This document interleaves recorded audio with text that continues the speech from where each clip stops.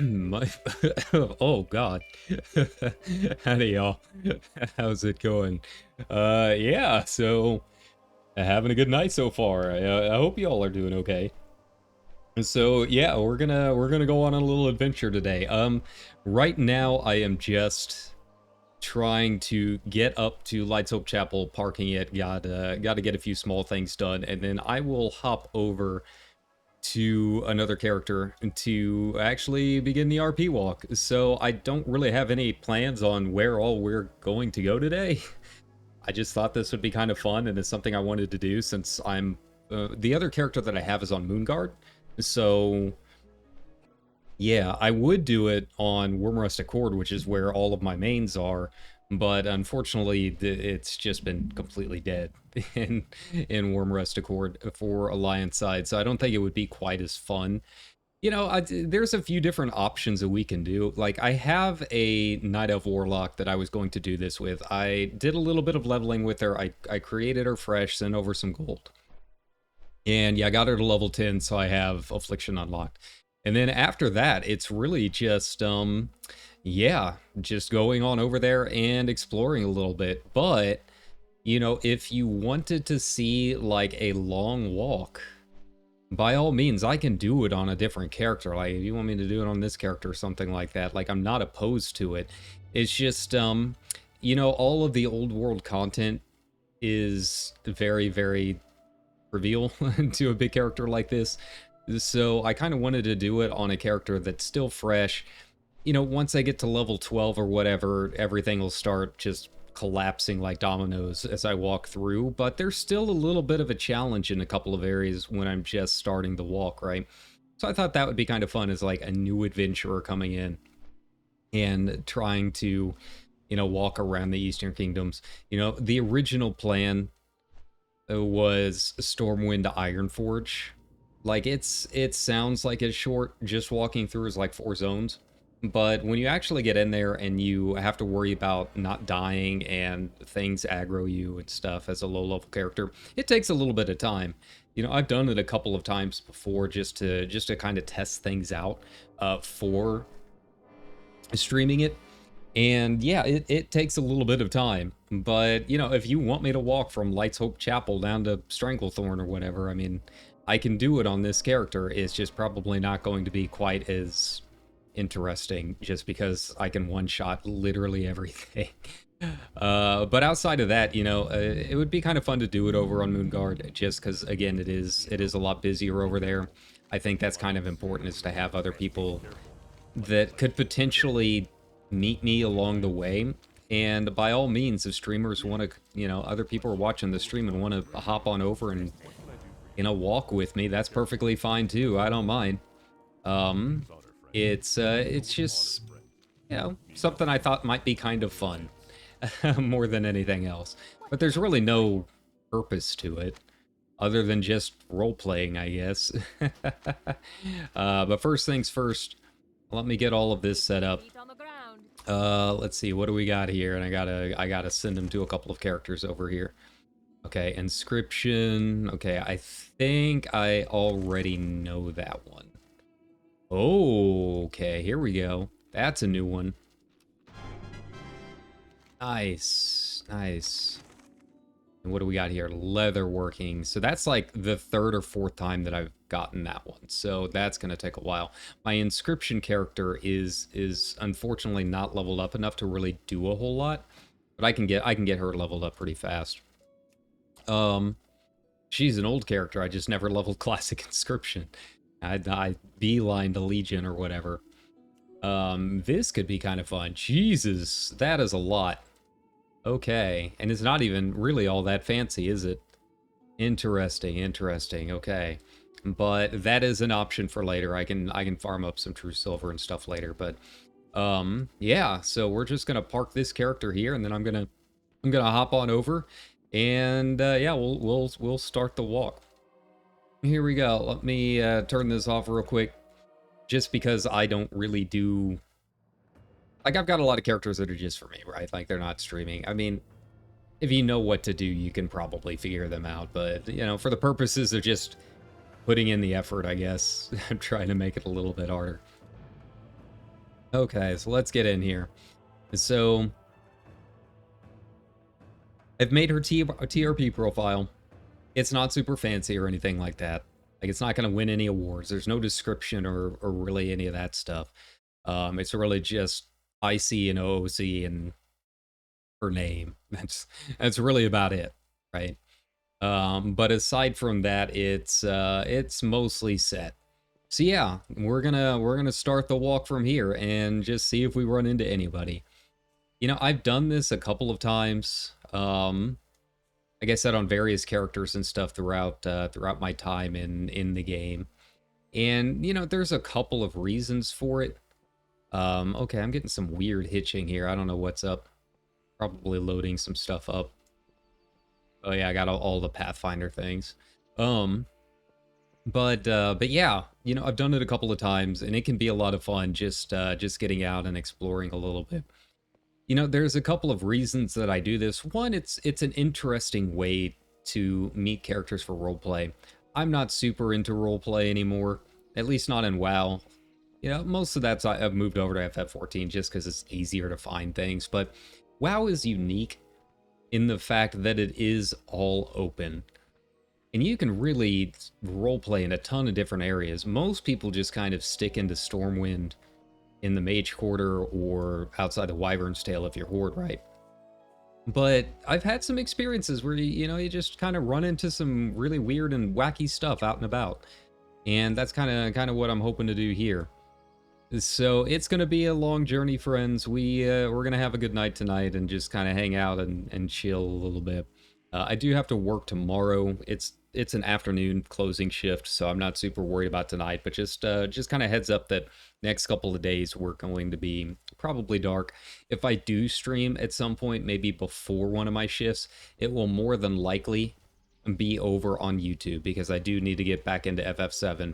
I said that all week, but you know, I wanted to get a little bit of Twitch stuff done, get a little bit more content over here on this side. You know, Twitch is never going to be my main thing, I don't think, but I do think it is really nice for certain types of content that either doesn't fit my YouTube channel or just because I don't want to have to set up the YouTube stream. You know, for YouTube stuff, I need to set it up at least an hour ahead of time, make the thumbnails. Sometimes I just don't want to do that. You know, I think a lot of streamers are like that. And I think maybe that's one reason Twitch is so big, is that you don't have to worry about all that.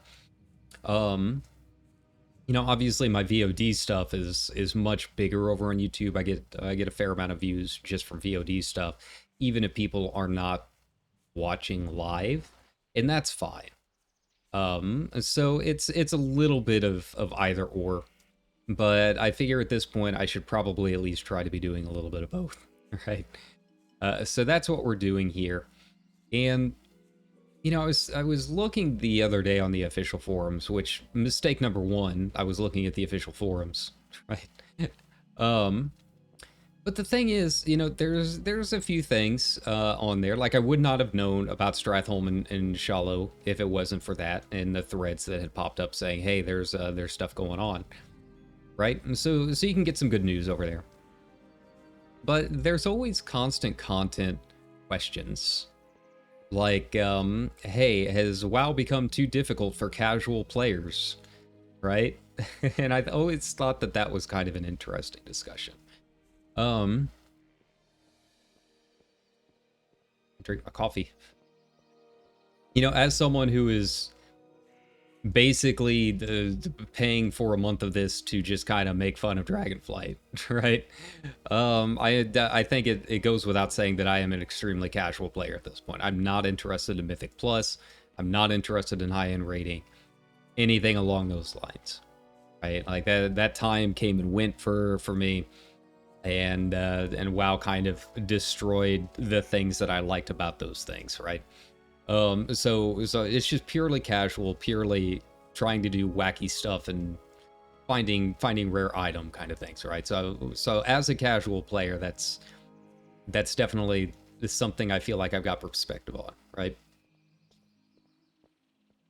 I mentioned in a couple streams before, right, that WoW to me, and what it means to be a casual player and just an MMO in general, WoW to me has become so regimented in everything.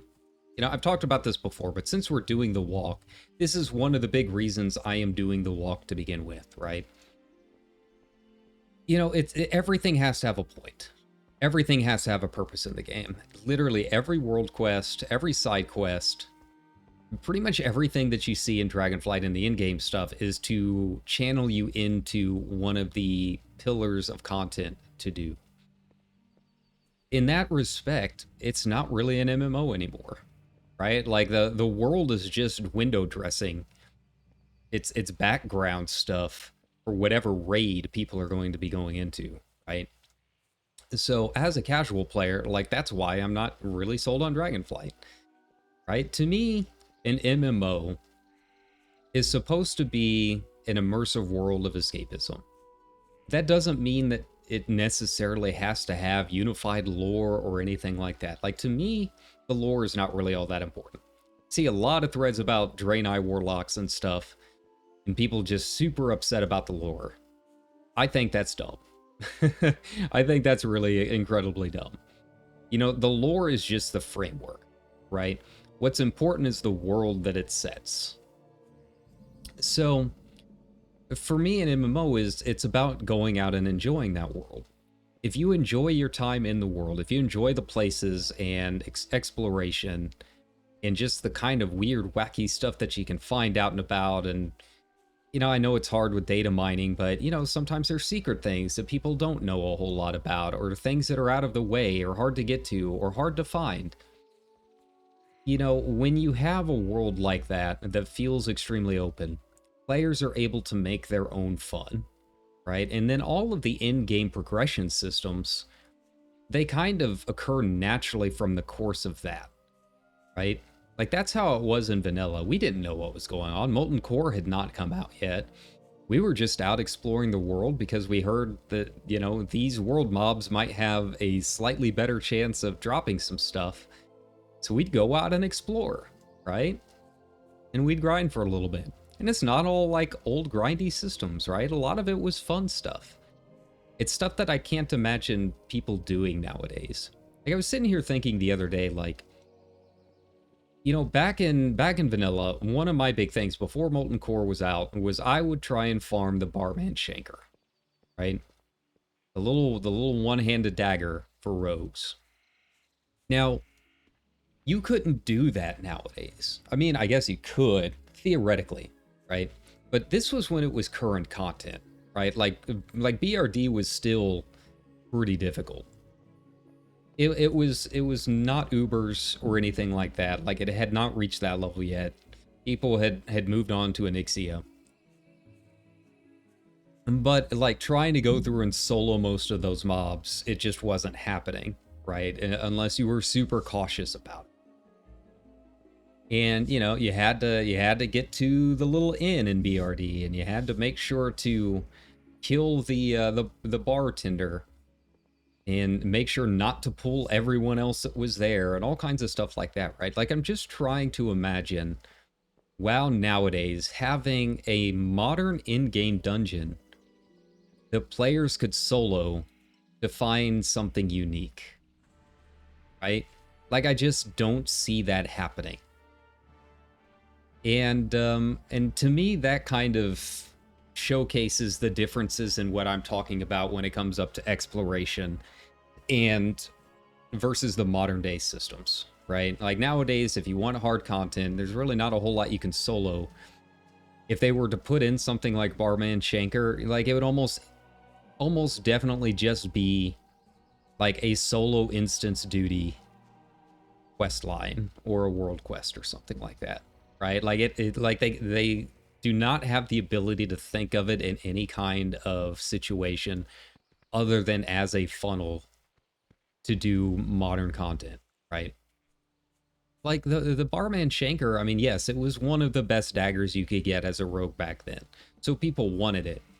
But mostly it was also just one of the only items that was literally just a broken bottle. Like that was the model of it, and people wanted that. Like even if it wasn't one of the better daggers in the game, people would still want it, and people would still farm BRD solo just to try and get that cool little glamour, right? And yeah, that just doesn't exist anymore. So for me to do this, like this whole walking thing, it's just trying to get back into the world. Okay, I don't need trade on here. And just enjoy some of the weird stuff going on out and about, right? So WoW to me has always been about just being able to make your own fun.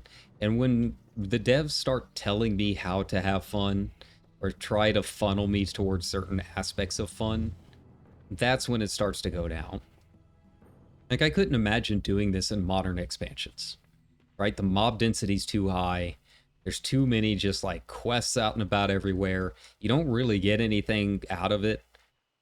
And the thing is, like, I guess I should take that back. You do get a lot of things out of it, and that's kind of the point.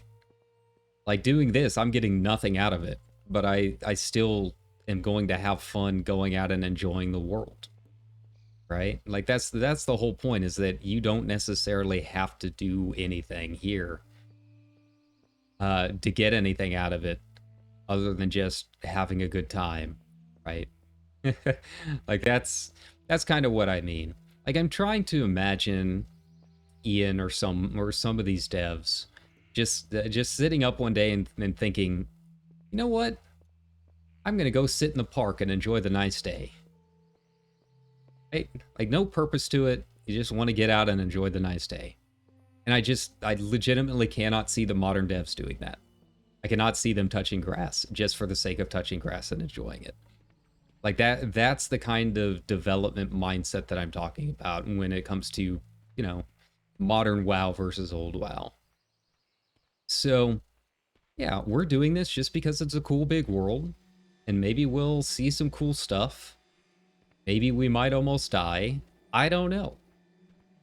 But I'm doing it just because I like the world that they had created.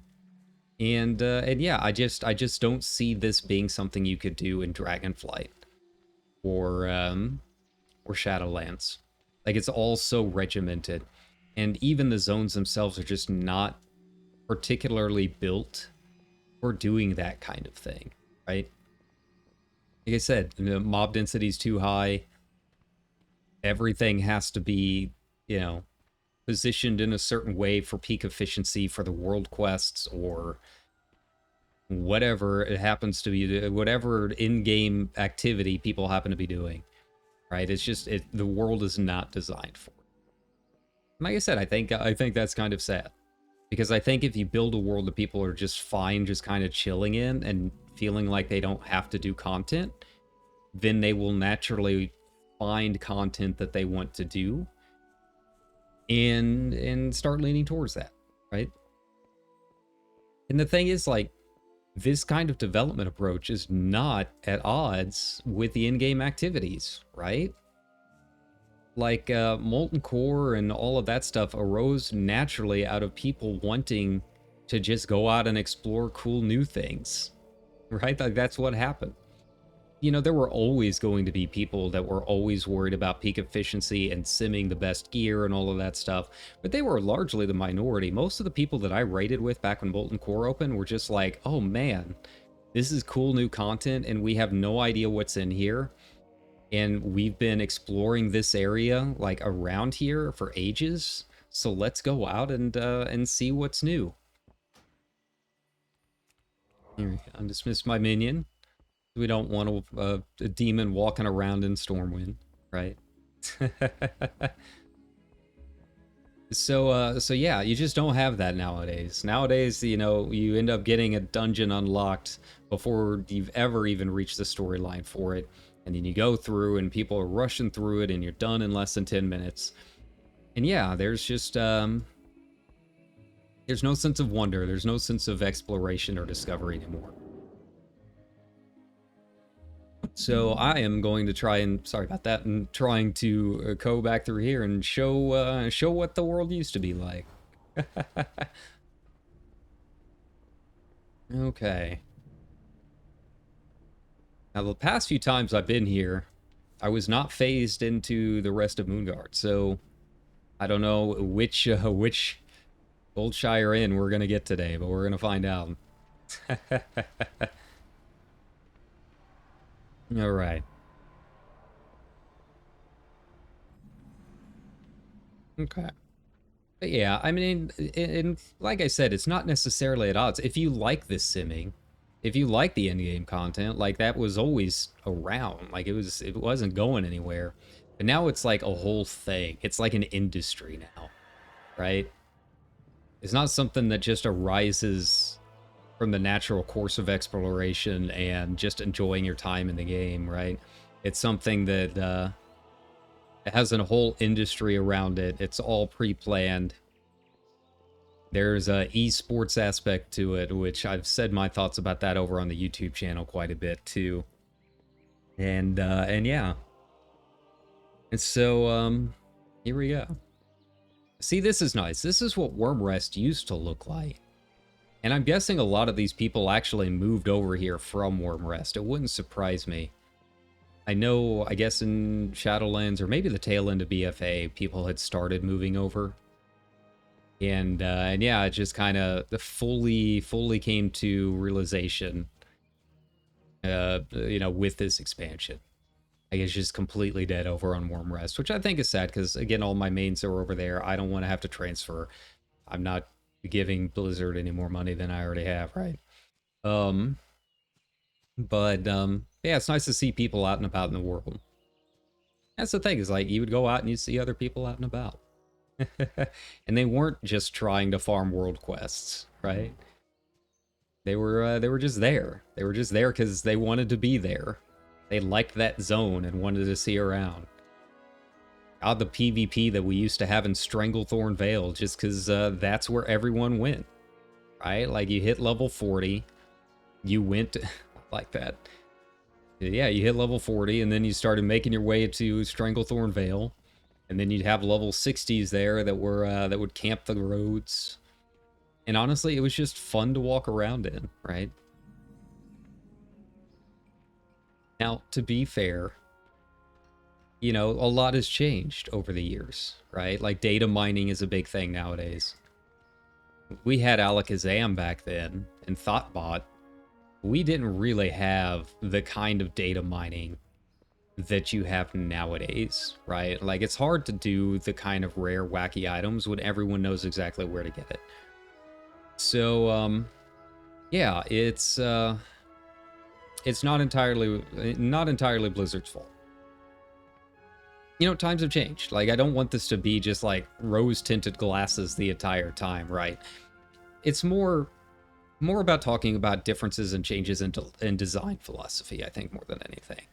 Because let's face it, vanilla and classic WoW, they were time consuming. They were rough. If you were a casual player, like it was hard to get anything done.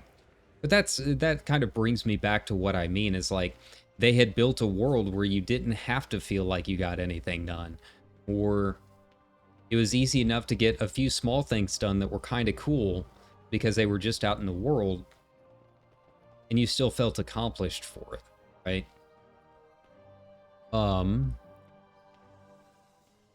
Yeah, so like you go and try and farm in the Burning Steppes for the Kroll Blade or something like that for a couple of hours, and like, okay.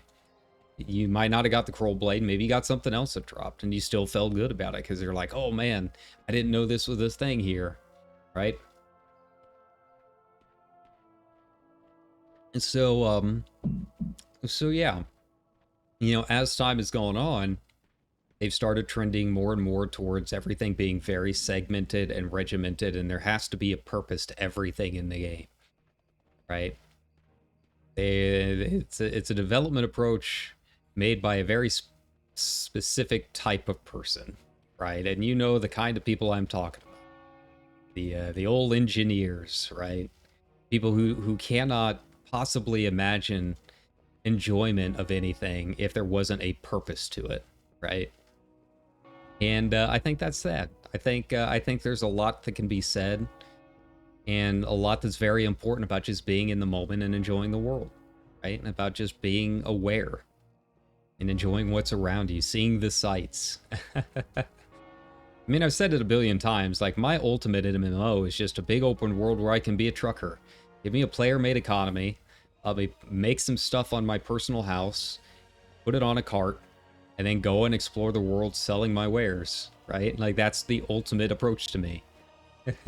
And nothing has quite approached it. There's always...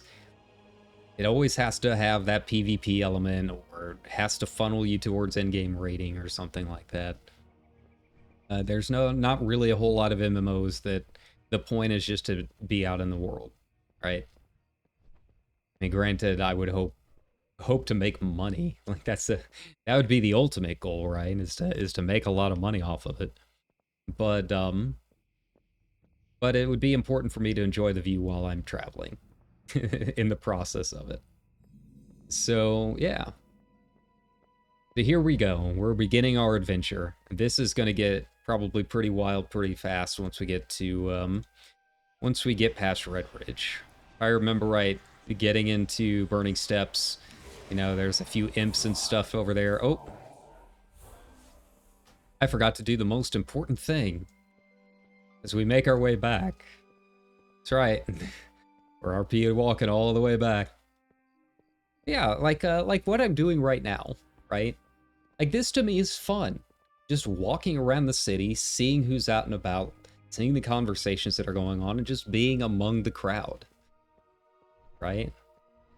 I think that's why I like RP servers so much, both here and Final Fantasy. I mean, it's just nice to be among people who are perfectly fine not doing anything other than just telling their story and interacting with each other and hanging out, right?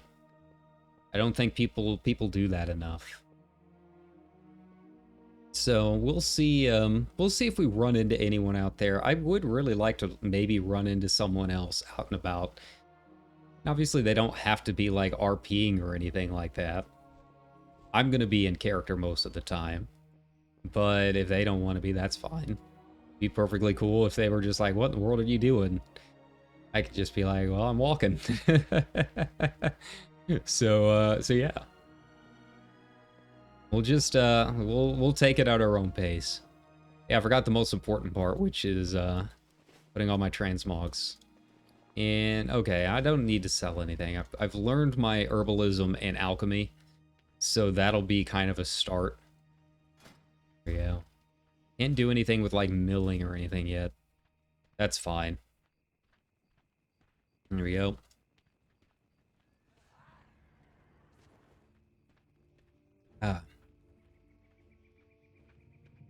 Yeah, I mean, to be fair, I'm the kind of guy that occasionally just, like, goes out, just, like, goes for a walk, like, in the woods, right? It's not for any purpose. Like, I'm not trying to get fit or anything like that.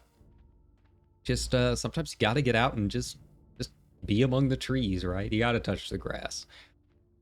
But for some reason, whenever people start talking about World of Warcraft, the idea of touching grass within the game world, it just doesn't exist. Like, even a lot of the discussions that I would read on the forums about, oh, is the game no longer good for casuals, right?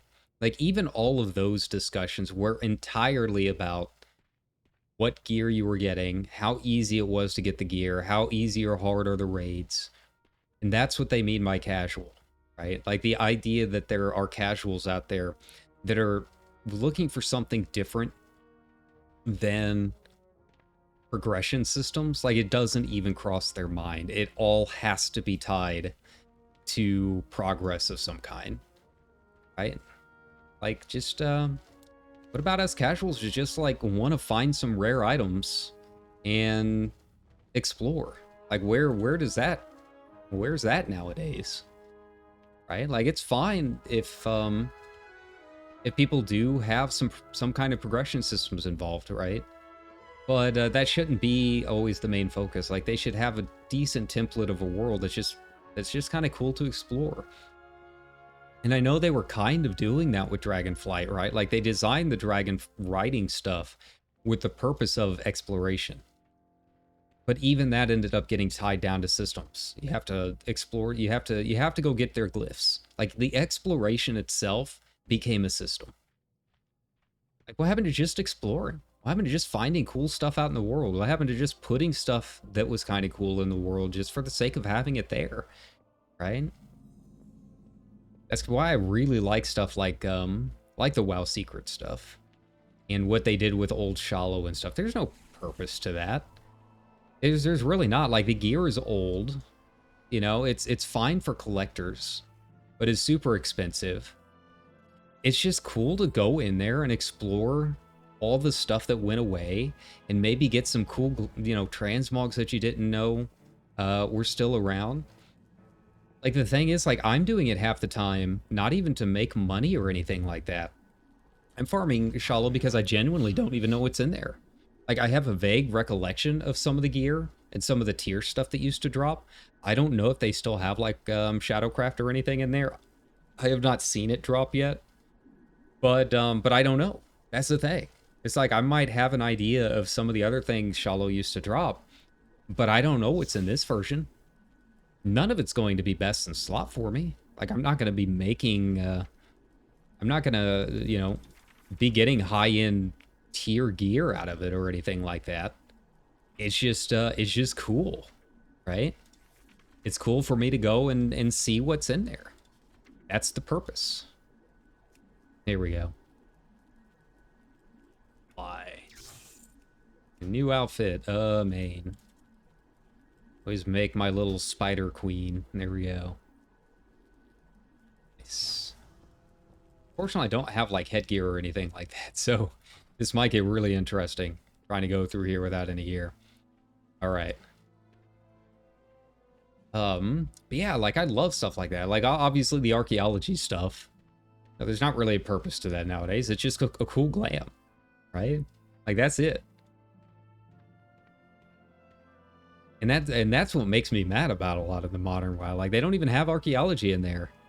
And it's like, they don't want to put in the effort of having a really, really cool looking weapon or really cool looking chest piece or something that is not somehow tied to in-game, right? Like, the purpose of just having a cool glam, it's kind of hard to get, that doesn't involve raiding. It just, they can't perceive that, right?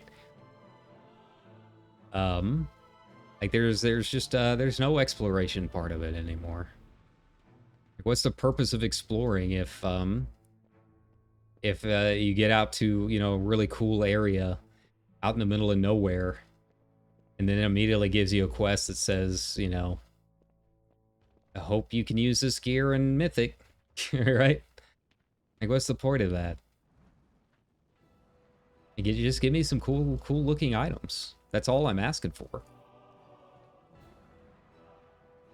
I guess I could have mogged over my gloves, but it's okay. We're gonna be exploring for a while here. Before we leave the city, I should probably go and get another cup of coffee. But yeah, I downed that first cup way faster than I thought I was going to. Okay. Yeah, I'm excited, you know. I think the old Shallow stuff is one of the coolest things they put in the game in a while. I genuinely think that. And I am excited, like, it used to be that the old WoW Seeker stuff was like, okay, you get kind of a cool pet. Like, you get Bale, the goat. He's kind of cool, I guess. Oh, I have just the thing. There we go. Nice. I can keep the bracers on.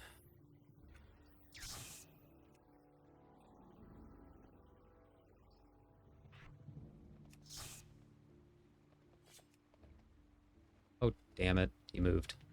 Get over here. Get over here. Stop moving. If you're gonna have that mount out, then keep it. Keep it steady. Otherwise, just put out a different mount. Here we go. Is that the disco toy? I saw they had that, but I haven't really done a whole lot about it. Alright. So let me go get my coffee. Real quick. And we'll be right back in a second.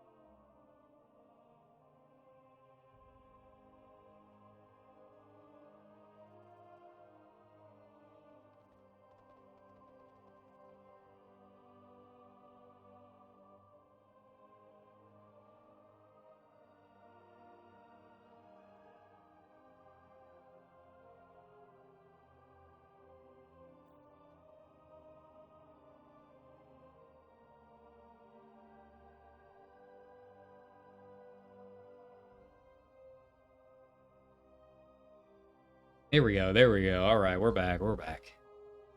So, yeah, we are about ready to begin our journey. And so this is going to be interesting because, you know, obviously I've done most of these zones over the years since Cataclysm, but most of my memories are from Classic, right? Are from Vanilla. So I don't really remember a whole lot about a lot of these zones, in terms of like the changes and whatnot. At least the middle of EK. You know, up near Tirisfal, I know that area pretty well. Most of the undead and stuff that I've leveled since Cataclysm, I started up there. But I haven't really done a whole lot down here in like the Searing Gorge, Burning Steps area since Cata came out. So yeah, and I've definitely never done it just walking, right? So yeah.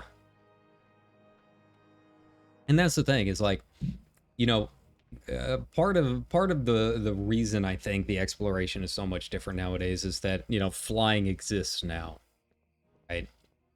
And people are always rushing just to get from point A to point B. You know, back then we didn't have flying. You had to walk everywhere or mount up if you could afford it. So everything was on the ground to begin with. It took a while to go everywhere until you got the flight pass unlocked. So there was always that kind of sense of ground exploration to begin with. Now, I don't want this to be taken to mean like I don't want flying in the game. Absolutely, I want flying in the game. Like, there are going to be times that I want to go from point A to point B just like everyone else. So I think it's more just like how it was designed. You know, if they're gonna have flying, then you know, Dragonflight is a decent start where it was designed with flying in mind. But unfortunately, it's dragon riding, so it's got a lot of stuff in the way of actually getting you places. No matter how fast they want to claim it is, right? Let's say, what are they doing here? Must be a toy or something. I don't remember. I don't remember Torin being able to just walk into Stormwind, right? But yeah, so I think, you know, I think that is part of it. You know, that's probably one of the biggest changes to the game that has painted people's idea of what exploration in World of Warcraft is like, and what it means to just be out and enjoying the world. Right? So yeah, we're gonna do this the old school way here. Just bear with me. I gotta adjust my microphone a little bit.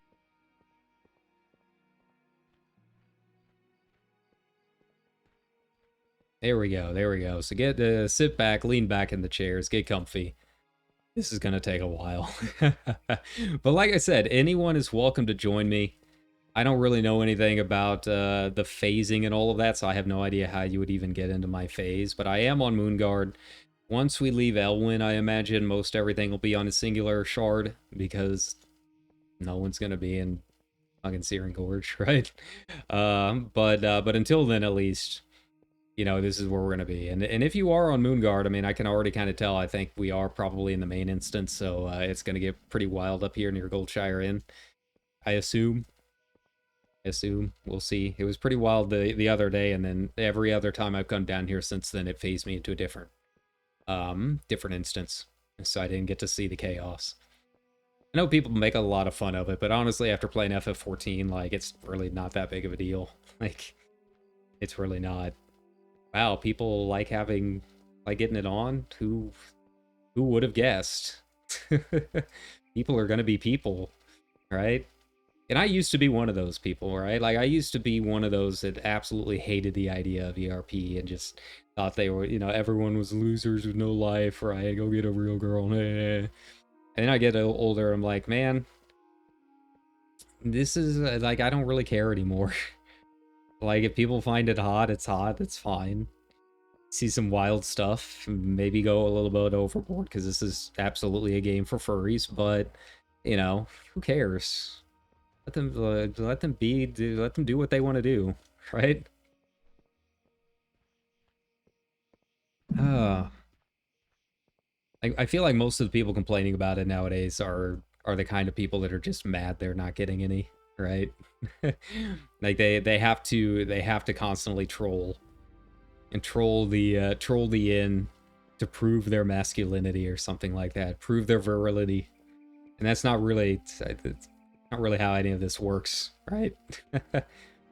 Just, you know, be a decent person and stop giving so much of a stop giving so much of an F of what other people are doing with their time, right? Okay. Okay.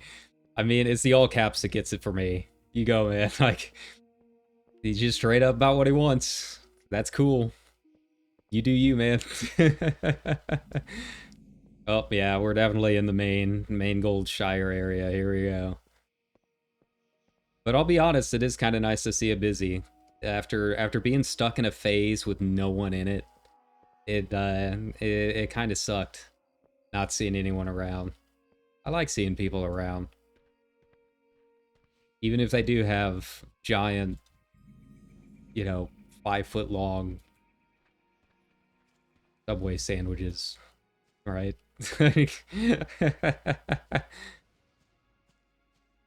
Let's go see. I want to see if this is gonna tank my FPS since it's been a while.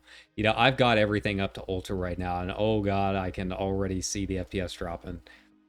Like, if I'm dropping with my rig, RIP to anyone else. Okay, yeah, I'm pretty busy tonight, but honestly, not as busy as I expected.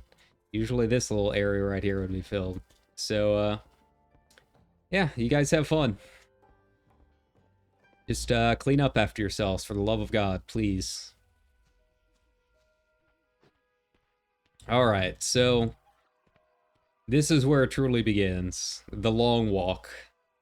The first zone and two won't be too bad. What we got here? Someone wants some action.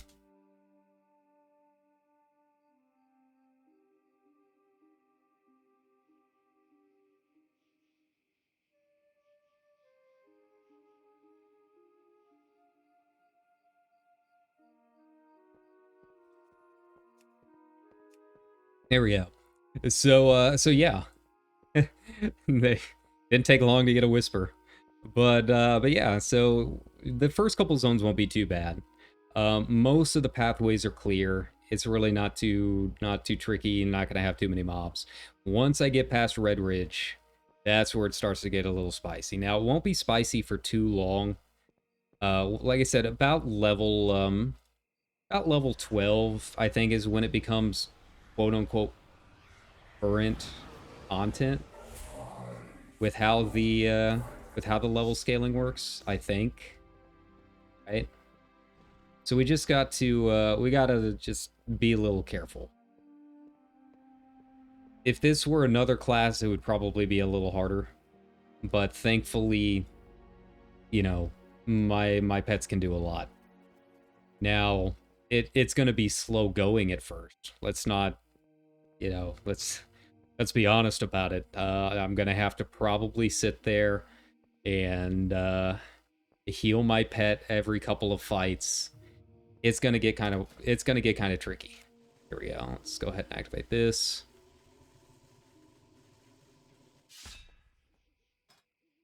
So what do we got here? Here we go. So demonic circles, I think, guaranteed. I think I did Feldom. No.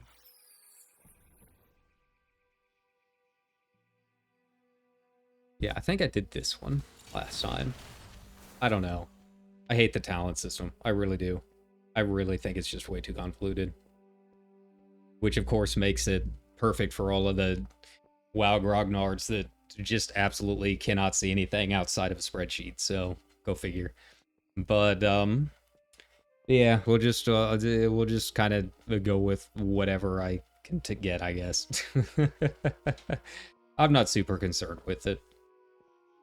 But yeah, so yeah, it'll probably take me a little bit of time to actually make my way through Searing Gorge or Burning Steps. That was kind of the trickiest part anytime I've done this before. Is those first few fights in Burning Steps with the imps on the walkway. Yeah. So yeah, I'll have to heal my pet and make my way through. Slowly but surely, but eventually it does get a little bit easier. I think it's like within 3 levels is when it becomes a lot easier, if I remember right. So yeah. Now the hard part is I don't have any gear, so we're just gonna go with whatever gear I find dropped on the ground. It's really about it. Yeah, it's just kind of fun to go back here and you know, see some of the new things. Or see some of the things that I haven't seen in a while, and see it from the ground level again. Kind of reminisce about some of the old areas. I mean, Elwyn, I think everyone's just kind of been through Elwyn at this point. Been a lot of time down there at the dig site and etc. etc. It really hasn't changed all that much. You know, they added a couple new quest lines and stuff. But I don't really remember Elwyn changing all that much from it. I think some of the stuff in the Eastvale logging camp has changed around a little bit, but it's not like it got like a great upheaval or anything like that. Most of it's still fairly familiar to the old vanilla players, right? Okay. Yeah, I always kind of wonder, like, on Warm Rest, there used to be a few caravans that would move around out and about, right? So I always thought that was kind of cool. But, here we go. Let me see if I can get this figured out. I don't know why my, my follower thingy doesn't automatically update. Here we go. I mean, I'm just using the basic one from Streamlabs. It just says follower goal. I don't know what the source is. Audio, yeah.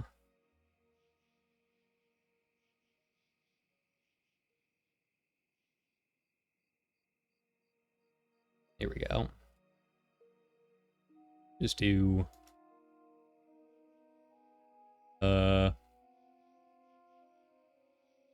Let's see here.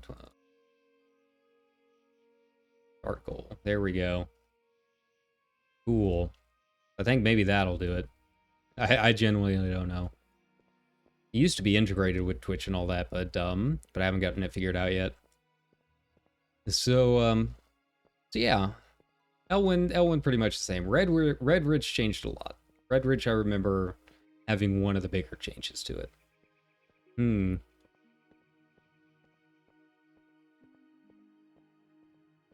But yeah, the Wormrest Accord used to have a couple caravans that would like move out and about. Now they didn't just like RP walk everywhere like what I'm doing right now. Like they would set up an event once a week, and like every week was a different location or something like that. And maybe they did move around as a guild from time to time. I don't entirely remember. I was never part of their guild, but I always thought that was kind of a cool idea. But most of the RP is just it's just kind of like set places, right? Unless you're in the guild and you're going out somewhere kind of cool, doing like a campaign with a rule system or something, right? Like that. Like most of it's pretty much relegated to the big cities, and that's really about it, which I think is kind of sad. You know, I like running into people out and about in the world and seeing weird stuff going on. Night Force. I'm fairly sure that's the name of like a new retro wave artist. It's somewhere. If not, it's definitely the name of a new retro wave song, synthwave song somewhere, right? And so yeah, we'll see if I get in. See if I get lucky though. I'm kind of hoping. Like this is like whenever I think about like playing an MMO or something like that, like this is what I'm talking about. It's just going out and just getting that little bit of escapism, right? So yeah, just feeling like you're not in the real world, you're in the game world, right? And it just seems so antithetical to me to not build your world in a way that helps people escape. Right, like instead it's become the Skinner box, right? It's become the Las Vegas slot machine of approach. gotta get people that loot instead of just letting them escape into the world for a little bit, right? So yeah, I was actually listening. It was NPR the other day that was saying some pretty interesting stuff. They were talking about new discoveries with like dopamine and everything. Like we always say that, you know, these MMOs and the gear slot machine is just it's that dopamine hit. And they were saying that like dopamine really doesn't have anything to do with pleasure, as they found out recently. I can't remember who the doctor they were talking about this with was, but it was pretty interesting. They were like, you know, we found that dopamine doesn't really have a whole lot to do with pleasure. Like people don't necessarily feel better about themselves when the dopamine rush is gone, but it does have a lot to do with addiction. And I was like, yeah, that checks out. After all the years that I played WoW, that checks out, right? They were like, actually, this other hormone that we're trying to study right now actually seems to have a little bit more to do with pleasure and happiness than dopamine. Dopamine is basically just a pure addiction, right? And like it's what controls that need or that desire to do something again, or something like that. I don't know. I'm not a doctor. I can't explain the entire thing, but it was a pretty interesting interview. As always, you know, it's still new findings. You never know if they'll discover something else in the next couple of days, but you know, I listened to that. It's like, yeah, that does make sense, I guess. But being in America, I can never afford to go see a doctor anyway, so it's not like it will ever help me in any way other than just some general factoid knowledge. All right, so we do need to... I'm trying to make a concerted effort to get some of the flight paths along the way. Chisel Grip might be kind of tricky because it's in the middle of some pretty scary mobs, but we're gonna do our best. Godspeed. Okay, and pick some flowers on the way. Don't really know what I'm gonna do with them, but I can start leveling up some alchemy on here. Every little bit to try and help out my my characters goes a long way. It's a shame that the recipes that I'm learning from the Shallow stuff and Argent Dawn are not account-wide. I mean, I can keep farming them until I get doubles. God knows I've gotten that leather hat 3 times now. And just you can mail them to whoever you want. At least I believe you can. The Scourge Stones and everything are account-wide now, which will help out a little bit. So I don't know if I can mail those patterns over, but I can mail the Scourge Stones over. So if I do get Opal here up to level 70 or whatever it is, or I mean, you don't really have to be that high level to do that stuff. It's just level 30 dungeoning, right? If I can just get her to that point, I can mail Scourge Stones to her, or even just farm them on this ult, just so I have stuff on Moonguard. You know, I am curious if anything's gonna happen with any of it. I put a few of the plans and stuff up, but they do have an extremely high buyout, because obviously they're the only ones up right now. I'm trying to get in early while I can. I'm sure the prices are going to dive eventually as more people start getting them, but it is such a kind of specialized thing, and it's so much farming. I don't know how fast it's going to be to do all of that. So yeah, we're going to enjoy it while I can, and you know, if I can sell one or two pieces, I mean, I'm putting them up at such an exorbitant cost that would pay for pretty much a month of game time, right? Like, when I say I'm getting in early, I mean it. You know, I know a lot of people are upset about the T3 stuff, and I kind of get it, right? Like, I don't think it makes a whole lot of sense that the vendor mats are 2.8 million. Like, that is kind of ridiculous. So I am curious how much the work orders are going for the people that can craft the T3. Because you need both. There's 2 steps to it. You need someone that can craft it because they got T3 before and got the achievement. And then in addition to that, you need to actually, like, cleanse the bracers or whatever you happen to have, right? So I don't understand the vendor mats being that expensive. The player mats I can kind of see. We'll see. You know, it's a situation where I think people are kind of upset about it right now because it's brand new. But the thing is, like, if people do actually spend the money to do all of the T3 stuff, right, and they get their full set, once they have crafted that T3 set, they get the achievement.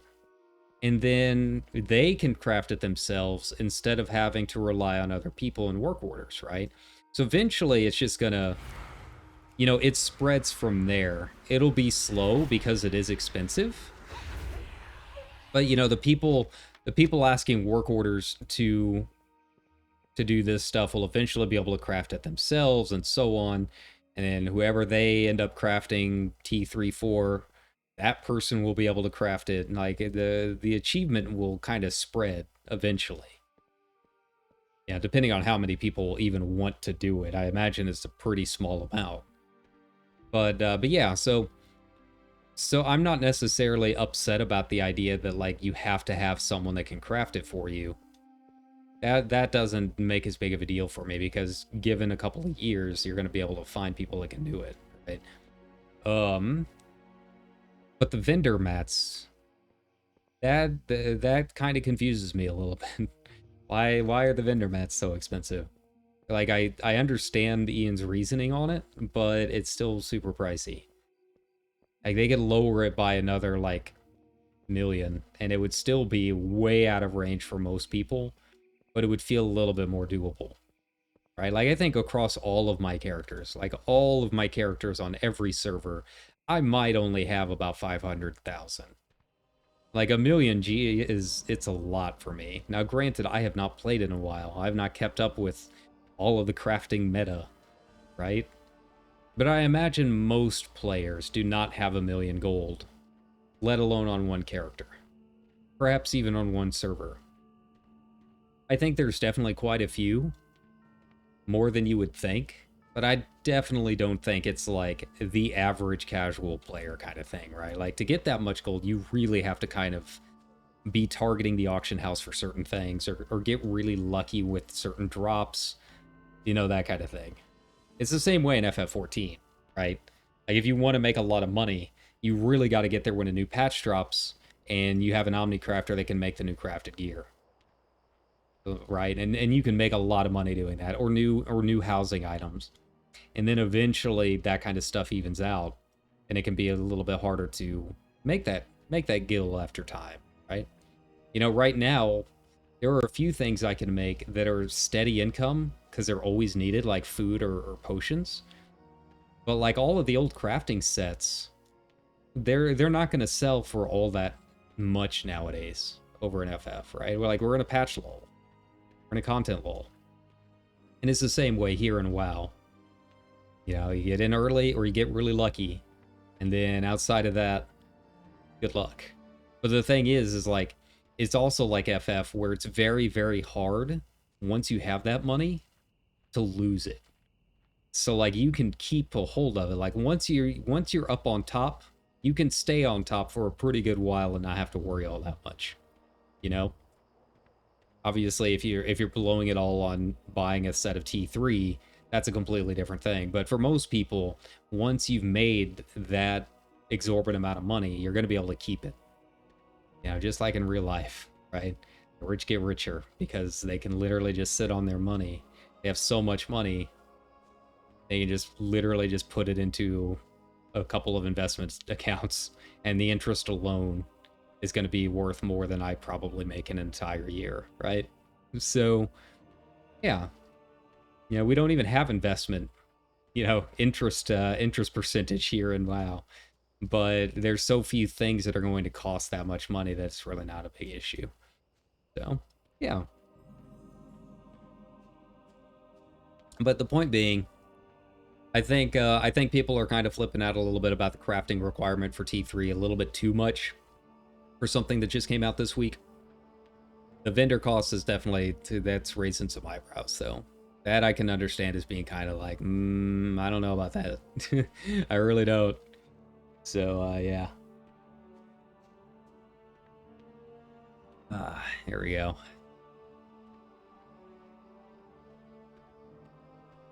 All right. I'm kind of curious because we're getting near that area, right? I feel like the last time I did this, I was actually a little bit further along than I am now, so I'm kind of scared. I'm kind of scared of what it's going to look like when we get in here.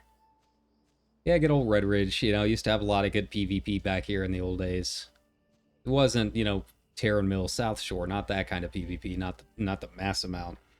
But this was a really, really good place if you were a rogue. Just kind of come in and stir some trouble up. Used to see some good RP events over here and stuff too. Alright, let's get this Flight Master. Now, I think I should be getting a little bit of experience as we go through, because I'll be, you know, uncovering parts of the map. And that'll make a fair amount. The new area discovered stuff. It's not a ton, but it's a fair amount. You know, when you're this low, a lot of that stuff does add up pretty fast. Now, the other thing is, I'm fairly sure last time I did this, they still had that Wings of the Emissary buff, which probably affected things a little bit, right? Let's see. Yeah, it doesn't. Welcome to Sanctuary Inns. Okay. So is that like a regular thing that they do? Is it like a monthly thing? Was it just a one-time thing? Looks like it was just a one-time thing. Okay. Yeah, that was a nice buff. So I think that was a little bit of it. But, you know, being so low level, that extra up 50% or whatever didn't really make all that much of a difference. But, you know, when you're level 10 and a level 15 can kill you, I guess that every little bit's gonna count, huh? Alright, then they got all this.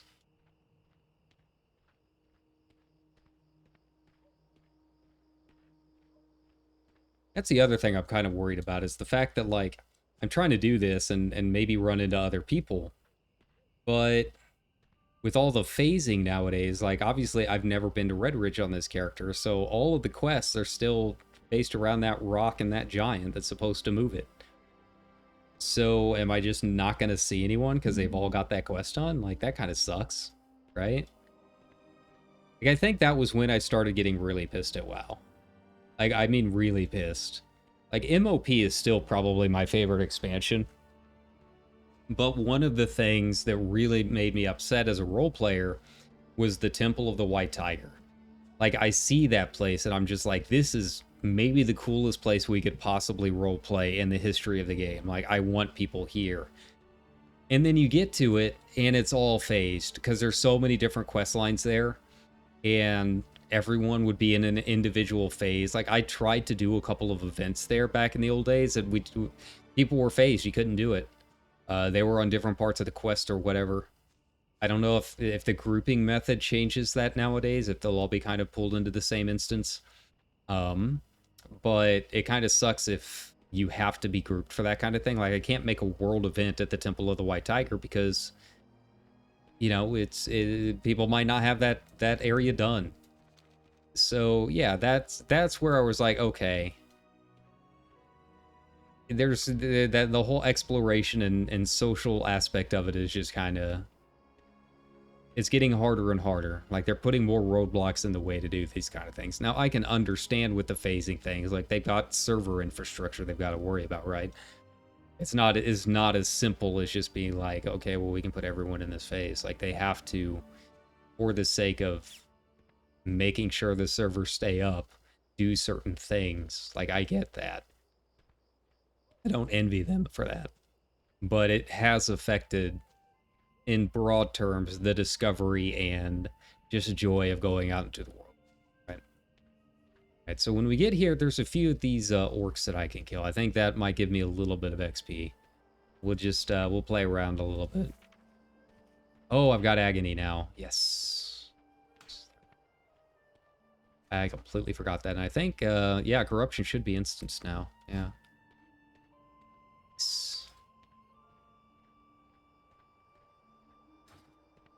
Alright, good old Afflock. I was watching someone on Twitch last night.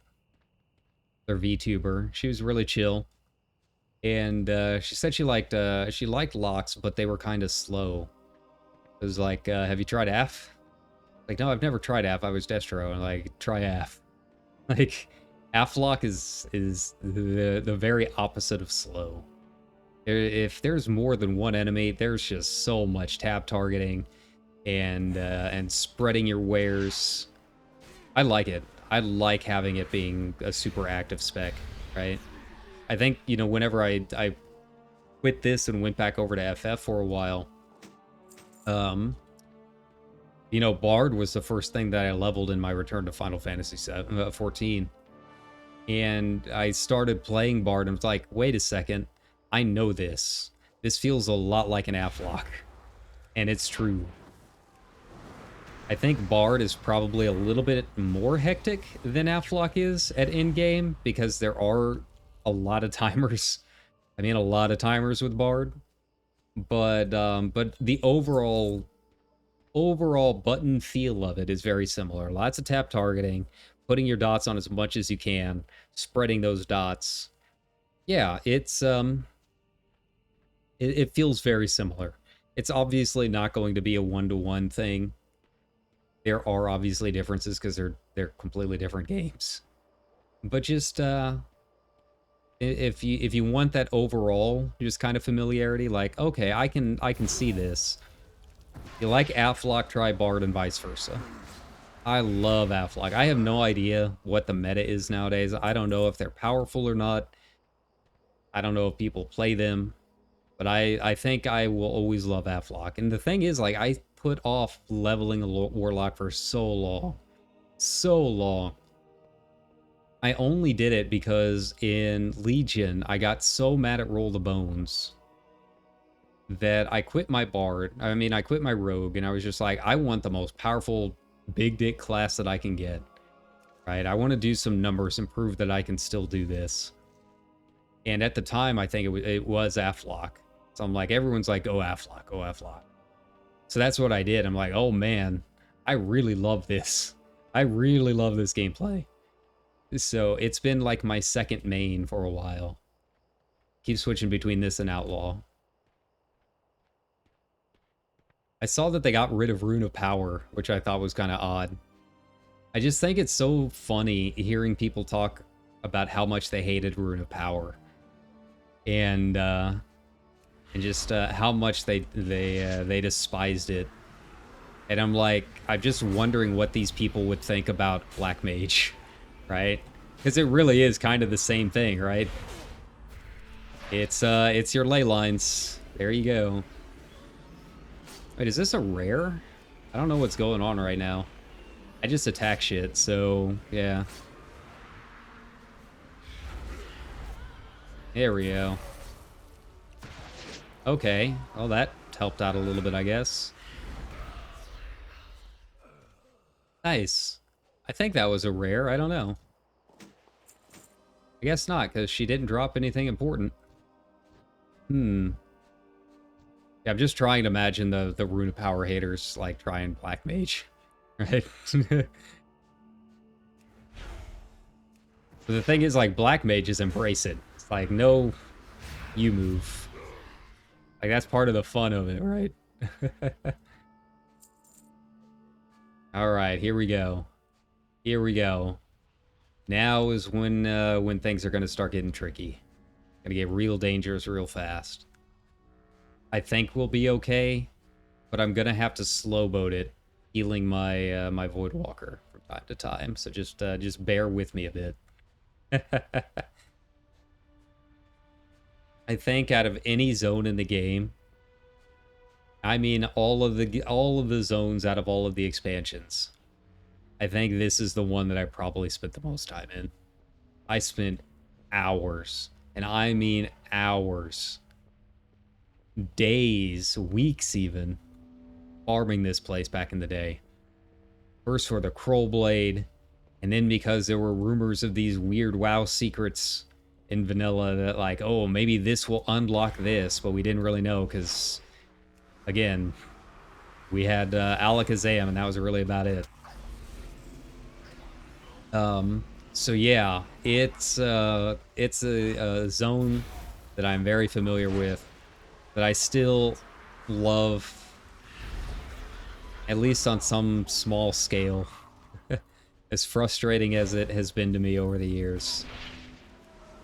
I feel like anyone that played in vanilla and was doing anything at in-game kind of feels the same. Like, this was the place to be. Okay. But yeah, it's definitely dangerous for me right now. We're gonna have to be careful. Make sure that I'm using my Drain Life. Make sure I'm keeping my my Voidwalker up to speed and healthy. I don't know if he takes any damage in the Firewise down there. Here we go.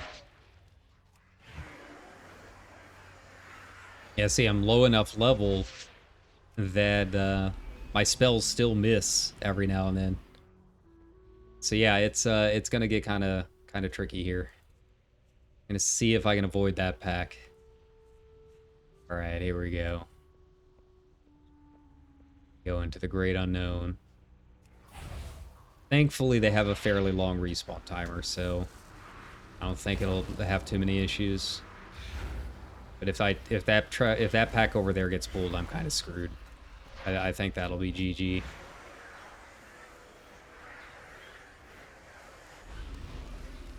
Oh no, I forgot to make my inn Stormwind. Oh god, that could be some trouble.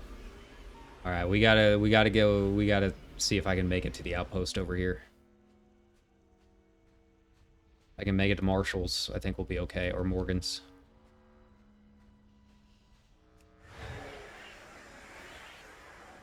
All right, I don't want to linger here too long because that pack will patrol on over here. Okay. You know what? I think I'm gonna need to kill this pack no matter what. I just get the feeling. You know, it's not too bad as long as I don't miss. If I miss, it gets to be trouble. If I hit, it's really not too bad. Yeah.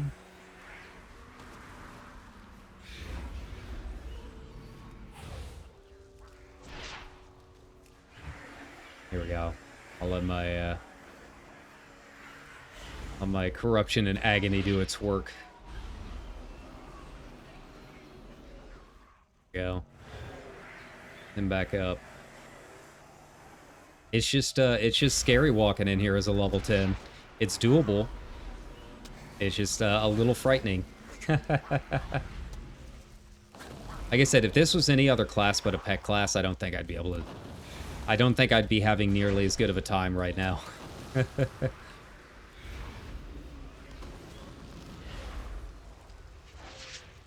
Yeah. Alright. Yeah, I think Morgan's Vigil has. I think I can set my hearth there. We're just gonna have to see. I'll go around the long way here. Obviously, I got some Dragonkin and some Worgen, some wolves around here that I gotta be careful with. Honestly, I think they're scarier than the Grelkin. The Grelkin are kind of... like, their HP is low enough that it's not as big of an issue. Here we go.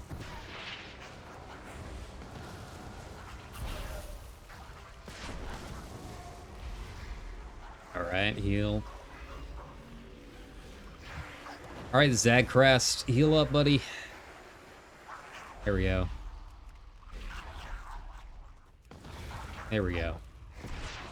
We're almost there. Almost there. Gotta be careful of that wolf around the corner, and I think we can get up there. But I don't really remember if it has a... an inn. If not, that could be kind of tricky. We'll have to stop at Chisel Grip.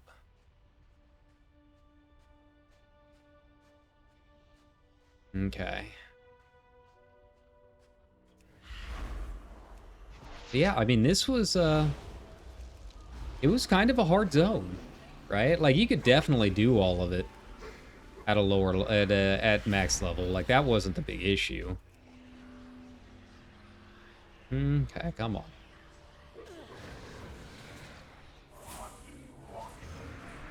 There. But yeah, I mean, you had to kind of be careful with how many things you pulled. And, very popular zone for gold farmers, right? There we go. Yeah, it was a very, very popular area for gold farmers because of, there was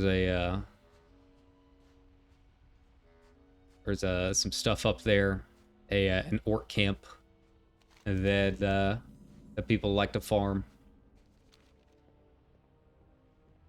Okay. I mean, at the very worst, I take a flight back to Stormwind just to set my inn real quick, but I don't think it'll be an issue. I think we'll be good.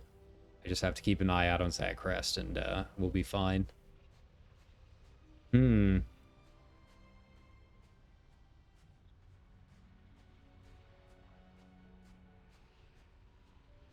Yeah, I mean, this had so much to do with a lot of the in-game stuff, right?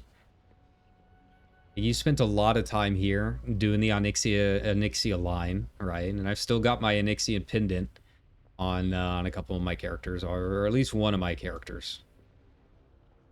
My Sargeras one, I think, still has it. So yeah, kind of a nice familiar place, nice and steady. But I do need gear. Desperately need some gear. maybe someone will drop a pity green for me, right? I think that might be part of the difficulties. I just don't really have anything that I'm wearing right now.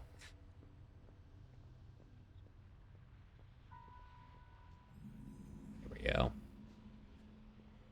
All right, there we go.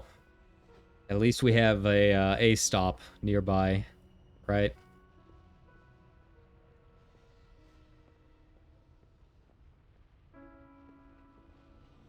But yeah, this is also one of the areas where you kind of start to lose a path, right? Like Badlands, once you get to Badlands, there's no path. Searing Gorge kind of has one, but it is full of a lot of mobs along the way. Badlands has no path, so you're just kind of wandering around, looking at the map every 2 seconds. And that's like not necessarily a big deal, except usually in the areas that have a walkway in the vanilla zones, they don't put a whole lot of mobs along the walkway. So Badlands, because there is no walkway, it's just mobs everywhere, so it's going to get kind of scary. But I'm hoping to get to level 12. I'll probably hit it maybe halfway through the Badlands if I'm keeping on pace with what we were doing the last time I tried doing this. It really kind of depends on how many creatures I have to kill along the way. You know, Burning Steps I didn't have to worry about too many. Killed Chrome Hound, and that was about it. Couple things, you know, a couple wolves over near the other camp on the other side here. Flamestar Post. But Searing Gorge is a lot. There are a lot of mobs over there. And they're all along the path, so we're gonna be killing a lot of Dark Irons once we get into that area.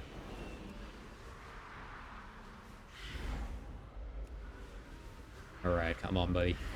You can do it. I believe in you, Zachras. There we go. And I really should have chosen skinning.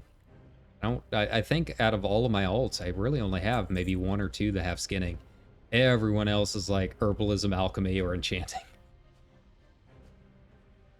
And man, there's a lot of leatherworking stuff in the old Shallow. The old Shallow instance. and the vendors that you unlock from doing it too. So yeah, it might not be a bad idea for me to try and get that leveled up a little bit. Imagine it'll do well. It's just, I don't really have a whole lot of characters that use mail. I think that's the big issue. I need to go through there on my hunter and just try and start getting some mail transmogs. It's surprising that after 20 years of this game, I still have not really played a hunter class. Or a male class. I've tried shaman here and there. I've tried hunter here and there, and none of them really took. I don't know why that was. I just couldn't get into it. But now's the time. Farming old content means I can do all kinds of wild things because I don't really care. If everything dies in one hit, I don't have to worry about what kind of playstyle it is, right?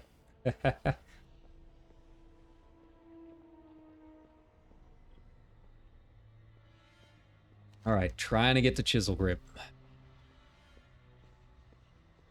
Yeah, with the level scaling, at least I know everything is a specific level. I don't have to worry too much about just like a surprise mob or anything like that. Now, there will be rares. You know, I gotta keep an eye out for those. But everything else is pretty much set. So, yeah. I know what to expect. If I can defeat one enemy, then I know I can defeat pretty much the whole zone. That's always good to know. It's just variable levels of difficulty, I guess. I do need to attempt to kill a few more things for the sheer fact of I need the XP. Without that 50% buff, it's going to get kind of tricky. Man, Zagras does some work. You know, I never really considered how much damage he actually does. But, you know, at these low levels, oh, Voidwalker's living up to that 6-pack, man. Yeah, he does his lifts, he does his squats. There we go. Okay.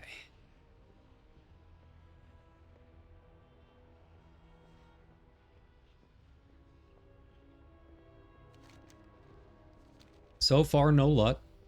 So far, we still have not seen another soul outside of the areas you would expect around Goldshire.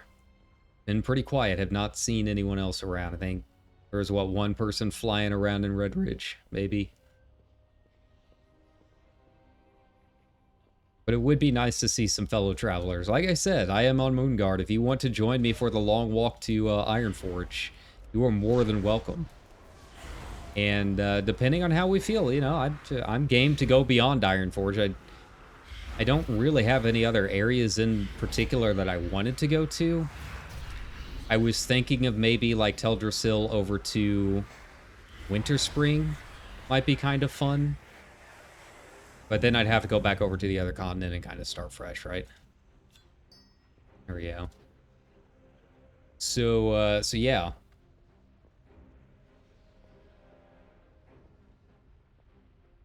But yeah, I mean, the other big one that I used to do is I would walk to Stranglethorn Vale a lot. Now, that one's not nearly as long of a walk as this. It's only, what, 3 zones?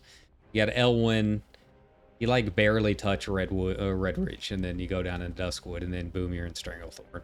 Stranglethorn is still probably one of my favorite areas in the game. So, yeah, I spent a lot of time walking back and forth there for RP back in the day. It's short enough that you can do some fun events. Okay. All right, so let's make our way around here. But yeah, there's really not a whole lot up north. I mean, I could go ahead and complete the walk up to the Plaguelands. I mean, that is an option, because I need to be parking this character up around that area anyways, or at least unlock the flight path so that I can start farming shallow stuff for her. Like, making that account wide is one of the best things that one of the best decisions they've done. I absolutely would not be farming it as much if I had to do it on every character. But since it is account wide, like, I have literally done knacks on pretty much every character that is capable of doing it, so I can get some Scourge Stones. And yeah, and I will continue to do it because there's a lot of good stuff in there. A lot of cool items. So yeah, it's nice being able to just hop over to a different server and kind of pick up right where I left off. Right? I'm not going to say no to that in any day. All right. Now the other issue is that I don't remember like how many of these places, like the flight path is listed, but sometimes you have to complete a quest line or something along those lines. And I don't remember exactly all of the areas that I have to do that, right? Like, basically, I see a flight path and I'm going to try making my way over to it. But that could be a mistake in a couple of these. You know, I try taking the Twilight Highlands shortcut to get up to Eastern Plaguelands sometimes. And I forget that I have not done that opening quest line on the grand majority of my characters, so there's no flight path. The portal is there, so I can at least port there. But I still have to, like, mount up on my own and fly on over, right? Which, to be fair, is probably not a bad thing, because I think my flight is now faster than the actual flight paths, unless they changed it. I think the 310 flight is a little bit faster than the preset paths. But you do feel like you have to babysit it, which is the downside. You know, I'm the kind of guy that, you know, it's the same way in Final Fantasy. I'm the one person that still takes the Chocobo keeps, because sometimes I don't want to have to think about it. I want to just put myself on a path, and then I can go and get a drink, do a bio break, and the game is still moving along without me, right? So yeah. Like, yeah, in Final Fantasy you can port, but, you know, sometimes you just need to go a couple zones over, and you don't want to spend the money. So it's just cheaper to spend, like, the 30 gil or whatever to just ride the Chocobo Keep. Like, if I'm gonna be away from the keyboard anyways, I might as well save those few cents. Yeah.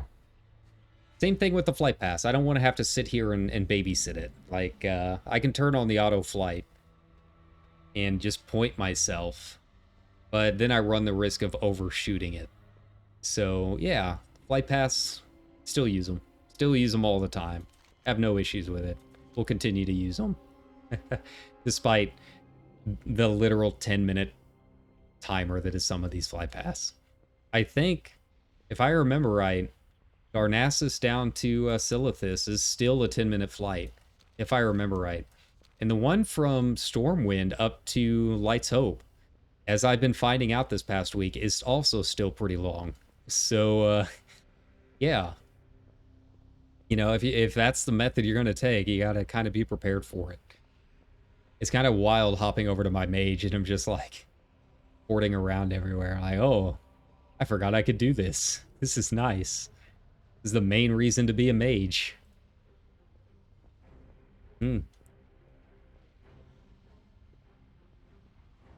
Alright. So here I kind of have to zigzag around to avoid some of these ogres. Okay, so I can... there are a few items in here. It looks like a quest, maybe? Looks like it. Man, I'm really loving the All the Things add-on. I mean, if you watched a couple of my streams before, you can already see that I don't really use a lot of add-ons. It's TRP, All the Things, and then I've got the Wowhead thing, because if I'm going to be doing WoW secret stuff and running these old-timey raids that require this big, long unlock, then yeah, I'm gonna do my part and try and upload that info as best as I can. So, yeah. Here we go. You know, I don't know how much I've contributed so far. I've definitely run Shallow several times since I installed it. I've only run Nax a couple of times, but to be fair, Nax is not new. I mean, it's not the old one. It's still the updated version of Nax. It just has special secrets inside it, right? So, nothing has really changed from the info we already had on it. But the Shallow stuff, like I said, we just don't really know what they kept and what they got rid of. Like I said, I have not seen the Shadowcraft drop at all. So as far as I know, the tier sets, like the 0.5 sets, are still not in the game. They still do not drop, even in old Shallow. And I think a large part of that is because the level differences are different. But I have not seen them drop yet. Now, I don't know about other people. Maybe they have seen it, but that's the whole point of putting the Wowhead stuff on. Is yeah, I want to be able to upload that. There's a few items that I've tried looking up before, and there's still no information. Like one of the things I found on my last stream was the Robes of the Void, right? I didn't realize it's BOP.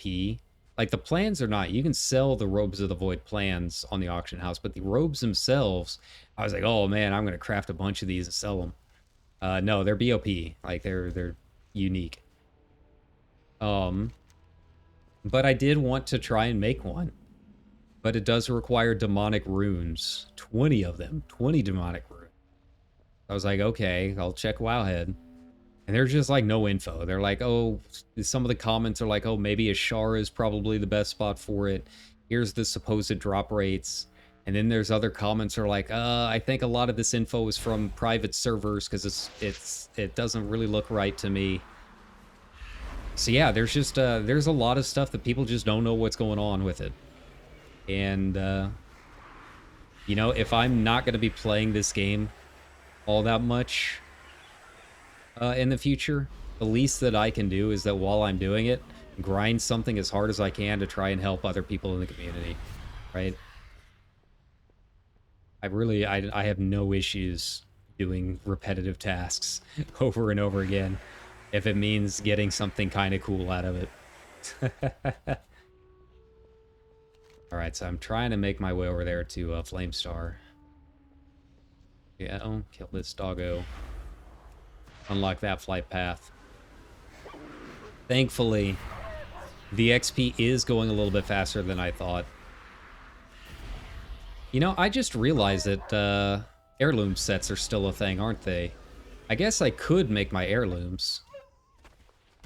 But I feel like that would take some of the fun out of it if I'm just, like, blitzing through my levels while I try walking. Like, part of the fun of the stream is that it is kind of tricky, right? If I put on the heirlooms, that doesn't really do much for the stream, does it? So, okay. So, yeah, we'll keep it as it is. I'm not going to worry about the heirloom stuff for now.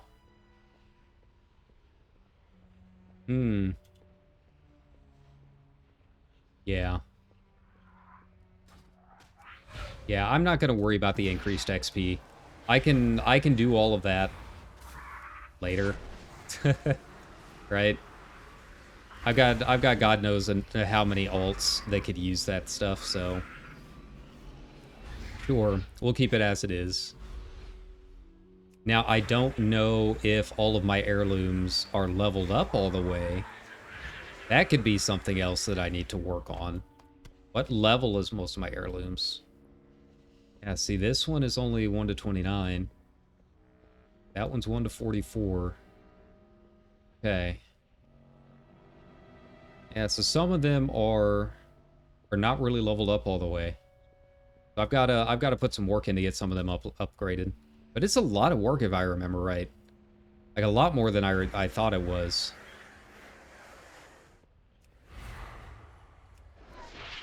It's a lot of gold, if I remember right. More than anything, it's a lot of gold.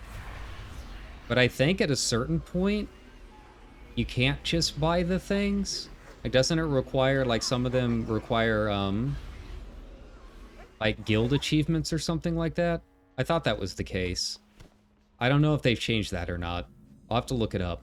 Yeah, I completely forgot about heirlooms on some of these characters. That'll make things go a little bit faster on my ults. That'll help out a bit. My old Draenei Rogue. That's also on this server. I'm gonna level up here pretty soon because I want a Draenei Explorers League member. Give me my goat woman with her fancy leather fedora and suspenders. Let's go raid some tombs.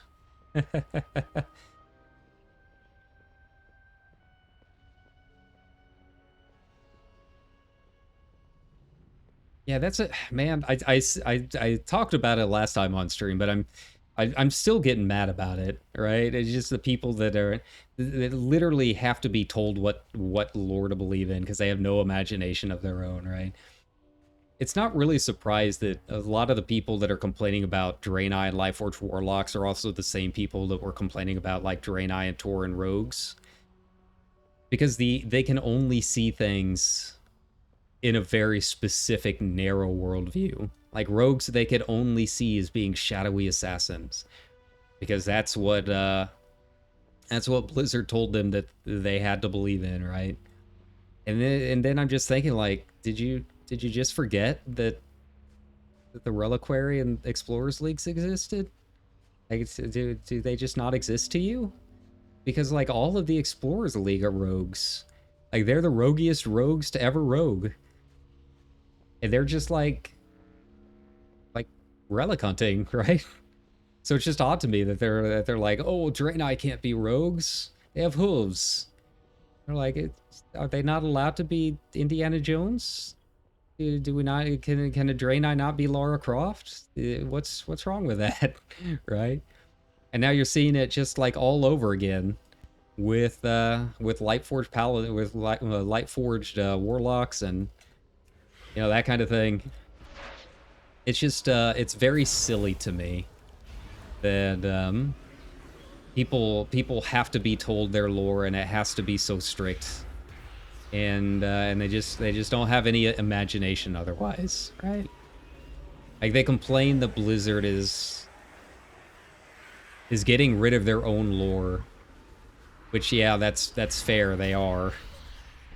But it's like, why is that always a bad thing, right? Like, why does the lore have to be so strict? To me, it's less creative to be strict like that, right? Like, once it's written down, like, okay, that's fine and all, but it would take a lot of creativity to rewrite it too, right? Like, it's not a Bible. You don't have to stick to it the whole time. Right? Like, I think it takes a lot of creativity to come up with a Lightforged Warlock and come up with a good backstory for it and everything. Who cares about the lore? Like, I'm more interested in seeing what kind of creativity comes out of that than the old stuffy lore that's 20 years old. You know? Again, it's that engineer mindset. They cannot fathom something that's not on a spreadsheet and not told to them. They just they're incapable of it. Hello, Roblox girl. Goodbye. That's a name. I don't have TRP. Do they want to RP with me? You're more than welcome to. By all means, anyone on the stream is welcome to come join me on my walk. I mean, just be aware. If you're gonna follow me this whole time, just be aware that I mean, I'm going all the way to Ironforge. This isn't a short jaunt down the street. And if I get to Ironforge and feel like I can keep going, we might go all the way up to Light's Hope. We'll see. I'm just taking it as it comes. I don't have to work until 3 o'clock in the afternoon tomorrow. I'm closing, so I've got plenty of time. And a shorter shift like that, yeah, I can power through that. I can power through a 4 or 5 hour shift.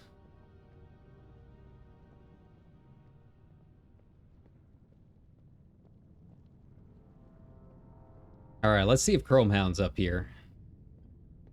They really are just gonna follow me, huh?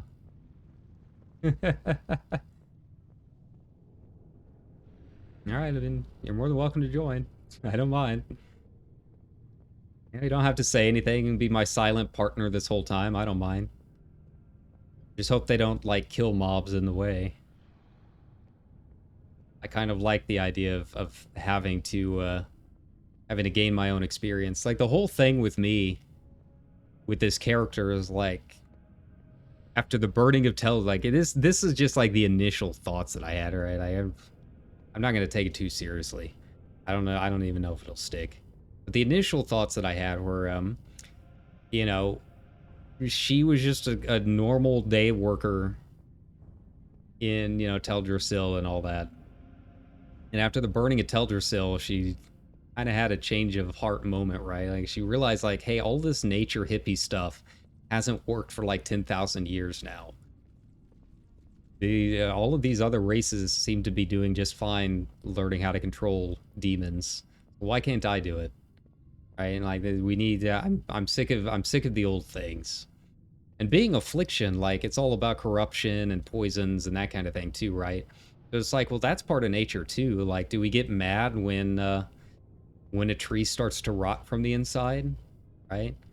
Do we get mad when certain plants kill us at certain times of the year because they're under or over ripened, or their roots are toxic? Like, that's just as important a part of life as anything else. So like, I'm just gonna utilize those aspects instead of the weird growthy light stuff, right? That's kind of where we're at with this character. And you know, she's walking. If people want to RP with me along the way, like, people might ask, like, why don't you just take the deep run Traim? And her response would be like, you know, I've never left Teldrassil. What would I learn doing that? I just took the tram. Like, I just started a new profession, guys. What am I gonna learn by taking the subway? Like, I need to get out there and actually learn how to use this stuff. So that's why she's walking everywhere.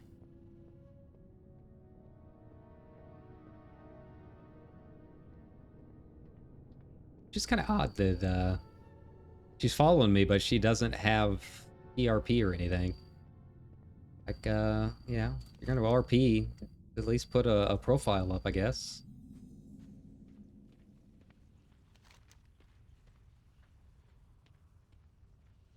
Alright. We're almost here to Iron Summit. It's interesting, like, it used to be that you couldn't even see people on your own faction if they were stealth.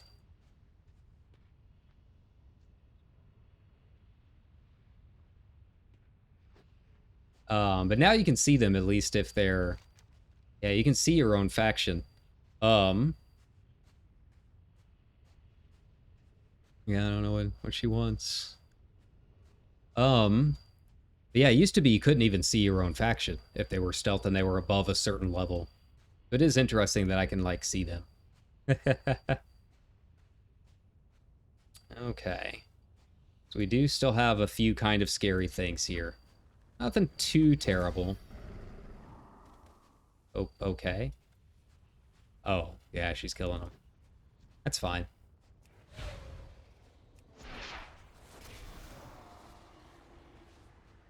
I mean, I'd prefer not to because I kind of want the XP, but it's fine. I'm guessing they're not watching the stream. I'm not gonna get mad if they're not watching. And if they are watching the stream, please don't. I appreciate the thought, but please don't. This is supposed to take a while. I need content. This will probably be one of the longest streams I've done in ages. I honestly don't know what my record is. Probably close to 4 hours or so, I think. Maybe.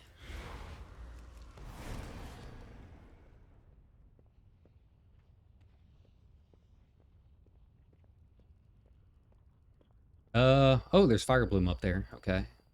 And go get that in a second.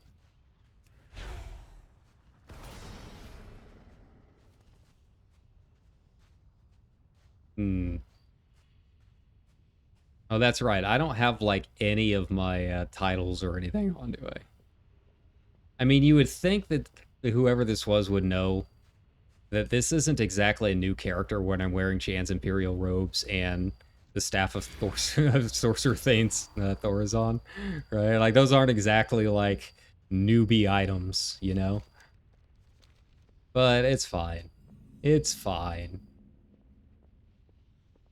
If only I could, if I could transmog Zenroke onto this character. But I don't think warlocks can wield Zenroke, right? Okay, I gotta go up there.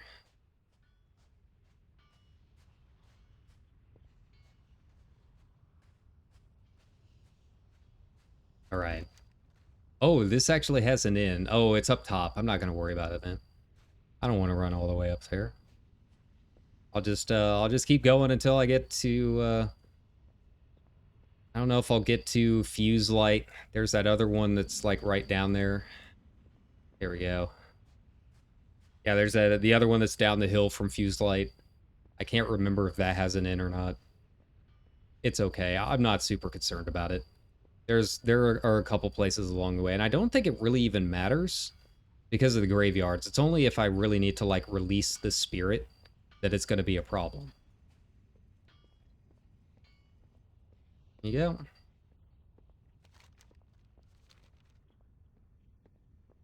Now, I just have to hope that I don't get the bug where I die and then it releases me somewhere, like, halfway across the world. But you know what? If it does that, and I don't have another choice but to release there, then we'll have a new area to go walk through. Right? Possibly without purpose. Who knows?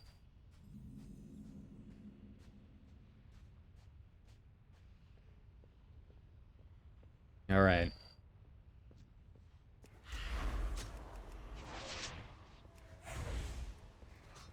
Yeah. Yeah, because they're definitely going to pull. Yeah.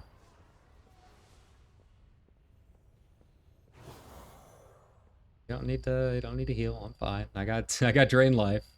I'll be okay, I promise. I might need to get some of this sungrass on the way though. I mean, that's a little bit of experience too. I mean, it's definitely I'm definitely not double agent here, you know.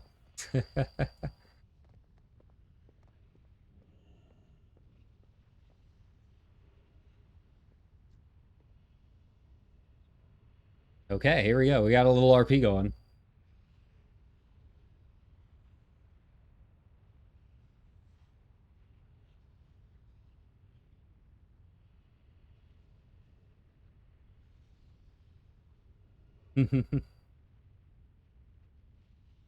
See, are we RPing or is she just gonna ask something? We'll find out.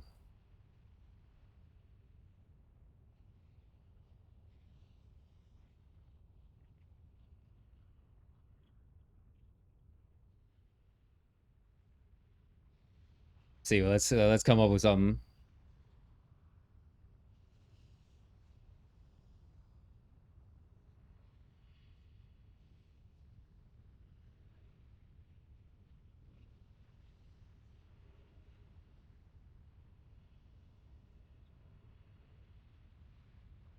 Here we go. Here we go. Let's get a little RP going.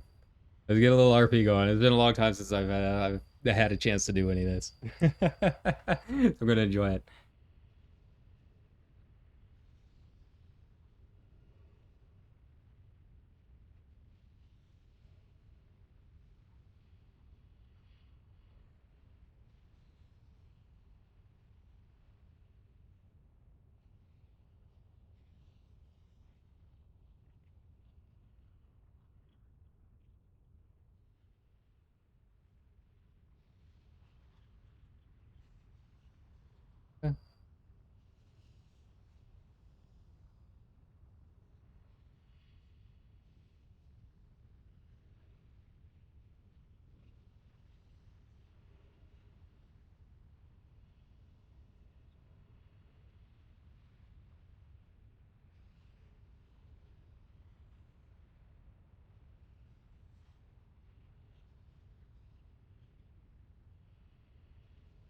Here we go.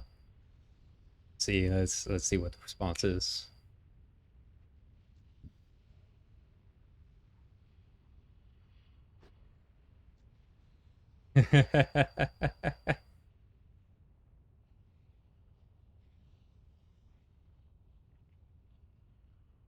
Just really surprised that they don't have a TRP profile. But you know what? I'm not going to say no to random RP. Sometimes that's a little bit better.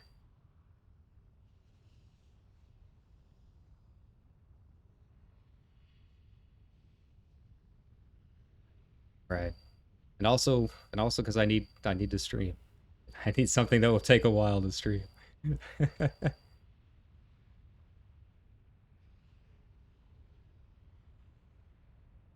Naturally.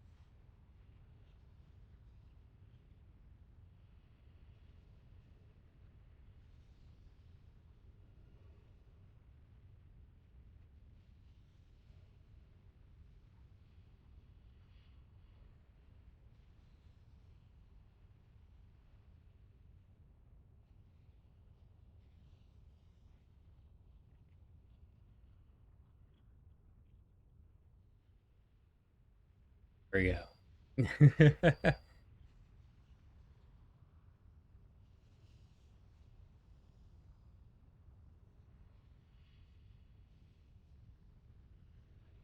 Oh yeah, I forgot this has the ash chickens. I was like, is that no, that's not the porta potty that has the hidden quest line in it.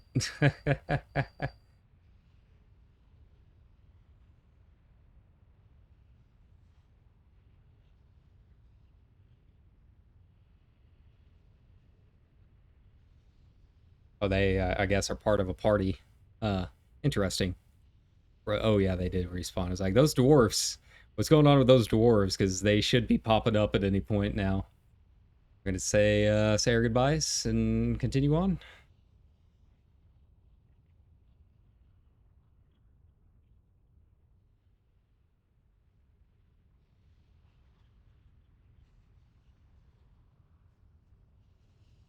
All right, off we go. Off we go.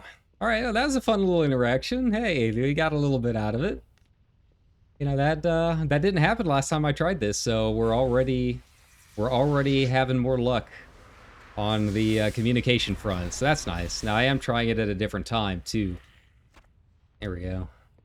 The sungrass, a little bit of XP. There we go. So yeah, I should hit level 11 a little bit earlier than I thought. And that'll make Badlands slightly easier. It's still not easy, I don't think. It's not exactly a walk in the park. That one little extra level makes a difference. But yeah, I can't remember what the range is. I think it goes from red to yellow. At 3 level difference. And then green when you're like at level. I can't remember the system because I've changed the UI. Like I've got the default UI. Like all of this used to be above the portrait, right? Ooh, I'm gonna try getting that fire balloon. So it's kind of hard to see. Like the name is red, and then the number is always red or orange. So I can't really tell like what the colors look like. Kind of odd, but oh, hey, they bought the 6 months, huh? I'm not Blizzard's not getting that much money out of me.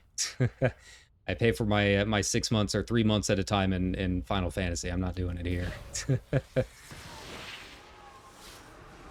Here we go. Nice. Thank you. I don't need that, but that's okay. Are they really going to follow me all the way to Ironforge? I mean, we're still like at least an hour out. Maybe 45-ish minutes tops. But it's not exactly close because we still have all of the Badlands to get through. And the Badlands are not exactly a forgiving place. It's pretty large. People forget how big the Badlands is because it's very wide, you know.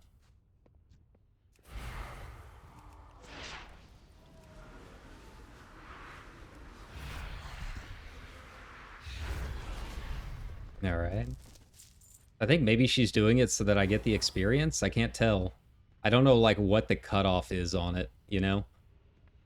Like you have to do so much damage, and I don't know if it's like a quarter or 50% or what. With the shared tagging, like all of that is relatively newer stuff to me. They had introduced it by the time that I quit, but I don't remember a whole lot of it, right? As far as like the technical details of it. So, yeah.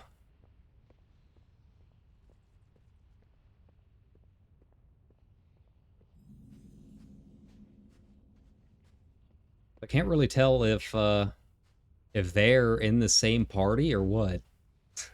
Now, I know I could go up through the tram there, if I remember right. That is an option as well. It's been a while since I've done that, though. We're gonna go through the Badlands. I'll be honest with y'all. I completely forgot about the tunnel. I really did. I completely forgot that existed. It would make it a little bit faster. But depending on whether or not they follow me here, I kind of wanted to farm the Darkwell Plains. They might end up following me. We'll see.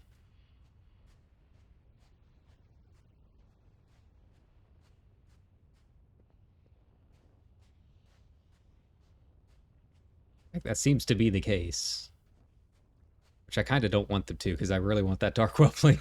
I've been farming that thing off and on for years. Not nearly as hardcore as I did like archaeology and stuff, but yeah, it was one of those things I would pop over here occasionally and try and get. If it still drops him, I don't know if it's still in the game. It might not be. But it's also a good excuse to go through here and get some of these flight paths. So yeah, why not?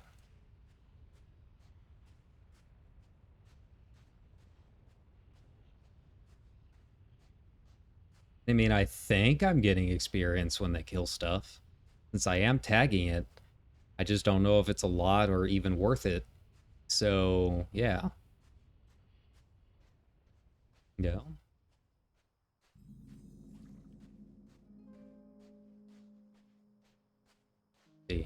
Music and spamming keys. You can usually find her out on some silly quest. Okay.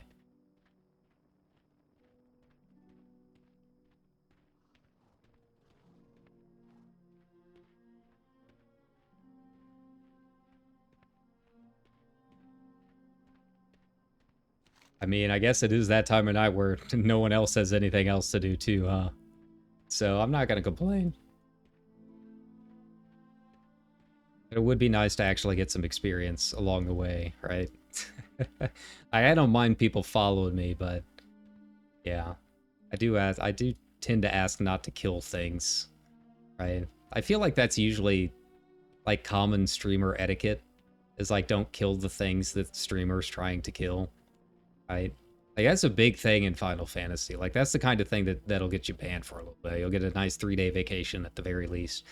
The streamers, like, I know that was a big issue when Pecora tried streaming, is everyone crowded around her, and that actually is what implemented a lot of the reinforcement of those rules, was the Pecora stream, because it was just utter chaos. She couldn't see, she couldn't move. People were killing her quest mobs, and yeah, I feel like it's just like common streamer etiquette. Please don't kill the things that the streamer's trying to kill. But, I mean, I guess with the share tagging, as long as I'm getting experience from it, it's not necessarily a bad thing. Again, I don't really know how all of that works, so I'm just kind of winging it. Oh, do I get Malefic Rupture already? Ooh. Nice. Nice. Alright, I'll take it.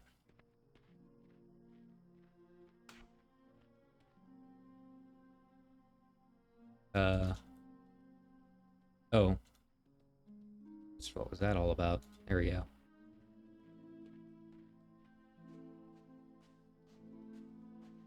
I had accidentally, I guess, started to reply to someone. Whoops, my bad. Sorry, random fellow from Goldshire who just wanted some action. There we go.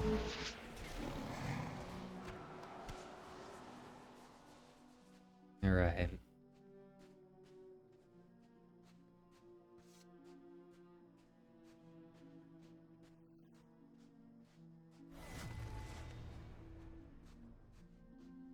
I feel like I should say something, but I don't know what.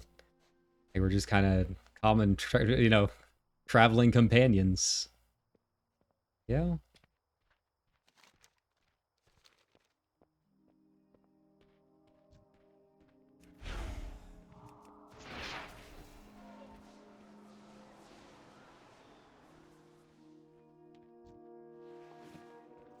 Alright, get this flight path. This one's like up top there. Here we go.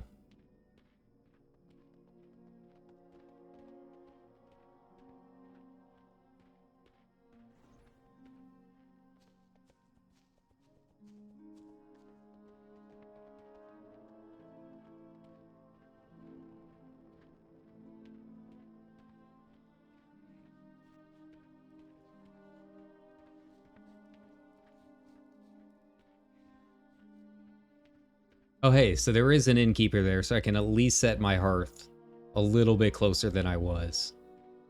Because it would really suck to go all the way back to Darnassus. Oh, boy. I don't even think I set it in Darnassus. I think it'd still be Dolinar.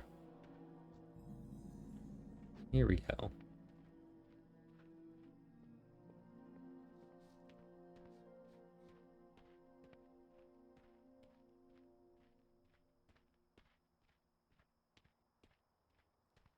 Go ahead and set my hearth here. Trade. Good day. There we go. Out we go. I need to go back and get my my yak, my transmog yak. I can't remember how much it cost. It wasn't cheap. It was a fair bit. That was one of those things I was kind of saving up for whenever I quit, but I can't remember how much it was. Like I've got obviously my Traveler's Tundra Mammoth. But yeah, I need my yak. I need my transmog yak. Alright, so this is where it's going to start getting kind of scary. Because there is an elite over here that is, he flies around in a path. Now, with these guys here, it shouldn't be too much of an issue. they'll probably kill it automatically for me, I would assume. I would hope not, but... Yeah, see, there's no path. Like, there's no road going through it. You can kind of follow that road around, I guess. But I figure, try and get some of these whelps. Yeah, see, it still has the Dark Whelpling listed. But, cool. But this was, like, the one area that I ran through earlier. It was like I skirted around the edge there. So, yeah. We'll just play it by ear. Oh.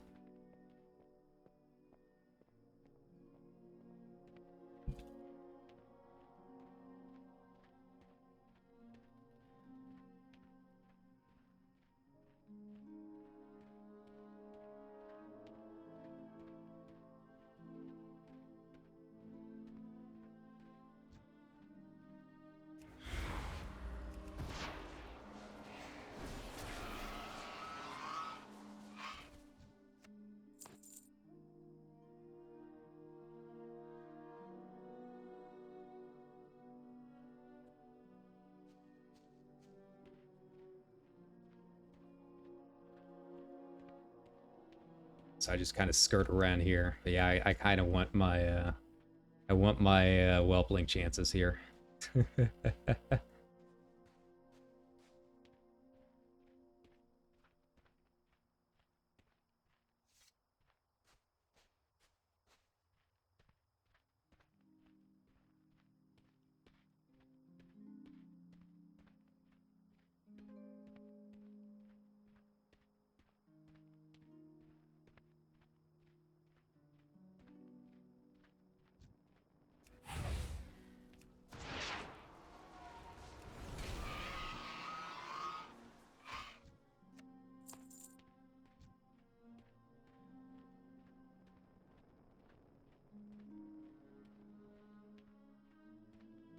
Gotta skirt around here.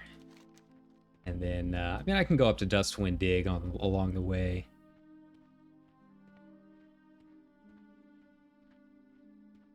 Yeah, we'll see. Yeah. He's got, oh, that works too. That's fine.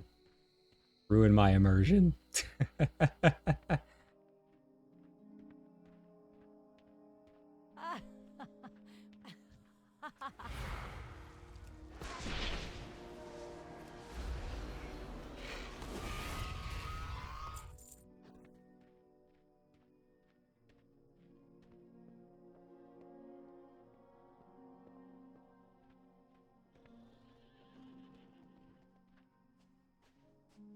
I'm just curious what they're up to.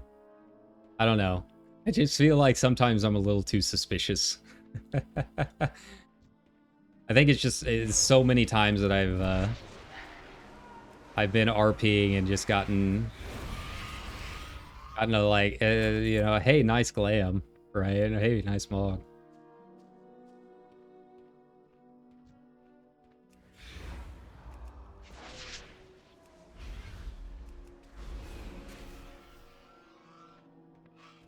And you know, I mean, that's like the RP equivalent of, you know, hey, you up, right? So, you know, I tend to get a little suspicious when people are just like trying to follow me for some reason, but I mean, they seem all right. They seem nice. They're not making a big deal of it, but you know, if they want RP, I don't know what they want. I feel like they'd be chatting a little bit more.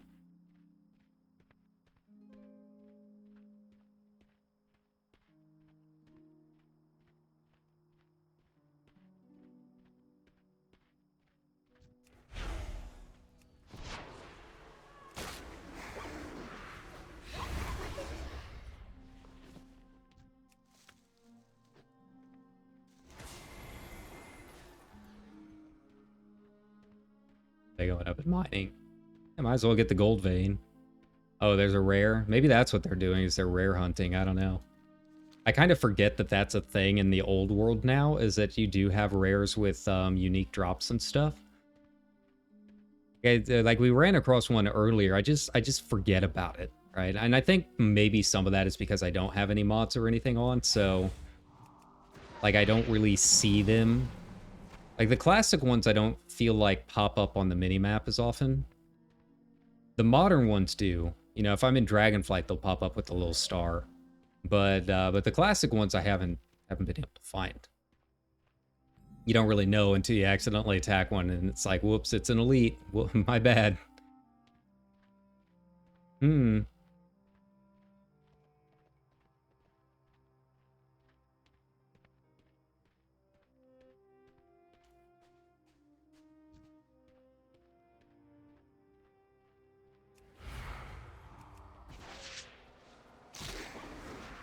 All right.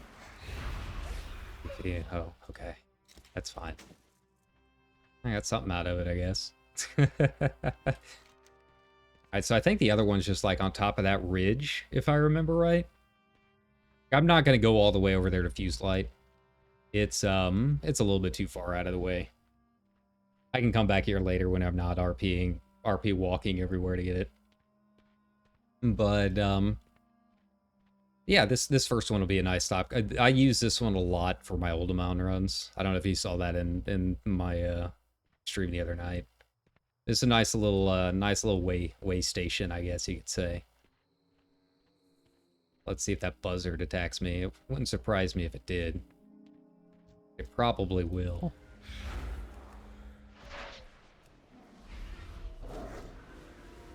All right.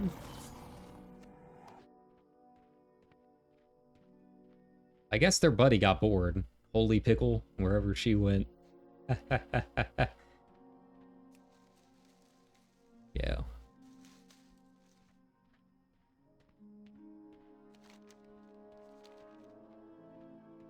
All right. Well, they've got their things to do. It's nice to have some traveling companions for a few bits. Yeah, I can't complain. It's just nice to see that there are other people out and about. Right? Like, that's what really had me worried more than anything, is that there was just there was not going to be anyone out and about in the world. And yeah, sometimes the random encounters are the fun ones, you know? So, yeah.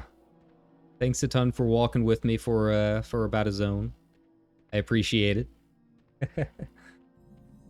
Who knows? Well, we might even run across some more as we get closer to Ironforge. You know, I don't know if anyone's going to be leveling in Thelsomar or whatnot. That is kind of the tricky part, is now that you can level pretty much anywhere you want. Like, everyone's going to be super spread out. You don't have, like, the starter zones, right? You don't have the zones where you just have a lot of people just hanging out. Obviously, Moonguard has Elwyn because it's Moonguard, right? But just in general, like, I don't know if I'm going to run into too many people in Loch Madon or whatever. There you go.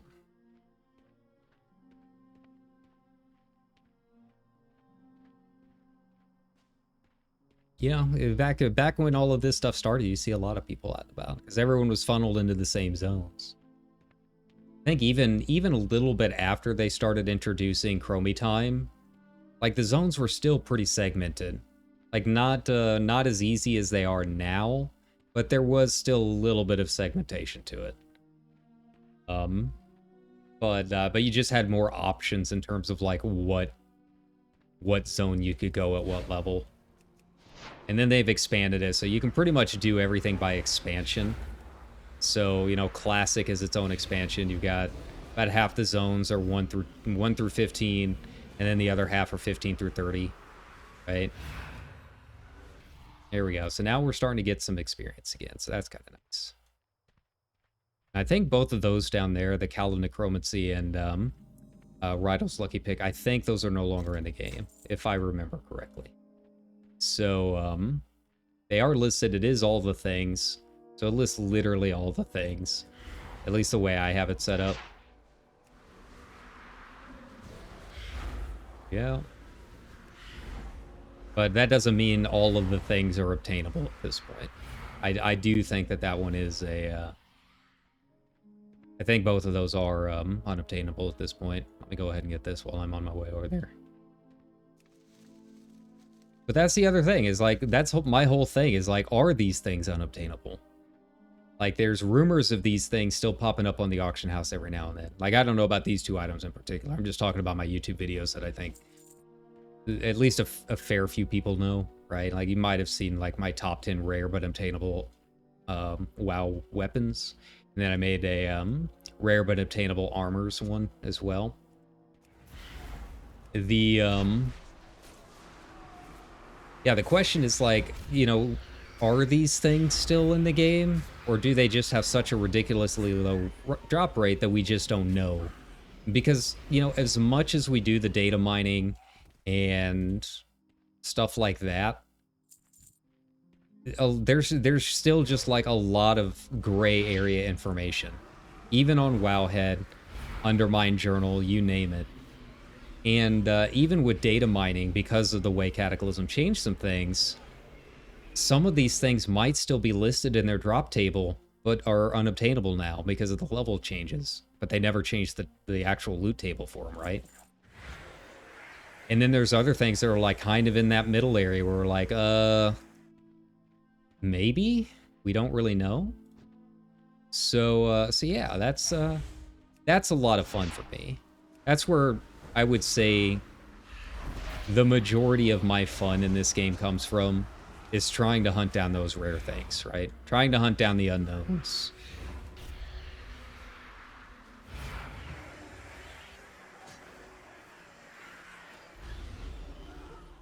Yeah. Alright, heal up Zag. Zagcraft's there a little bit. Yeah, we'll be fine. I believe. Zagcraft can pump out some numbers. I'm not super concerned. Here we go. And since I'm walking everywhere, I mean, he has got... Yeah. He has a fair amount of time to try and regain some of that health, you know? I can pop him up a little bit. Yeah, having them kill those things definitely made it go a lot faster. Like, getting through the Badlands on my test runs, I mean, it was a good 30 minutes getting through here.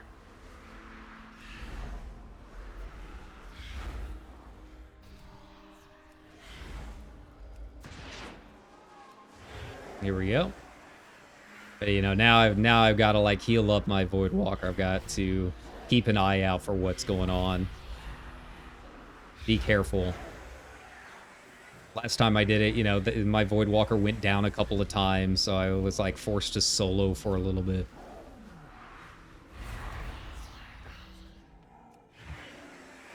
Wow, 1 HP left. 1 HP, you go, buddy. You are a little blue king. I love it. All right. I'll have to kill a couple more wolves and stuff along the way, but I mean, it's good experience. All things considered, like 150 a piece or whatever. Yeah, we'll top them up.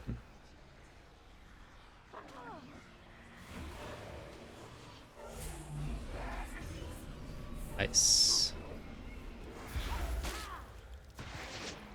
And I keep forgetting my Curse of Weakness, because that does make a pretty big difference in terms of, like, how much damage everything does. It's one of those moves that I didn't use for a long time, but now that I'm actually, like, doing content that kind of thing is important, then yeah, you gotta kind of keep it in mind, right? There we go. Yeah, that 20% difference, I mean, it adds up, you know? Over the course of a couple cooldowns, yeah.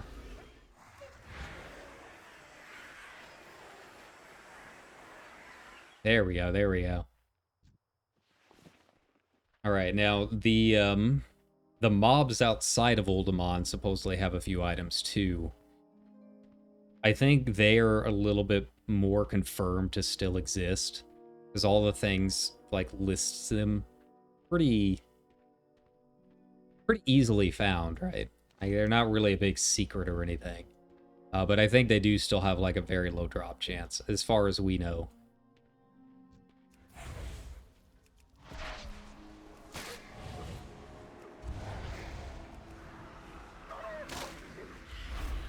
Alright. Now we're starting to do some damage, too. Now that I'm actually getting a chance to fight and actually see what's going on. Yeah. And all of the gray items, it'll make some nice little spending money a little bit earlier. You know, I sent over 250 gold. It's not a lot, but it's more than enough for a level 11 character to get started. Okay, here we go. Alright.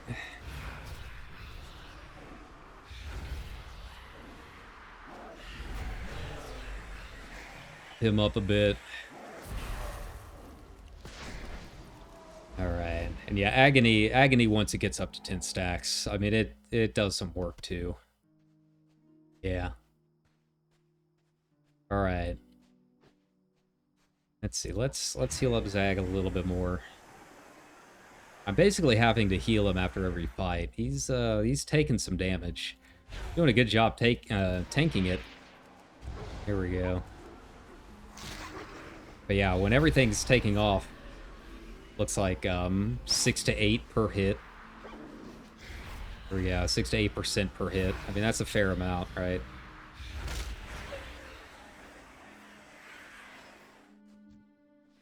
Yeah, let's hover over these. See, you got like the Beacon of Hope, the Shoveler, Excavator's Brand. Yeah. Like some of this stuff you never really know. Like, does it still exist? Does it not? Like, I think it's listed. Like, I haven't figured out entirely how to read all the things with all the little symbols. Like, if it has the little time thing next to it or whatever.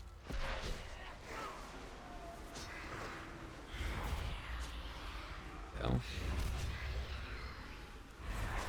We're going to give it a shot. Like, if I'm here, I might as well kill a couple that are just kind of hanging out here near the front.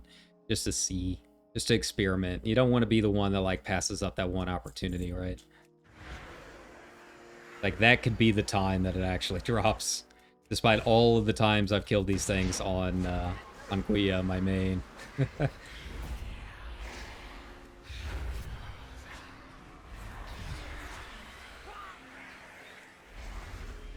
Well, so that doesn't slow their... Like, it used to be that I think Drain Soul slowed their movement, didn't it? I don't think it does anymore. Okay. That's fine. We'll make do. I'm gonna kill that one over there, too. Just in case. Just in case.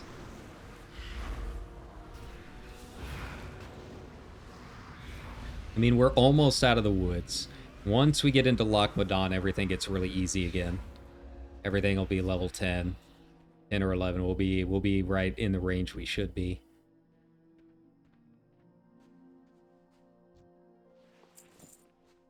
All right, let's go.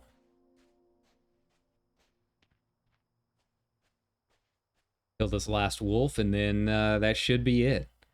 That should be the last tough mob we'll face for a little while. You know, once I uncover a couple more things here in Loch Madon, it might actually be enough discovery experience to put me over. I don't know.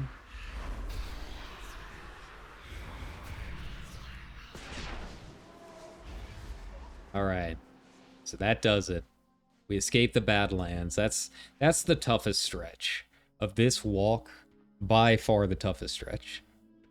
Just, you know, if you started at the level I did, or God forbid, if you start a level 1 trying to do this, right? After this, it all gets a little bit easier. Now, if we do want to continue going on up north, obviously we've got a lot of stuff to worry about. Now, most of this is, like, pretty easy. There's only a couple of zones here where it might get kind of spicy. And that's mostly as you get up through, like, Tears Fall and into the Plaguelands.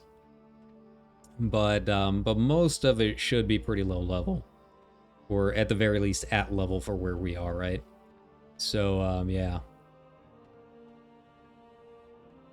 Yeah, like this right here is all new. I don't remember too much about having to go down into the chasm here, right?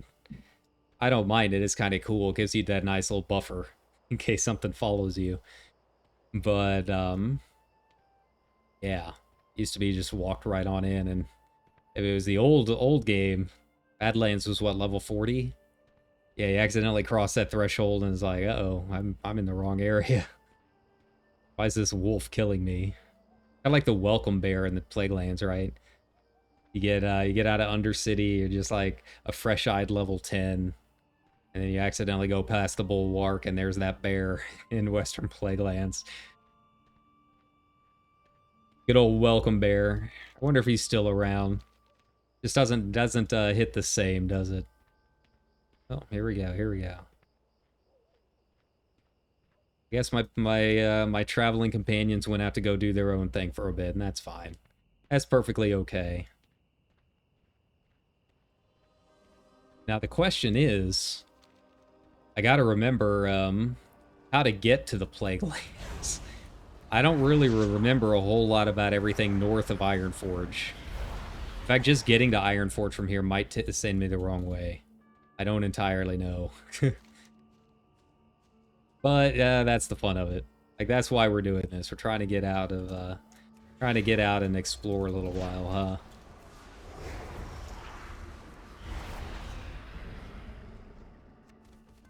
huh? Alright. And everything here should give me some pretty good experience, too. I can't remember if you're penalized or not for trying to kill things that are too high above you. I don't think you are, but I could be entirely wrong about that. Oh yeah, I should have been using Malefic Rupture on those other mobs, huh? That does significantly more damage. Yeah. Well, maybe it doesn't. With only 2 effects? Yeah, it does 32 versus a Shadow Bolt. Interesting. Kind of a surprise. Ooh, Silverleaf? Peace Bloom, okay. Alright. We'll get it. Why not? It's along the way. It's XP. I'll use this stuff eventually. I need to get all of this stuff sent over to my inscription. I don't know if I can trade items. I know you can't trade gold between characters cross-realm, but I don't know about just regular, like, flowers, right?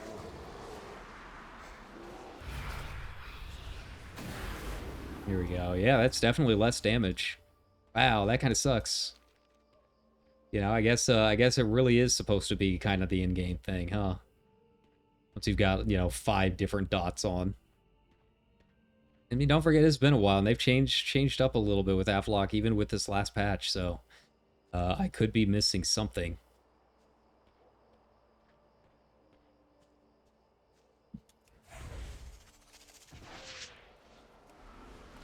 There we go. It is kind of nice to be in a world where everything is kind of a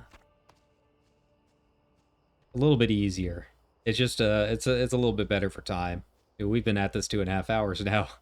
And we're still not even to Ironforge. We got a ways to go. All right. Want to stop and tell some more? I don't know.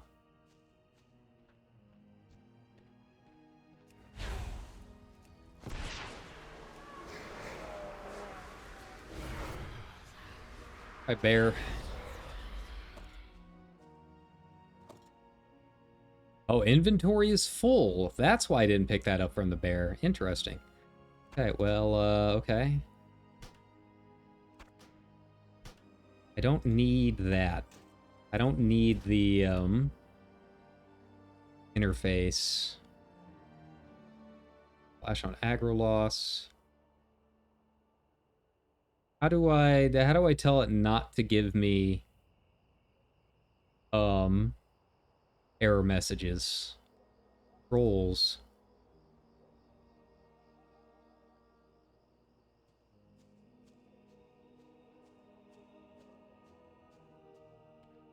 Like, I don't need a warning every time, right? I don't know if there's a way to do that.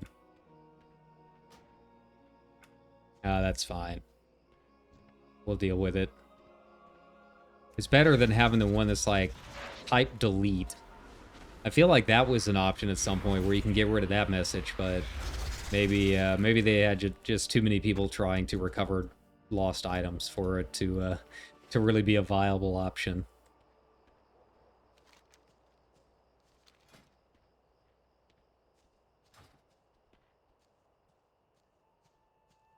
Okay.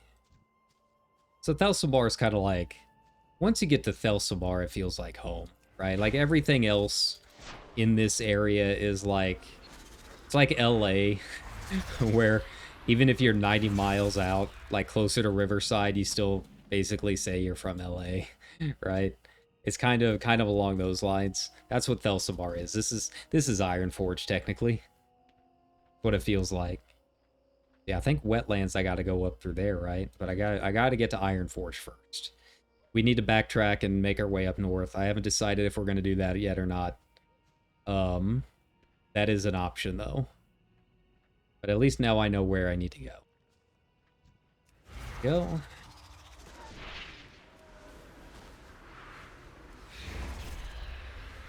And there we go. All right. Yeah. I need to get in here and sell some of this stuff while I'm in town.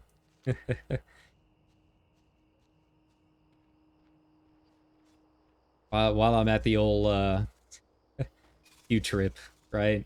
At the old quick trip. Make a quick break. Buy a bag of Doritos.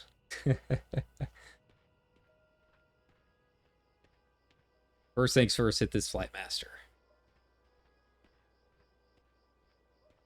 The thing is, I don't know if I can use my normal mounts at this point. Oh, I can use my normal mounts. Oh. Oh, that changes things. That changes things a little bit. Here we go. Go ahead and get rid of all this stuff. The Dark Iron Bullet. Don't need you.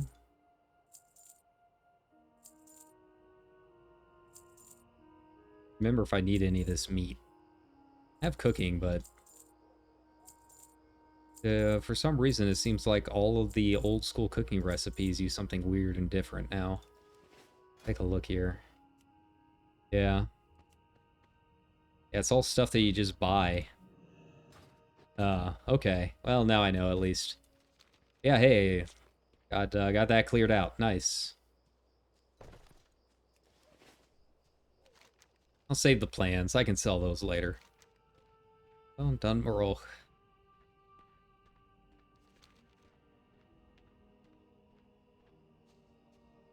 Yeah, everything from this point is just chill. Enjoy the forest. And then eventually we'll enjoy the snow. And I always like the path back to Ironforge because it takes you through all those tunnels. There's like nothing to fight or anything. It's not super dangerous. It's just it's like I was saying a little bit earlier about just making it feel like a world you wanted to live in. Like it feels like the kind of thing you would see in a real like city and metro area, right? Like there's nothing in there. Most people don't ever even see it. At least not nowadays. You used to be able to because everyone had to go through them at some point. Nowadays, no one. There's probably an entire generation of WoW players that don't even know these tunnels exist. And that's all they are, is it's just a cool landscape to look at. And you get some good views on the cliff sides as you go through, right? So yeah. For us old school players, though, like, it feels like home. It's familiar, we know it. You know, it's how we know we're back in the main towns. Back in the old days when you've been out in the Badlands or out in you know, out here in Loch Modan for, you know, a few days of questing and you need to run back to Ironforge. So yeah. I always like these tunnels. It's low-key one of my favorite areas in the game. Just because, again, it does feel like something you would actually see out in the real world. And yeah, Dragonflight and all of them just don't have it. Like, there's so many areas in Dragonflight I don't even think you can walk to because they designed it with dragonflighting in mind. And it's not like small areas either. I mean, you're talking like entire like towns. Now, I think that most of them, from what I've seen, do have the ferries that will take you up, which is kind of nice. But again, I just don't see it as a bunch of islands that I would feel comfortable just walking around in. You know, just exploring. Here we go. Yeah, we'll get down here and we make a right. We go forward, we'll hit that tunnel that that we skipped earlier. The one that goes into Searing Gorge, right? Took that tunnel many, many times doing some farming back in the old days. Because Searing Gorge, if I remember right, it's been a long, long time, right? I have not really played a whole lot of Classic. I don't think I got up to Searing Gorge in Classic yet. But, yeah, back in the old days, there was no flight path, if I remember right, in Searing Gorge. At least not for a good while, so you really did have to run in there. I don't know if Morgan's Vigil had a flight path in Burning Steps. I genuinely can't remember. I don't think it did. I think you did have to run in from Red Ridge. So anytime you wanted to go farm, you know, it was a little bit of a walk. So yeah, you know, back then you're kind of used to taking this pathway, you know. That's why it's so familiar to a lot of us. Like, well, I got to go to Searing Gorge and there's no flight path, so the Loch Madon is probably the fastest way. Is to just walk through here. Fly to Iron Forge and walk down through there.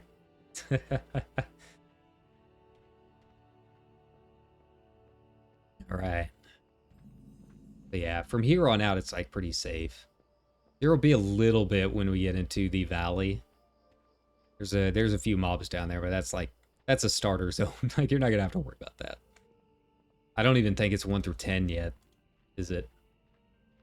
Morrow, yeah. Oh, okay, so it is 1 through 30, so it does scale a decent amount. That's kind of surprising that you can do pretty much your entire Classic experience in Dun Morrow. Interesting, huh? Just trying to think of, like, does it even have enough content to do that kind of leveling? I mean, I guess you can just farm mobs, but quest-wise, I don't remember it having 30 levels worth of quests, even with all the revamp. Maybe they've added some stuff, I don't know. I mean, it does expand. It is a very big zone. You know, it expands all the way out here to the east. There's a lot of little quests you can do over here in this area.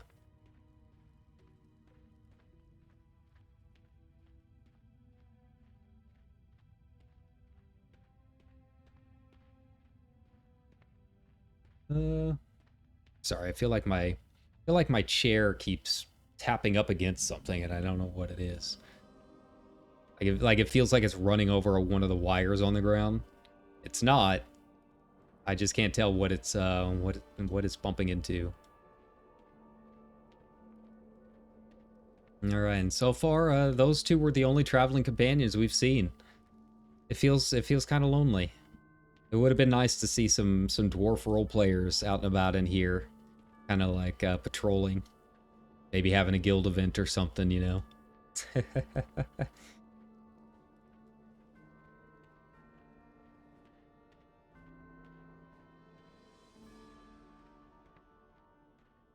I think the thing that made me the most mad, and I think why I started it in Stormwind, is that they got rid of the boats on Alliance. So, you know, I was going to do the classic experience of going from Darnassus to Ironforge. You know, that's what I think made a lot of us love the game, right? Like, it was a hard run back in vanilla. Like, that was the path you had to take. If you wanted to get to the main town, Ironforge was the only place with an auction house. Stormwind didn't have them yet, I don't think. And definitely not all the cities. So Ironforge on Sargeras was the place to go. That was the main hangout. And, yeah, you had to get to Ironforge if you started as a Night Elf at some point.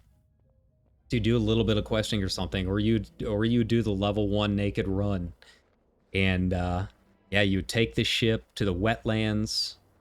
And you would, you'd have to run all the way there. And that doesn't exist anymore, right?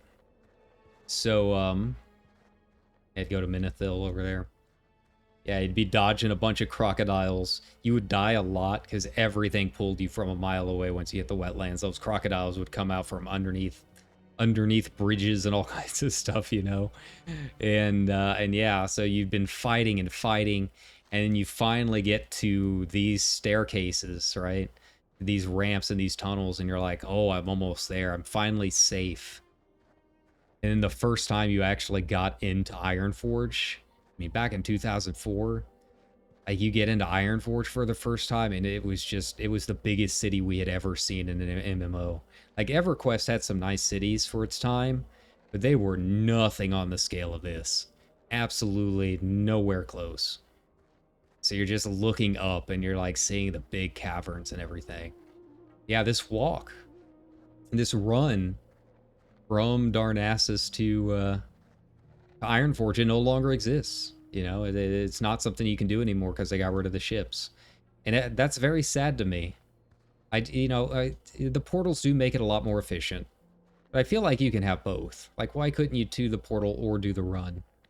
Right? Like, why does it all have to be about peak efficiency? Right? And let people who want to experience that run experience it. You know, it's not going to be the majority of people by any means. I'm probably one of the only people that have streamed myself doing this in God knows how many years. Who knows? But it doesn't hurt anything to keep both options in. You know, what's so bad about having the options for the people that do eventually want to try it? Okay. And I guess, you know, maybe that's what Classic's for. That could definitely be part of it. It's like they might just think, well, you know, if they want to do that, why not just go play Classic? But I don't know, it just feels a little bit different on Classic, right? It's like here, the big deal with T3 and how expensive it is and everything is because it is rare. But if I go over to Classic, it's just kind of like everyone can get it at this point. Like, it's a solved problem now. So, like, a lot of the weird items and all of that stuff, basically a lot of the things that I play the game for, it would just be moot. Yeah, it'd have no purpose on Classic because it's all still there. Yeah, it kind of takes the specialness out of it. Now, I don't want people to think that I'm like being one of those elitists that are like, well, you know, people should have their hard work and should have rare items and items not obtainable. Like, that's a status thing. Like, that's not me, right? I think that there should be a way to obtain all kinds of items. You know, unobtainable ones. I'm not going to be mad if they put Corrupted Ashbringer back in, right? Because as the T3 set has shown, just because it's obtainable doesn't necessarily mean it has to be easy. Like, I think that you can have that fine line between having things that are super rare and special, but still have them obtainable in some form or another for people that want to try and get it. Right? Like, it can still be special because it's still going to be rare. Not everyone's going to have it. But that doesn't necessarily mean, like, it has to be removed from the game, right? Like, I'm not going to be mad if they bring back a lot of this stuff that's been removed over the years, right? Like, the fact that I have, like, this staff right here, or Zenrock, or the Scimitar of the Sirocco, right? Like, those are... anyone can get those, right? Like, they're in the game. Like, it's...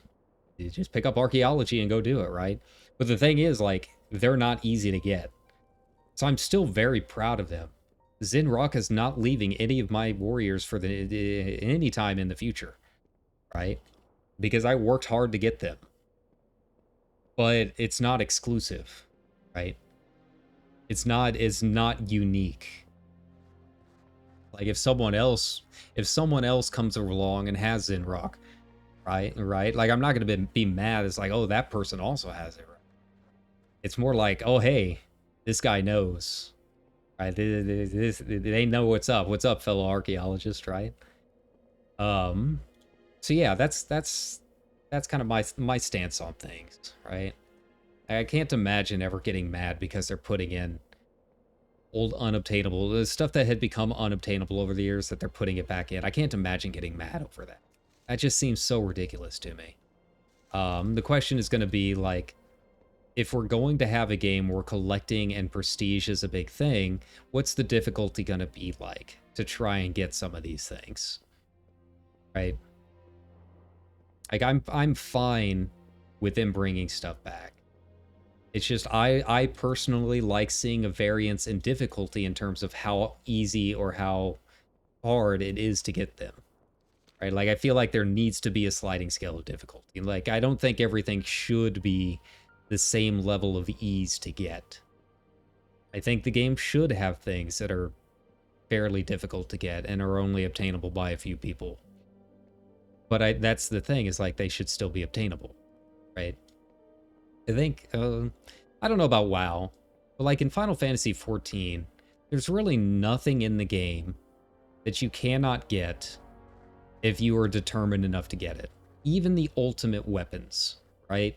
If you want that sick ultimate glam with that cool red mage Alexander rapier, anyone can get it. It's just that you're going to have varying difficulties of how long it's going to take you to get it. But there's nothing in the game that you cannot get if you put your mind to it. WoW, I don't know about. You know, obviously there's the unobtainable weapons. Like, I'm not talking about stuff that is legit removed from the game and no longer obtainable. But I don't know how difficult some of this stuff is to get, right? Like, have they made anything in particular a little bit easier over time?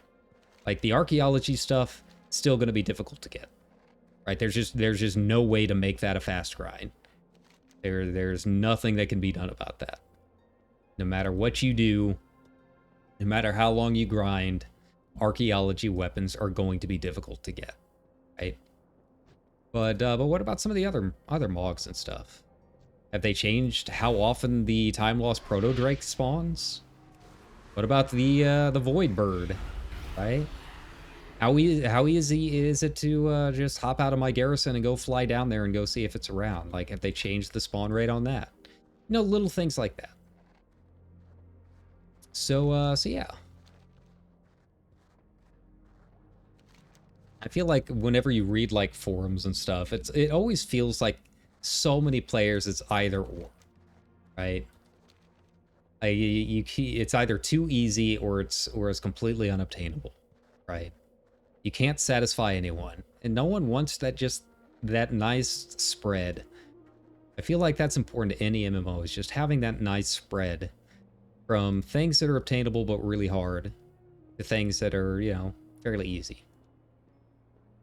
Like, I see a lot of people saying, like, oh, the reason WoW has lost so many subs is because they made gear too easy to get. I don't think that's true at all. Like, not even remotely. Like, raiding is a big thing. It is essentially an esport.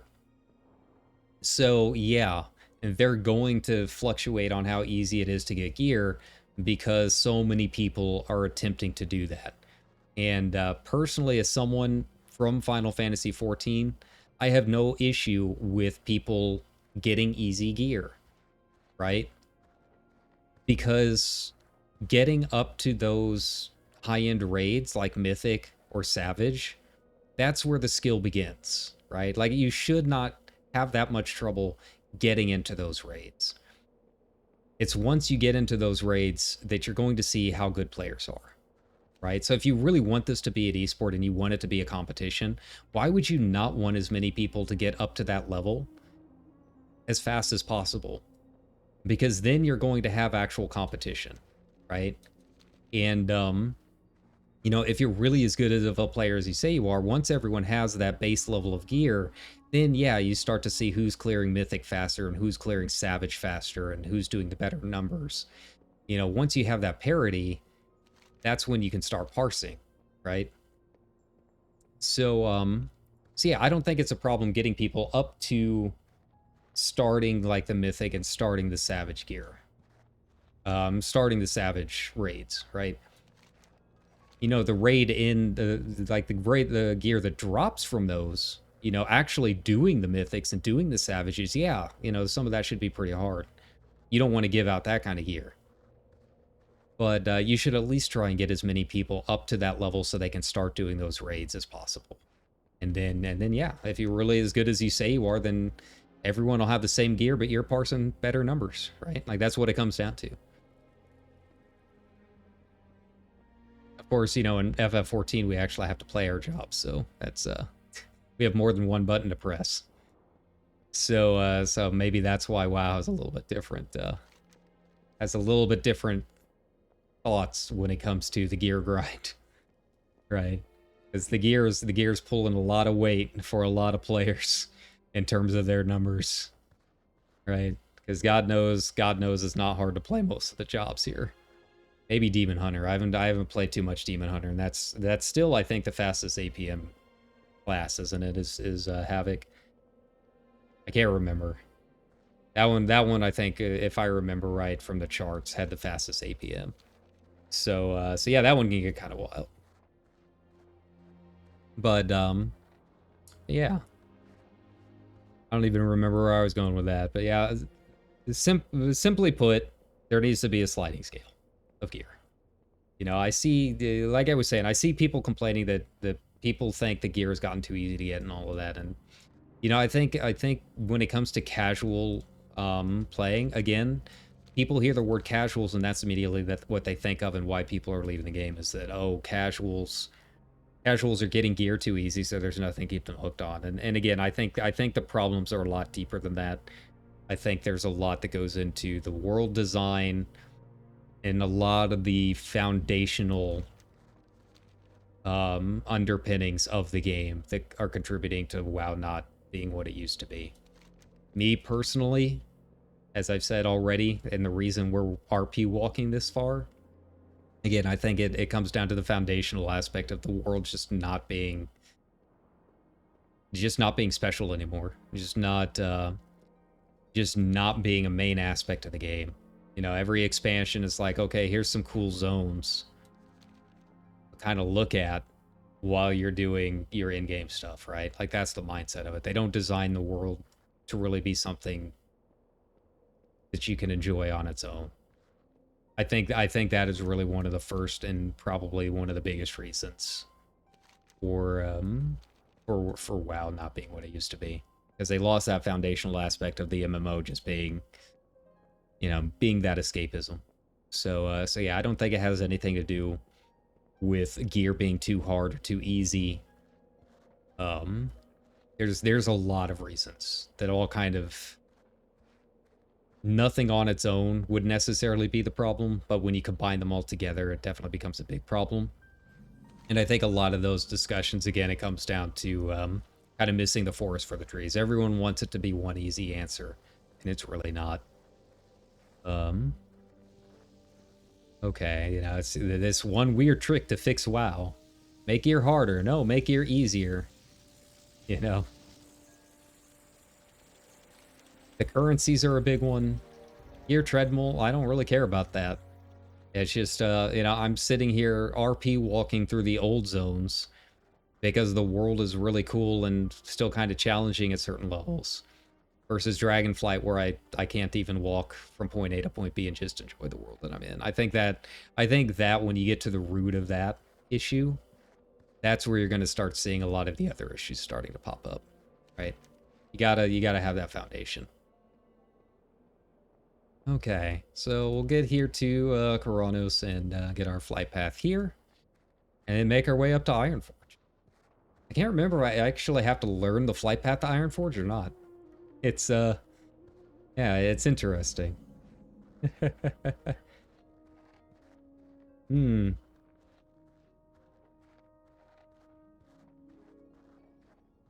I think it's one of those that's auto-learned. Like, I think if I went to Stormwind's Flightmaster and just talked to them... Oh, crap, I think I actually do have to learn Stormwind's Flightmaster, too. Oh, wait, no, I did that pre-stream, never mind, when I was setting up. Okay. We should be good. Yeah, I think you had to learn Stormwind's Flightmaster, which is kind of wild to think about.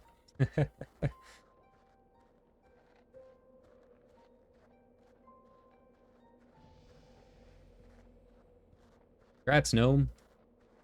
You have reached level 9.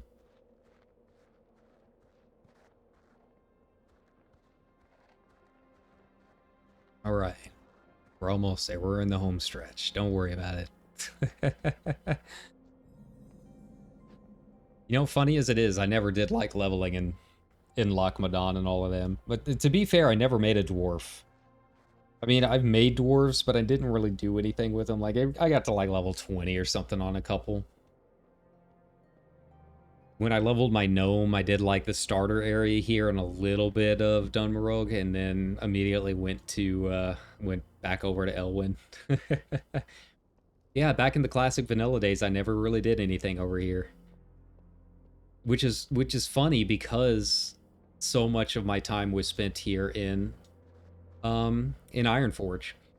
Yeah, most of these zones to me leveling on my oldest characters, it was really just passing through them on that run from Night Elf to here. That's about that's really the most experience that I had. I did do a little bit more Loch Madan, if I remember right, because eventually you would move up into the wetlands and start doing some stuff up there. But most of my leveling, because I liked Stranglethorn Vale so much, I spent most of my time in the southern half of the continent. I've spent so much time in Westfall over the years. Redridge too. Lot in the classic Redridge areas. Alright. Let's get up there and let's get into our flight pass, you know, see if maybe there's some dwarf RPers or something out there. That would be kind of nice. Run into some dwarves. Have some fun with that.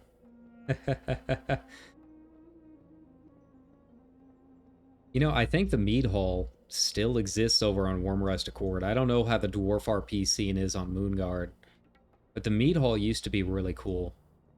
There's just you know, a big dwarf community. They would have events once a week. Take up one of the taverns in here. And then like once or twice a month, like once a month or maybe it was like once every 3 months or something, they would have the Moot, which is like the big gathering of dwarves, and that was always a big deal. They, you know, when they would post the announcement on the Wormrest Accord forums, it was like a big announcement, right? You know, like Moot. And yeah, it was a very cool community. I didn't, unfortunately, did not do too much with them. Me and the Wormrest Accord community don't always get along, to say the least. We've got a fraught history together.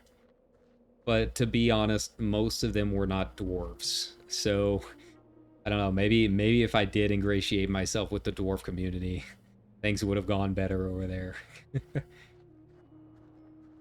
I mean, it's World of Warcraft. Let's be honest. Whomst among us has not had a bit of drama in their World of Warcraft time with a Discord or from saying stupid shit over the years, right? Like it's World of Warcraft. It just invites that. Since starting Final Fantasy, you know, I've seen some drama out and about, but I haven't really been in the center of too much of it. Not like it used to be, I think. But I mean, I've always been kind of a hothead in WoW for some reason. I don't know. It's kind of like League of Legends. Like, you could be the nicest person in the world, but the moment you start playing League of Legends, you become, you know, the capital G gamer for no seeming reason. So, you know, at this point, I'm just kind of like doing my thing, and I think that helps. And you know, I think a lot of it is also one of the reasons I'm actually like testing the waters of streaming WoW again. Like I said for so long, and it does make me a hypocrite. Like don't get me wrong, I completely understand if people like stop watching because I'm doing WoW. Like I get it, I totally get it, and in a lot of ways I agree with you, right? But you know, I think in real life and in gaming, I think too much about things, right? Like, I get too involved with a lot of things, or I have too many opinions. And, you know, I think that's made it harder for me to stream things. Like, I'm at the point where, like, you know, I'll be honest, I need numbers, right? Like, I can't keep working retail my whole life. I like streaming. It's something that I have control over in terms of jobs and awareness, and it really comes down to my own skill as a presenter, right? But, you know, playing a lot of these other games and being a variety streamer, you know, I've been doing it for 2-3 years now, and the needle has moved, but not very quickly. And it could be a lot of different things. It could be people just think I'm boring. I don't know, right? But at the end of the day, my World of Warcraft content always got more numbers than anything else, just by virtue of it. And I feel like just as a streamer, if this is something that I want to do, If this is something, and I think this can apply to a lot of people that are wanting to try streaming, right? You kind of have to put a lot of your personal thoughts and stuff out of the way and just eventually just have to go, you know what, it's a job. And sometimes you might stream stuff that you don't normally want to stream, or from companies you have very strong opinions about, but you know, if you got to make the money, you got to make the money eventually, right? And yeah, I know that sounds pretty awful, and it kind of is. But I mean, I guess that's just kind of the nature of streaming, right? Like, I feel like I'm streaming more, especially here on Twitch, whenever I kind of put personal thoughts aside and just be like, you know what, I've got a job to do, and I got to do it. Now, it would be different if I was, you know, one of those people where this was my job. If I had the financial security to have the option to choose what I stream and what I did not stream, it'd be a very different story. Like, I'm a lot less sympathetic from people that have, you know, 100,000, 200,000 followers, and they make more in a month than I make all year, because they could easily play another game and still be financially well off and perfectly fine, right? But as someone starting out and trying to grow the channel, I do not have that option. Like, I'm making 12 bucks an hour working at a bookstore. Nothing else is working. I have to, like, put aside some of those things and put out some content from, you know, games that people watch that I don't necessarily normally play. God knows, I might end up... God help me, I might start playing Apex again on stream. Oh, lordy. Right? Never thought I'd hear that again. But yeah, I mean, you know, as a smaller streamer, you kind of got to get into it. Now, the flip side of that is I need to make it very, very clear. Very clear. I am not a WoW streamer. This is not my main content. This is not going to be the majority of my content. The majority of my content is not even on Twitch. It is over on YouTube, right? So I feel like I've had that problem in the past where people follow me because of my old WoW videos thinking I'm still doing WoW content. I am not. I'm a variety streamer. My main game is Final Fantasy XIV, right? That game, the one WoW players have a very strong opinions about, right? Like, that is my main content.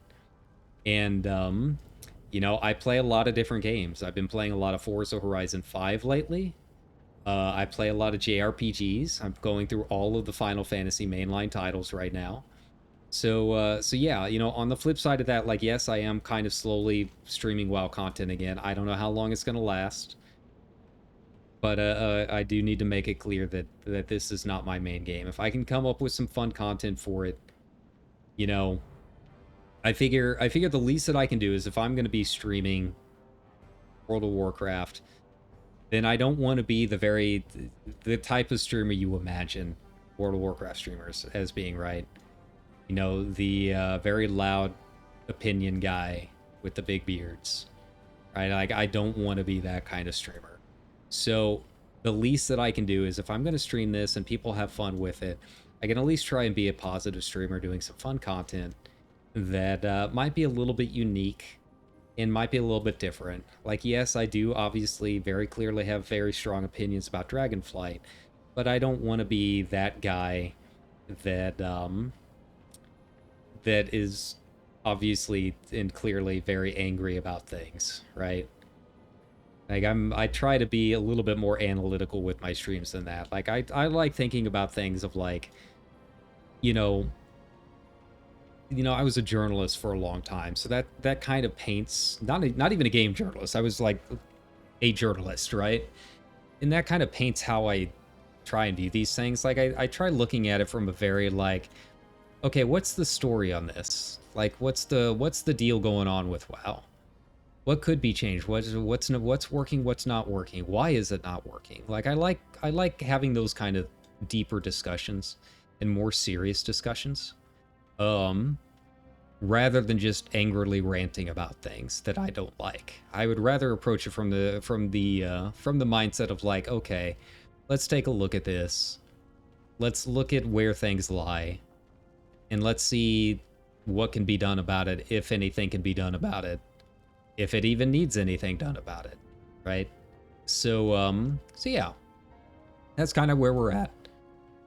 Now, I've mentioned it several times on the stream before. Because I know that some of the people on the Discord that I follow have very strong opinions about Blizzard. And again, I don't blame them. Some of them don't watch streamers that do Blizzard content. Like, I get it. I 100% get it. And for a long time, I said that too. And for me, it's purely because my real life friend kind of got me back into it, kind of got me talking about it, and again because I kind of have to, right? Like it's at the point now where I'm really just trying to figure out anything and everything I can stream that might help the channel, and try and get some different kinds of content. And different kinds of content means different ranges for me. We'll be talking about different things, and I might have different reactions to them. If I play Final Fantasy 14, yeah, that's my main content, but it's also very old hat content to me. Like, I'm familiar with all of it. So coming into a game like this that I haven't played for a while, it gives me an opportunity to, kind of react and think about things a little bit differently than I would in Final Fantasy 14, where, I hop into a Savage Raid for the first time. It's like I'm already analyzing the moves because they're somewhat familiar to me. Right. It's a little different. But yeah, I mean, I'm not going to be doing mythic pluses or mythic rating on this. I don't think I have the personality or the patience for that kind of community anymore in WoW. But while I'm playing this, if I'm going to be playing it, I might as well do some wacky stuff like walking all the way from Stormwind to Ironforge. Now, I am going to take a very quick break. I need to get some water, take a bio break, all of that stuff. I'll be back in a few moments, and we'll kind of decide if we want to walk all the way up to Eastern Plaguelands from here. I don't really know. It's getting kind of late. But again, I've got a late shift tomorrow anyway, so I can still sleep in. What do we want to do? Do I want to walk all the way up there? Do I want to spend some time doing it? I guess now that I'm through most of the difficult parts, right, let me see here. I don't think we have any more 15 to 30 areas until the Plaguelands. So I could, I guess, put on my heirlooms and go ahead and get that out of the way. And yeah, everything will melt along the way, but it's not like anything's really going to be a super huge challenge at this point anyways, now that we're through the Badlands. So I'm just kind of debating whether or not we want to do that walk. I mean, if people are watching and people are interested and want to stick around and watch me walk all the way up to, walk all the way from here up to Eastern Plaguelands, we can. If that's going to be the case, we got to come up with some stuff to talk about, because I've kind of run through the gamut of topics that I had on my list for today. All right. I am going to come over here to the Explorers League though, because I want to see how much the heirloom stuff costs now that I can upgrade a few more pieces of it, right? I don't know how many heirlooms I've got, but clearly not all of them are like completely leveled. So yeah, let's take a look here. Like this one's not even leveled at all, right? Now I don't know how to upgrade some of these. I thought most of them. Again, I'm usually wrong whenever I start thinking, so bear that in mind. But I thought most of them, once you got the actual, once you actually got the heirloom, I thought most of them were just like you spend gold and upgrade it. But I don't know if that's the case anymore. Especially with like, the trinkets and the mask and all of that. Or trinkets and neck pieces and stuff. So yeah, we'll decide all that in a second. But let me head on over here and make my way back to my old home, the League of Explorers. Yeah, this is my home base on my main character, my outlaw rogue, the one that I wrote a book about. And she's basically Lara Croft. That's the basis for the character. So I've spent a lot of time in the Explorers League. Hmm. I don't know if it was canon or not. I think it might have been from the old tabletop game. But they had some cool lore with the Explorers League that I actually implemented into one of my role-playing guilds. Like, I used to be part of Stormwind University over on Restacord. I don't know if they're still around, right? And one of the big things that they would do is they would hold public events where every week we would go around to a different capital city or different area in the world, and a few of us professors would walk around town with our students and talk about cool things about the town, some lore and that kind of stuff. So I did the Explorers League when we got to Ironforge, and I did a lot of research on it to try and figure out the lore of the Explorers League, and it sounded really cool, right? Like the Explorers League in the tabletop RPG, I think. I think a lot of it was like no longer canon, but most of it from the tabletop game, like it doesn't really like clash with anything in the game, so you could still probably keep it as canon if you wanted to in your mind, right? Because like the Explorers League is mostly closed, right? It's not something anyone can just join. And then when they were starting to look for new adventurers, they would put a lantern out overnight. So people would wake up in Ironforge and see the lantern outside the Explorers Hall, and it meant that they were ready for new recruits. And the Explorers League and their artifacts had become the main economy for Ironforge, thanks to the Bronzebeards, right? They shifted over to the buying and trading of artifacts. So it was like a big deal to be in the Explorers League. And sure enough, the line would be down wrapped all the way through the circle of Ironforge.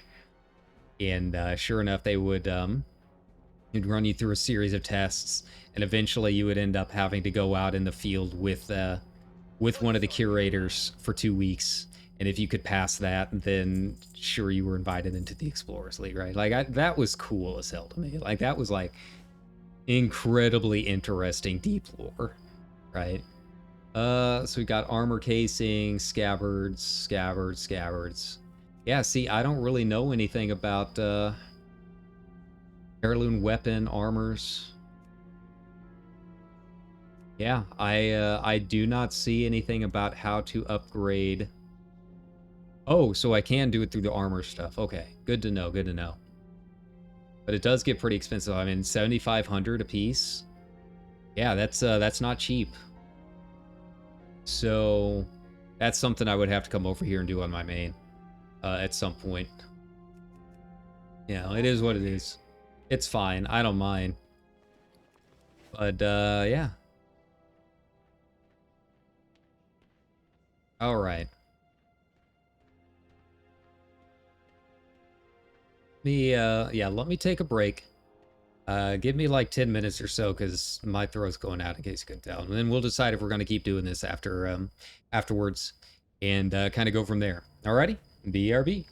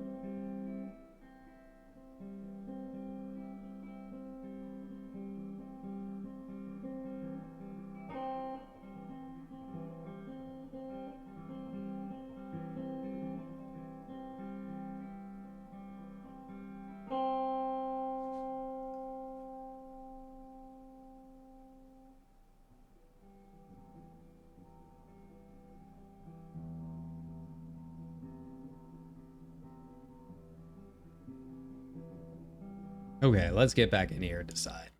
First things first, I want to take a look and see if I'm gonna make myself a little bit bigger.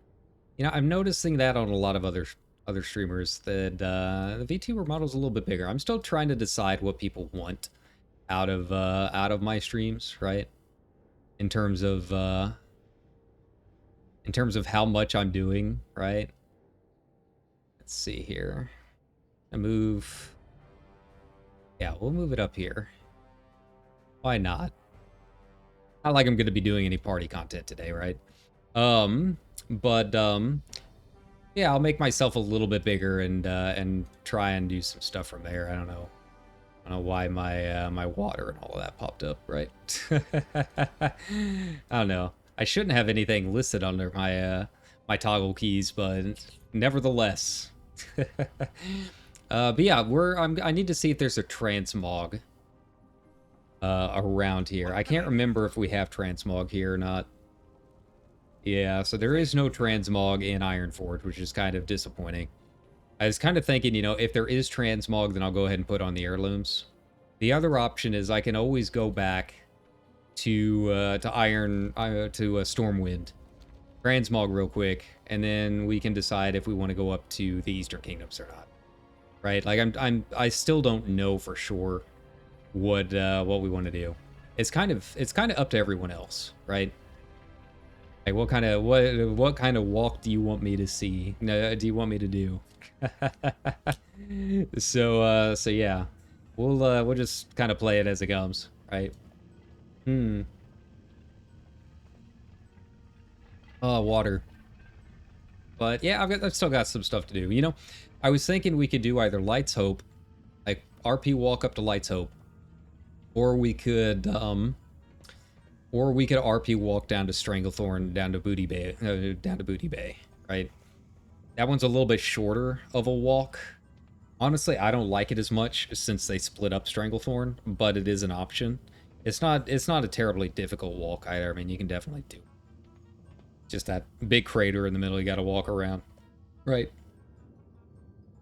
So yeah, we have a few options here in terms of what we can do today. I really don't know why I didn't put on my heirlooms the first time I did this. I would have made things so much easier. So much easier, right?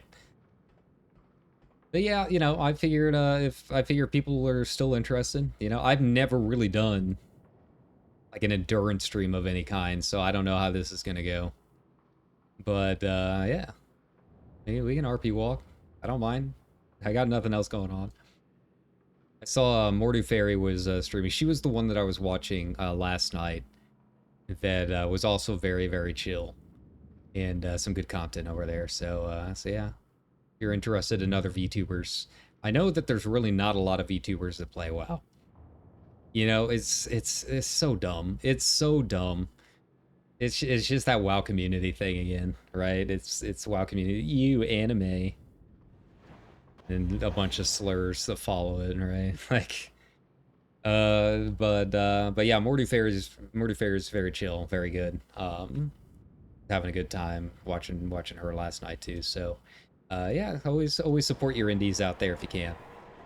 But yeah, you know, I kind of just figured we'd just hang out and keep walking around somewhere. But I do want to go ahead and put on my heirlooms for this next part. I don't know if it'll take quite as long. I feel like the pathways up to the Plaguelands are a little bit easier. I think it might get a little tricky once we start getting up to Tirisfal, but I can't really remember. I'm not in war mode, am I? No, okay. Like, I genuinely can't remember, because I have not really played any of that area since before Battle for Azeroth, when it all got wasted, right? So I don't know what the situation looks like over there in terms of just walking paths. But it is an option. It is something we could try and do. All right. Here we go. Let me go ahead and start putting these on. There we go. Tattered Dread Mist. Do I want the... I guess that's really my only option now, huh? Then the headmaster's charge. Can't remember. Is there really a difference between them? Wonder. Yeah, I guess there's not. Huh. Strike. Oh, this one has versatility. I can do critical strike and mastery. I guess that's what we're gonna go with. Do I want the swift hand of justice or do I want the? Oh, I can do both. Never mind. That answers that. All right.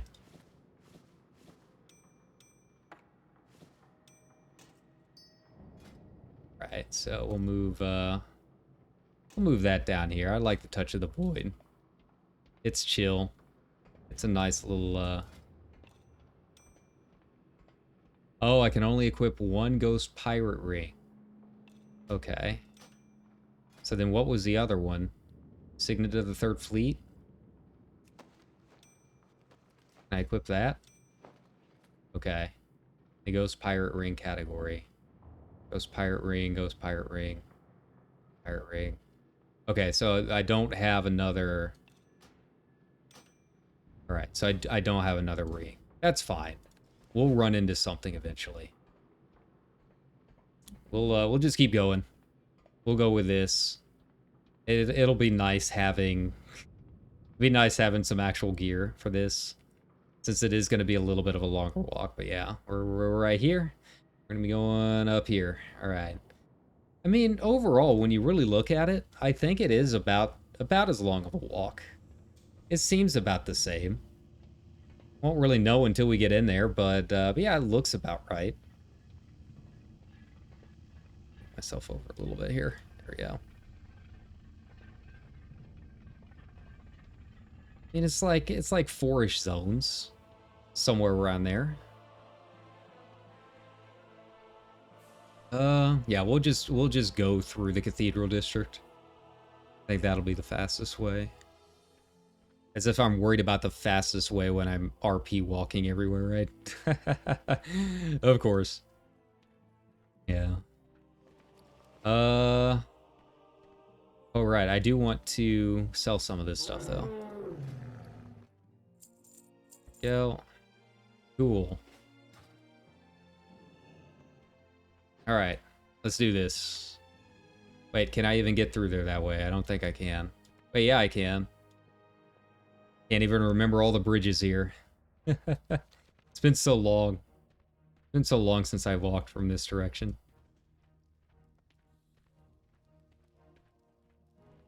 Yeah, there we go. Okay.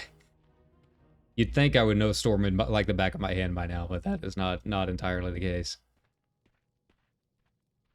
I mean, it is starting to get kind of late. I am kind of curious what it's looking like here in Stormwind, if other people are still out and about. Probably shouldn't have my pet here. There we go. I gotta be at least somewhat respectful. Some people don't like seeing the warlock pets out. That's fine.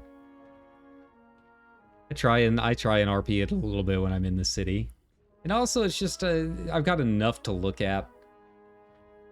There's enough people around. I feel like I don't necessarily need to see a bunch of pets either. Right.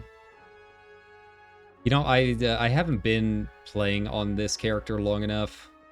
Or my other character that I did my test runs on. I haven't played them long enough to really know if people are, like, giving people grief for being, you know, Draenei and Night Elf Warlocks. I haven't heard of it being an issue. I think at this point, most role players are just kind of used to Blizzard just kind of throwing stuff at them, that they kind of deal with it. But you never know. There's always horror stories in any RP community, right?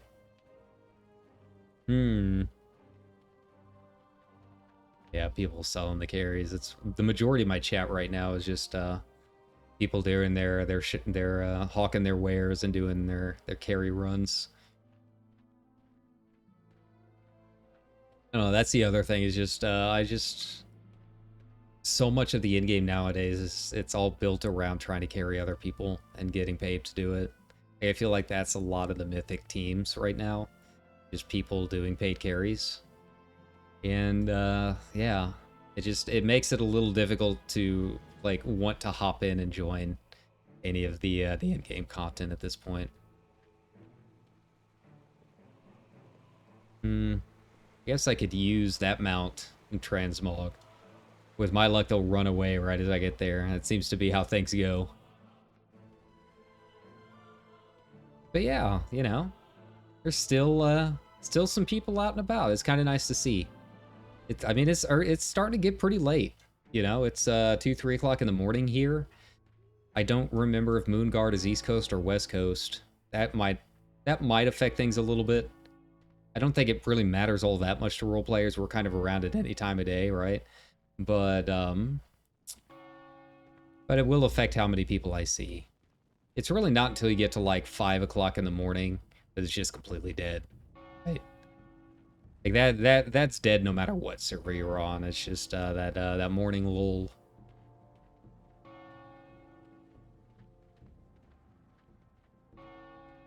That's a Drakthir. I don't really think I've seen too many of them out and about, like in their human form. Most of them seem to stay in the Drakthir form the whole time. I mean, it's kind of a pain, isn't it? It's kind of like Worgen. Like, you gotta go press the other button. I foresee a mutually beneficial transaction.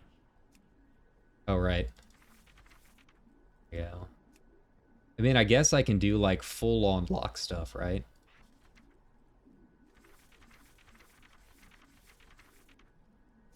Do the Wanderer's Cloak.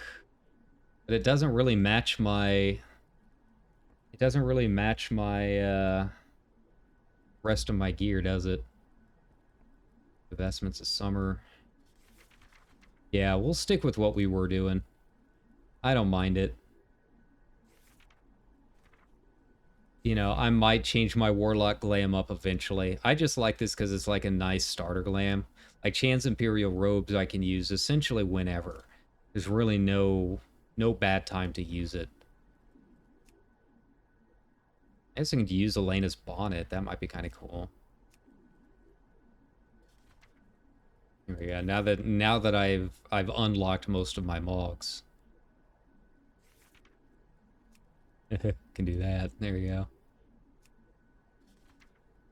I don't really see a ton. That would really fit Chan's, right? Elena's bonnet probably comes the closest. So yeah, we'll just skip the robes. Skip all of that. I don't know. I don't think anything really fits for shoulder guards either. Like, it's hard to find good shoulder guards when you're cloth. Like, everything it looks too much like plate, or it doesn't really fit with a dress. I guess something, no, it's just too big. It's legitimately kind of difficult to find something to fit with Chance. Yeah. Yeah, we'll just go with none. I'm okay with that. We'll keep the Warlock bracers. We'll use the Navigator's pants. Yeah. Wait, do I not have boots? Do I not have heirloom boots? Are those not a thing? Huh. I guess not. Interesting. What about Rogue? Does Rogue have boots? I do not.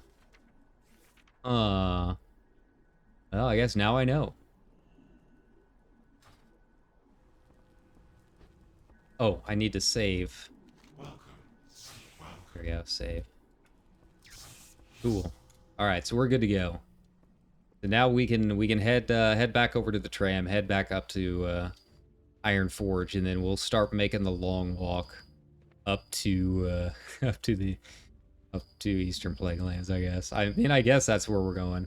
I've got really no other ideas. I mean, I could hop back onto one of my mains and farm Shallow a little bit more, but you know, that doesn't. It's fine, I guess. All right. Ooh, they look fancy.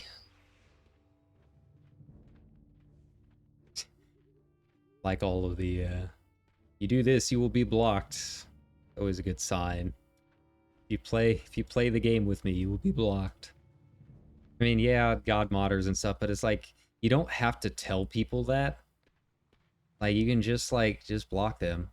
You don't have to like bow out IC and say goodbye. Like just block them and stop chatting. Like you don't have to do everything IC if people are harassing you or getting on your nerves, right? Like that was one of the big things that like kind of annoyed me with the community in WoW that I don't see in the Final Fantasy roleplay community as much as like this adherence to IC versus OOC. Like some people just absolutely insist that everything has to be done IC and WoW, right? Even when it's stuff that is that's a pretty hard line no-go, right? Like harassment or people trolling you in chat or something like that. Like there's very strict you gotta let people know that you will block them and that kind of thing, right? Like you don't really see that in Final Fantasy as much. Like if someone's like getting on your nerves, like you can just stop talking with them. It's not, you're not bound to some legal framework that says you have to keep interacting with this person, right? You don't have to bow out in character or anything like that. Just block them and move on. So yeah, it was so weird. It was so weird. I mean, I've had people in Final Fantasy that do a pretty strict adherence to IC stuff, but it's not quite on the same level that I see in WoW. And that's not to say that FF are less role players. Like the roleplay is very good and very serious in a lot of cases, but it's more like the announcement of these things, right? It's more like the presentation that yes, I am in fact IC. And everything that I do will be done IC and all of this other stuff, right? It's this weird flex of like how big of a role player you are. And it's like just get in and role play, man. Like you don't got to announce a whole lot of stuff with it, and you don't have to like do certain things in IC if you don't want. Like just do it. Yeah, I just don't see that in Final Fantasy. You know, FF does have a few characters who, like, you know, you see it occasionally where, like, everything done to their character over the years is part of their character. But it's not as big of an issue as it is here, from what I've noticed. Like, some people, it's like, if they're killed in a campaign, like, that's like a thing. Or, like, if they're injured in a campaign, like, say they lose an arm or something like that, right? That's a part of their character for all time. Nothing can be done about it. It happened in a roleplay event, so that's my character now. Like the idea of it just being like a one shot kind of thing, it just does not seem to be a thing, and with a large part of the community here, right? Like for me, role playing, everything's kind of a one shot. Like I log in that day, and like it's a new adventure, right? I don't really carry a whole lot of things over from one roleplay session to another with my character. Now, there might be something really cool that kind of happens to her that I might stick with, but it's not always a guaranteed kind of thing. Or like if it's a campaign, like a long-running campaign, like I'll keep stuff within the context of that campaign, but like that doesn't necessarily mean that's going to be part of my character when I'm just doing walk-up RP or something. With WoW role players, from what I've noticed, that like that's a very big thing. Like it needs to stay part of your character, and you know, people will have entire like years worth of journals of what happened to their character and stuff like that. Like that's just weird to me, man. Like that's like I like role playing, but at that point I just like write a book, right? Like I like if I'm uncomfortable with something happening to my character, then like I just won't acknowledge it. It's perfectly fine. It's my character, right? It is what I want. So yeah. But yeah, for the most part, like every session is like a new adventure for me. Like my characters are mostly frameworks for personality and backstory, not necessarily frameworks for like my character as a whole. Like every time I start in the new session, it's going to be a little bit different.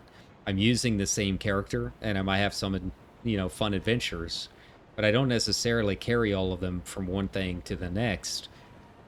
Especially if it's like not something that I was like super chill with. or like something that I don't want to be part of my character, you know? Ugh. Yeah, I just really don't know any other better way to explain it. It's just one of those things that like you kind of have to see and vibe with, like an experience personally to kind of see what I'm talking about is the obsession with IC stuff, right?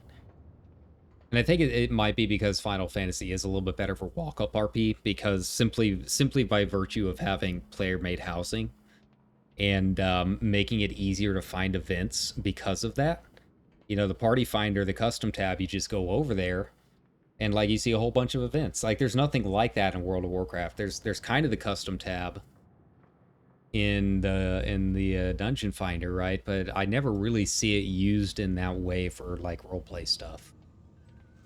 Occasionally, I might see like, oh, Gilneas RP starting in 30 or something like that, but the Gilneans are really the only ones I see that ever use the dungeon finder to announce role-playing events. So like walk-up seems a little bit different here. So it's a lot easier to just do like one-off adventures or keep a fairly static character in Final Fantasy than it is here. I don't know. I just don't know another way to explain it. Basically, the WoW role players are like they're way into roleplay, right? Like I think most of them wish they were their characters more than they wish they were them, and I think a lot of us feel like that to a certain point. But there's, you know, we understand as adults that we also have other things we could do in our lives, right? That line is not drawn as clearly in World of Warcraft, I've seen. And again, it's not to say that like all of the roleplay is bad or anything like that. Like both games have great roleplay and great communities, but there is definitely a different kind of culture, depending on what you want to do with that roleplay and how you want to treat your characters. I've roleplayed a lot more in Final Fantasy than I did in WoW, despite playing WoW and role-playing fairly hardcore in it for probably longer, like by quite a few years. Because it is much harder to do my style of role-playing and the walk-up stuff and just casual adventures and having a good time in World of Warcraft. It's much easier to do it in Final Fantasy. And still do the content. Like, that's the thing, is like, and still do the content, because I've said it a billion times, but Balmung's content enjoyers tend to be fairly good. Like, you know, it's not nearly as many people.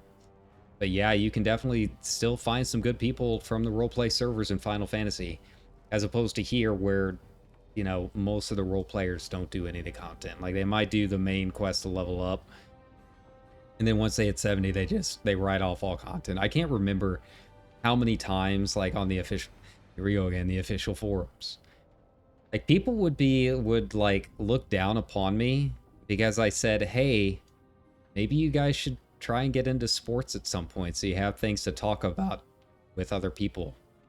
Like, people hated that, right? Like, they hated the idea of having common ground with other people, or like they were so against the idea of normie entertainment like sports, right? Like, and it wasn't just like, you know, a little bit of like, nah, I'm not into that. I mean, they were vicious about it. Like, they were violently reactionary against the idea of having a normie hobby, right? And we're like, okay. I mean, it's something that a lot of people enjoy, and it gives you something that you can talk about with to people that you don't really know all that well.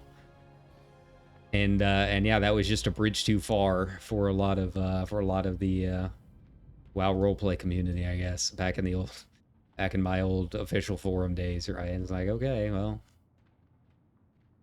you live your life, I'll live mine, I guess. And I don't know. I just can't understand the concept of like not liking something to the point that like you aren't even willing to discuss it with other people. And more to the point of like looking down on other people for doing that kind of thing. right? Like that's I think what upset me the most about it, more than anything else, is that it's not even like people saying, "Oh, that's not really my thing. I'm not into that." But the mere suggestion that maybe they try doing those things, you would get looked down upon for like suggesting they do content. Like that's so weird to me. That is so weird to me, right? And you know, I haven't obviously been back for very long. Like I've only been back playing this for what, a week and a half now, if that. And it's a 31. I think I'm on 20 days left of my sub. So I don't know if it's changed all that much, but just like casually browsing through some of the forums, it doesn't really seem like it's changed all that much. You know, the roleplay server forums are honestly a lot quieter than they used to be, so I haven't really seen like anything going on. We used to have some drama on Worm Rest Accord, and I was definitely part of it, and sometimes sat on the sidelines for other parts of it. But it definitely is not what it used to be. It's pretty quiet, so I haven't really seen a whole lot like of blow-ups or anything like that. I think most people just kind of moved on. A lot of people moved over here to Moonguard. A lot of them moved over to Final Fantasy. So a lot of the usual drama we used to have just doesn't really exist anymore, I guess. Most of the drama, quote unquote, from what I've seen, is just you know, people thinking about the drama we used to have and looking back on the past, you know, telling the stories to the young kids, you know, just tell them back in our day of the old forums. We used to be called the Cabal, right? Like things like that. I haven't seen like a genuine blow up in a while. Even the old trolls that used to be around don't really exist anymore. They've moved on. Ugh. So like I couldn't really tell you genuinely if the roleplay community is still like that. Like if they still have a lot of the issues that they used to have. If they're still as like kind of snobbish as they used to be, right? What, you're a normie, sorry you're not welcome here. Yeah, that kind of mindset. I don't know if that's still how it is, but yeah, that was basically my experience. It's just kind of just, you know, a guy that likes role playing, right? So yeah, just from what I've seen from profiles and stuff, it doesn't seem like it's all that bad nowadays. But again, it's been kind of hard to tell as an Alliance player, just because so many people have moved over here to Moonguard. So pretty much the people that I've seen here on stream tonight, that's really the only experience I've had, is looking at those profiles tonight. I really have not done anything with my Alliance alts here on Moonguard in a long time. I basically made this character specifically for this stream. So yeah, you know, just looking at the profiles out and about that I have seen, it does seem like people are a little bit more chill about that kind of thing. I think people are just kind of feeling the age of World of Warcraft and kind of realize the position that it's in, so it's a little bit of a different vibe. But who knows? I mean, it's role playing. There's give it time. There will be drama somewhere. All right, so yeah, I guess we'll start making our way on up to the Eastern Plaguelands. I don't really have a set I don't really have a set time frame for doing it. I'm just gonna keep walking until my voice gives out or something. But yeah, we'll have some fun. You know, thanks a ton if you've lasted this long. I mean, we're almost 4 hours into it. This is by far one of the longest streams I've done in ages. I mean, ages. I genuinely can't believe that I've actually been streaming this long at this point. But yeah, we'll just keep going until my voice goes out, or you know, I get bored, I guess. You know, all of this we saw a little bit earlier, so not a whole lot to talk about with Dunmer Rogue. But yeah, soon we'll be getting into the wetlands, and the wetlands is a whole different beast. You know, that was an area that changed around a whole lot. I don't even remember. I don't even know if I still can get across that. Still get across the span. I don't know if they if it still has a way over, or if they destroyed the bridge at some point. At Dunbarrogue, I mean, they changed it a little bit. Overall, you know, it's still mostly the same, just different quest lines. You have the big area down here in the middle, but what really changed was the starter zone, I think. I don't remember the starting zone for the dwarfs and the goblins or the gnomes being quite what it is now. You know, for the better. I like having that starter zone. It looks really nice and pretty easy to get through. A nice introduction to the game. But the rest of Dunbarrogue's really not too much different, I don't think. Certainly doesn't look all that much different. I think the area around Nomergon is a little bit different now. It's been a while since I've, you know, went over to peek around that area. I think they did expand all of that with some new stuff with Cataclysm. Like, most of that wasn't around back then. You just kind of, you know, found the mountainside and walked in, and there was the portal.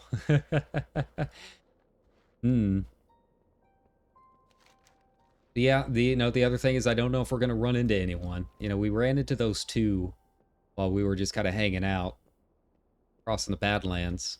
We'll see if we run into anyone else up north. You know, up north, we're not going to see as many people, I don't think. And we might run into some horde.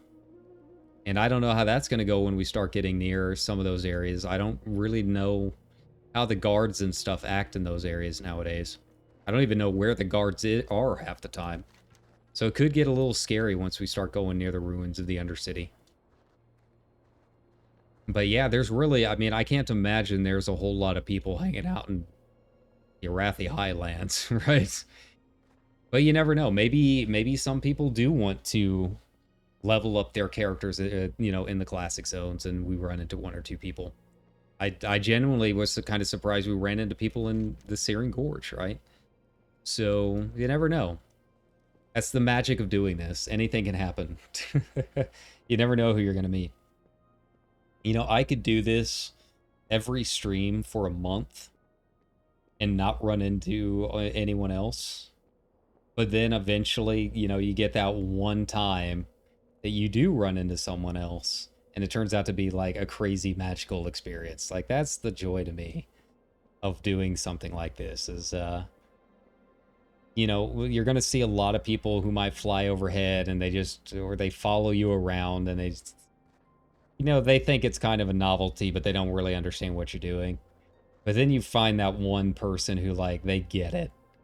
And they're like, hey, this is kind of cool. I want to be a part of that. Let's hang out for a while, right? It's kind of like the people who do the Appalachian Trail, you know? It's kind of what they say is, like, you might be out there for, you know, a week or two by yourself at a time. And then eventually you find that one other person who's walking it. And you're, like, together for, like, 3 days.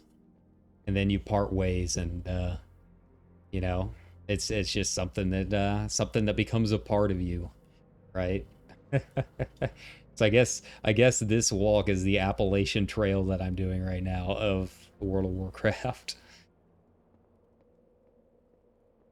Here we go. I mean, we missed the beginning part. I mean, I guess if I truly wanted it to be the Appalachian Trail, it would be all the way from up here in Eversong, all the way down to Stranglethorn. I'd have to make a Blood Elf to do it. But you know what? This is more than enough, I think. This is a Mountaineer chess piece. Okay, interesting. I think this is more than enough of a task for one night. We've got plenty of stream done already.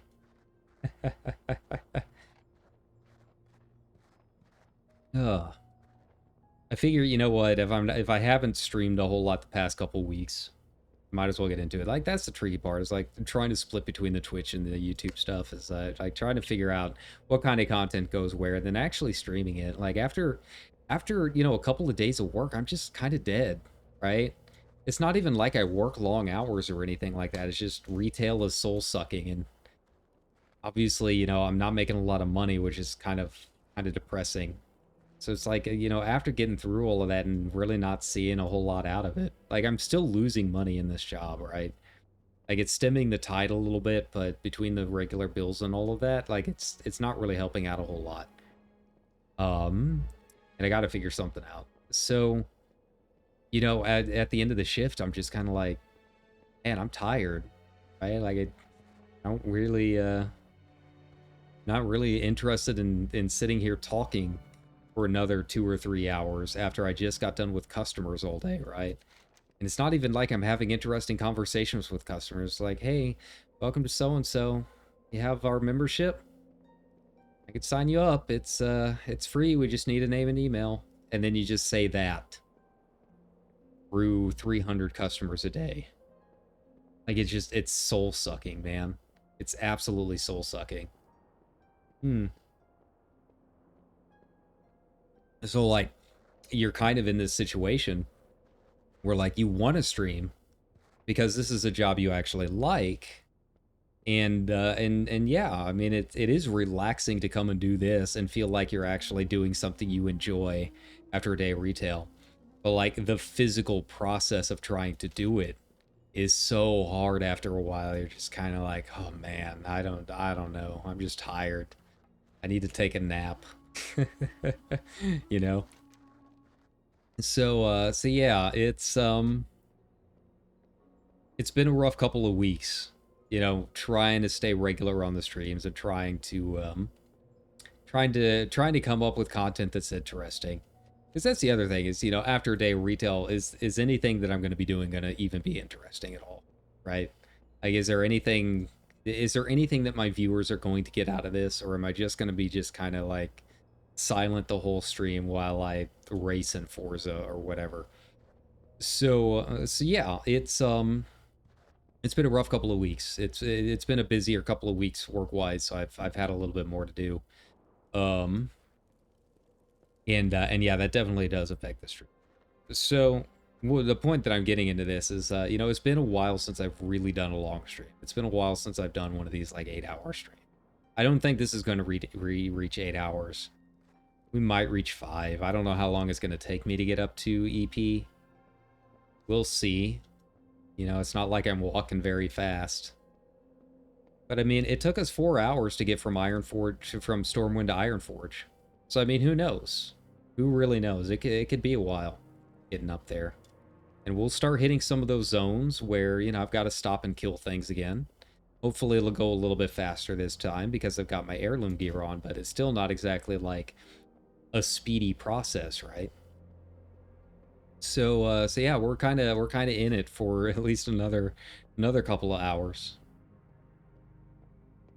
And then once I get up there, it's time to fly back to Stormwind and do the most important part of all, which is re-rolling for new demon names. It's hard to beat my main warlock, the one that was my main for a long time, Wonder Widget. Her imp name is Gel Tip. Like, it's hard to beat an imp named Gel Tip. You know, like the pen. Like, that's... I saw that, I was like, okay. I kind of won the lottery on this one. It's not going anywhere.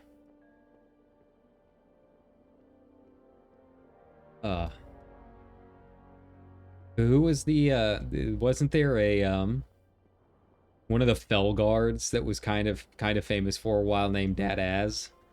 Like, I think if I remember right, that was one of the pretty big meme Felguard names for a while. Unfortunately, they changed the way demon names worked, so he ended up losing his name. R.I.P.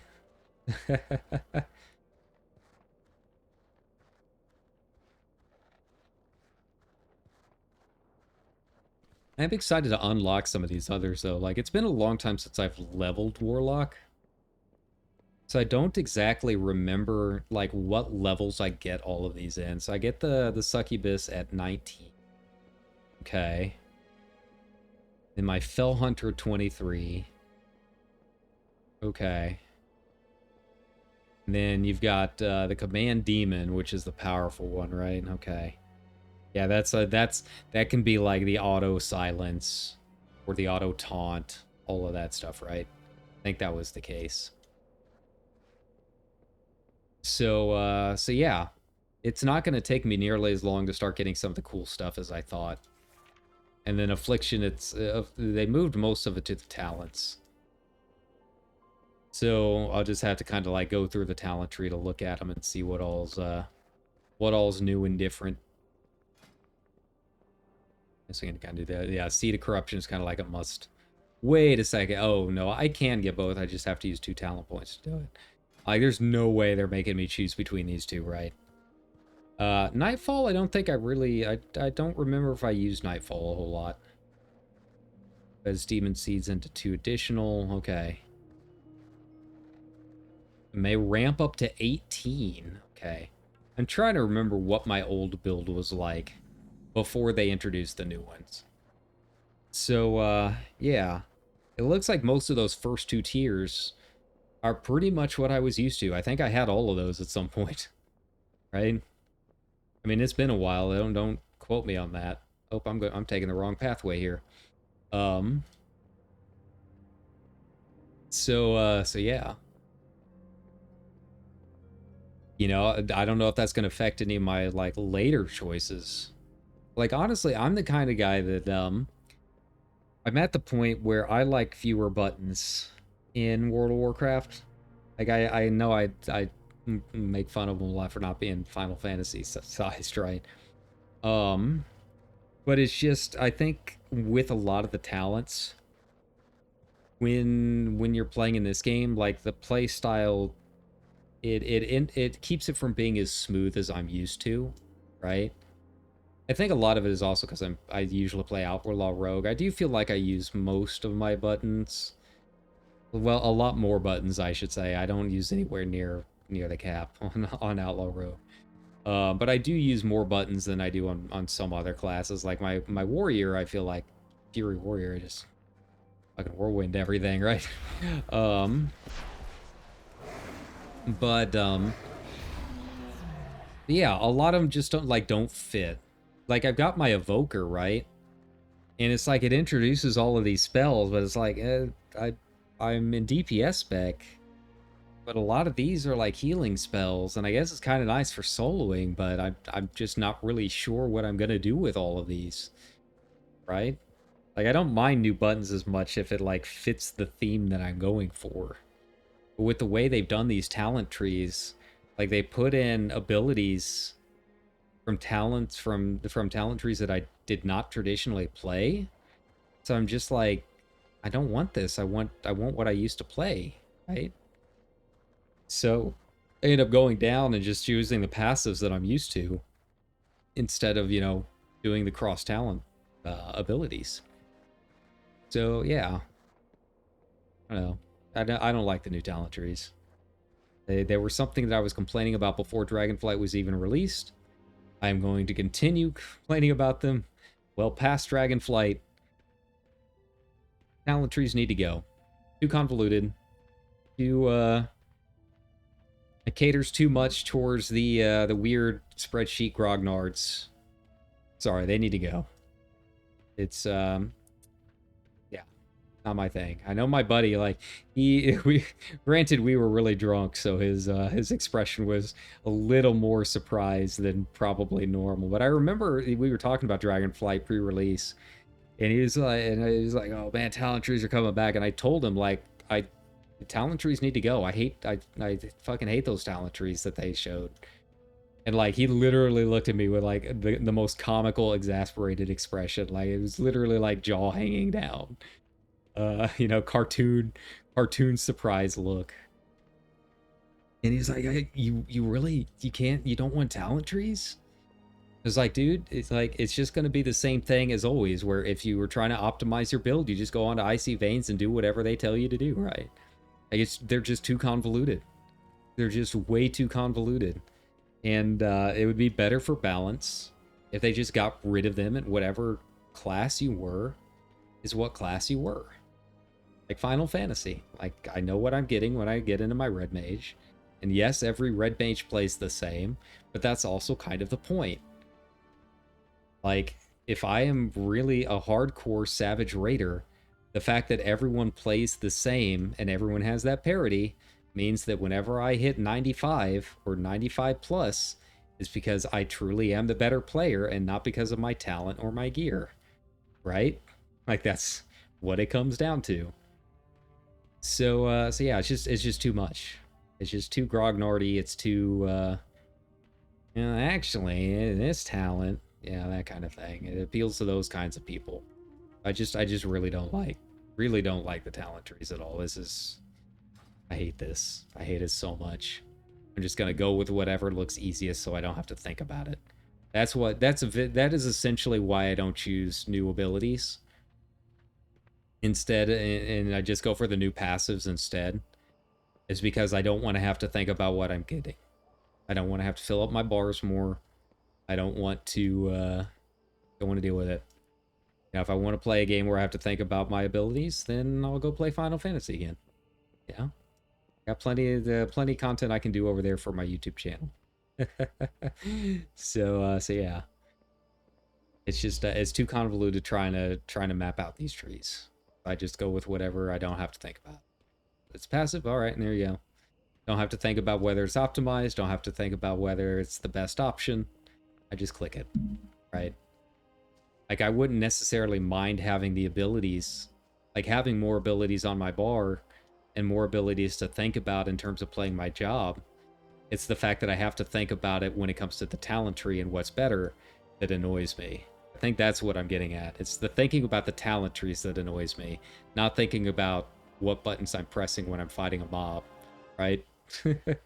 That's what it comes down to. All right, so we're gonna go on up here. Check the old general forum, see if anything's new is out here. Now, I was looking up on some of the discussions about Nax. I saw that they're getting Minari skins for the Draenei, which is really cool. I'm excited about that. I really like that. I know some people were, God, been 131 new posts about Draenei Warlock since the last time I looked at that thread. Oh yeah. The other big thing is the I'm excited that Undead and Night Elves are finally getting their heritage armor. But the threads about the Night Elf heritage armor is exactly what you expect it to be. And just a whole lot of insecure men telling on themselves, saying that the Night Elf armor isn't skimpy enough because they can only see women. They think that women are only worth something if they're hot and mostly naked, right? I just that's basically what the whole forum thread is. It's just men telling on themselves the entire time. Like, I like the heritage armor. I think it looks fantastic. I really do. Like, I don't necessarily need the skimpy bikini armor from, Warcraft 3 or the opening cinematic. Like, it's 2023. Rule 34 websites exist. Like, it's if you want that kind of thing, it's not hard to find. I think it looks great. I think the armor looks really good. I think it pays enough homage to the original bikini armor while still adding some bells and whistles that look fairy warrior-like. Yeah, I think it definitely fits Night Elves. I do not like the undead one. But, I mean, I've never been the kind of guy that likes the grimdark, shadowy assassin stuff, and that's kind of what the undead stuff feels like to me. So, yeah, it's kind of whatever. But yeah, I do really like the Night Elf heritage armor. Yeah, that's the other big thread that I see up here right now. Let's see. Oh yeah, the anniversary stuff has been data mined from the PTR, I guess. And, like, there's no mount involved. Like, they're so lazy with the events. That's the other thing, is, like, Blizzard is so bad with these holiday events. Like, we're getting a reskin of the Doom, of the Deathwing pet, and it's just, like, a Frostwing pet, right? It's literally the same pet with a different color tone, right? And, yeah. Like, Final Fantasy will be having its summer event coming up here pretty soon. And every event is unique. Now, that does come with the downside of, like, oh yes, if you don't do it that year, you miss it. And I know some people are like very, very against cash shops, and like I get that. Like that's an understandable concern. I personally do not mind. Like if I missed an event a year, if I have to spend, you know, $12 to buy it from the cash shop, I do not mind it. But I know some people like really do not like that, and what that means for like industry practices when that's condoned. You know, I understand it, right? But overall, like even if you miss a year, you can still get everything, right? I would much rather have things go onto a cash shop if I miss a year than have every year be the same. The fact that every year is a unique little story with unique rewards, and they actually put some love and effort into the holiday events is why I like Final Fantasy holiday events so much more. This anniversary event in WoW just seems so lazy, and has been lazy for years. Just they're doing the same thing to it that they did with archaeology, where it's just all, you know, it's just all a template, and they just fill in the blanks, right? All right, so I think we go left. I think right we end up going up to the wrong way. We're gonna go over here. If not, we're gonna find out real quick that it was the wrong way. So yeah, I think there's another tunnel over here is the thing. We'll find out. It's been a long time since I've walked through Loch Modan like this. But yeah, those are really the two big threads so far. Draenei Warlocks and the Night Elf Bikini Armor. You know, there are a couple talking about Nax.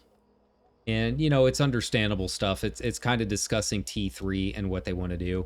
I don't think those threads are quite as humorous and fun to make fun of, just because I think it is kind of important. Like, if they do want to do some of this, if they do want to start bringing back some of these old dungeons, like, one, are they going to be able to do it for all of the old dungeons? Are they going to bring back original Sunken Temple?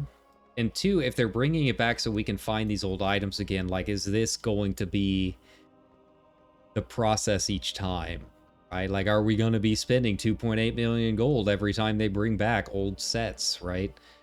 You know, that kind of thing. I think a lot of that. Now, obviously, when you actually click on the thread, there's a lot of arguing and that kind of thing. The people are still as dumb as ever, right? But I think the actual discussion of it and the points brought up are a little bit, you know, I think they're a little bit more worthy of discussion than why are these night elves not in skimpy clothes, right? like that deserves to be made fun of. But the process of bringing back old dungeons and old content, I think that's something we got to kind of talk about and figure out, right? Well, they can't, because I don't know if I'm going to be around long enough to continue talking about it after another few days, right?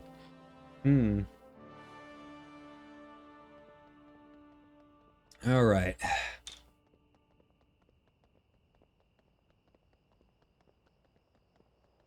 Oh, were the servers getting DDoSed again? Some people asking about it, so I don't know. I haven't noticed anything on my end. I mean, my frame rate is actually staying pretty steady. I don't know what was happening last night with the weird things going on. You know, we had that sudden frame spike. It was trying to upload. Like, I have it set on CBR right now. I keep it between 7500 and 8K, right? Bitrate. But for some reason, it just started flying last night up to like 10, 11. Like, that caps out my upload speed. So no wonder I was dropping so many frames. I don't know what was happening with it. Yeah, it was trying to go way off the rails. But I haven't noticed anything aside anything DDoS wise tonight. So yeah, I don't know what the deal is. Might just be affecting certain regions or something like that. You never know. Let's see. What else we got here? Yeah, so the Minari Eridar customization. A lot of people talking about it. It's kind of funny that they put out the PTR to kind of show off this kind of thing. pretty much immediately after everyone started making threads about Draenei Warlocks. I shouldn't say everyone. Like, it's a very small minority of very weird lore grognards that complain about these kind of things, right? Like, they say, like, oh, putting these things in are why the game is dying. It's like, no, the game is dying for a lot of different reasons. They just, they think that they are the majority, and that because they like something, that must be the popular opinion, right? Like, a lot of these lore weirdos, they don't understand that, like, putting in every class for every race, like, for every person that leaves because of the lore of doing that, which, let's be honest, those people aren't leaving. They're addicted to this game. They're not going anywhere.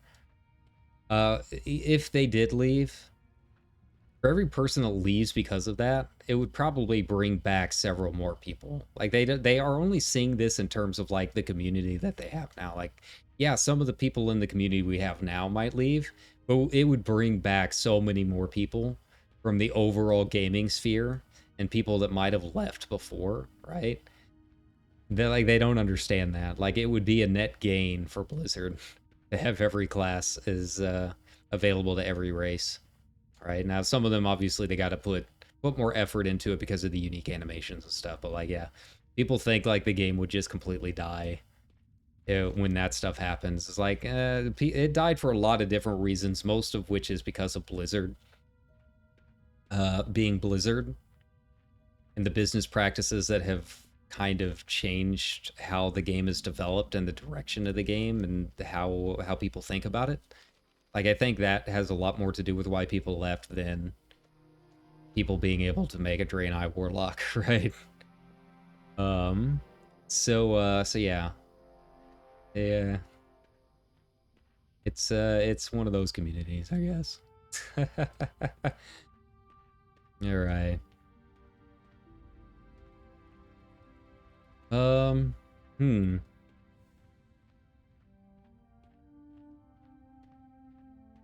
And see, I'm looking through here. I have not done time rifts yet on any of my characters that are actually in Dragonflight.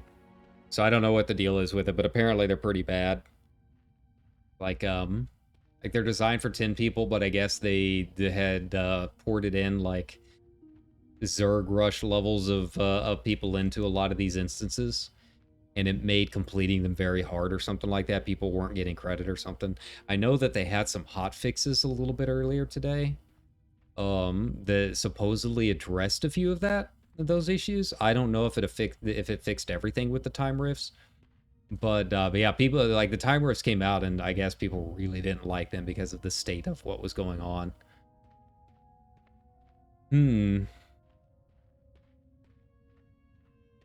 Let's see. Yeah, rifts are buggy, and bosses borderline unplayable. Yeah, I don't know what's going on with it. Yeah, I guess that was content that was like the main content of this patch, that and the mega dungeon, right? Like, I haven't, like, since they introduced Old Shallow and Naxx secrets, I have not done anything in Dragonflight. Like, any of the Dragonflight content they came out with. Like, that's how little I care about what's going on in the modern ecosphere, I guess. But yeah, I guess it just really didn't go over all that well. I've heard the new mega dungeon is cool from some of the forums that I've looked at. People seem to really like them, so that's kind of nice.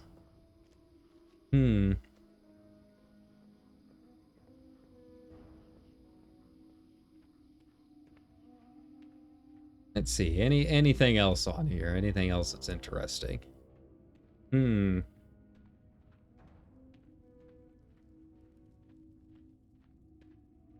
More mega dungeon stuff. Yeah, there is it's a small thread I just started. It's talking about updating older gear visuals.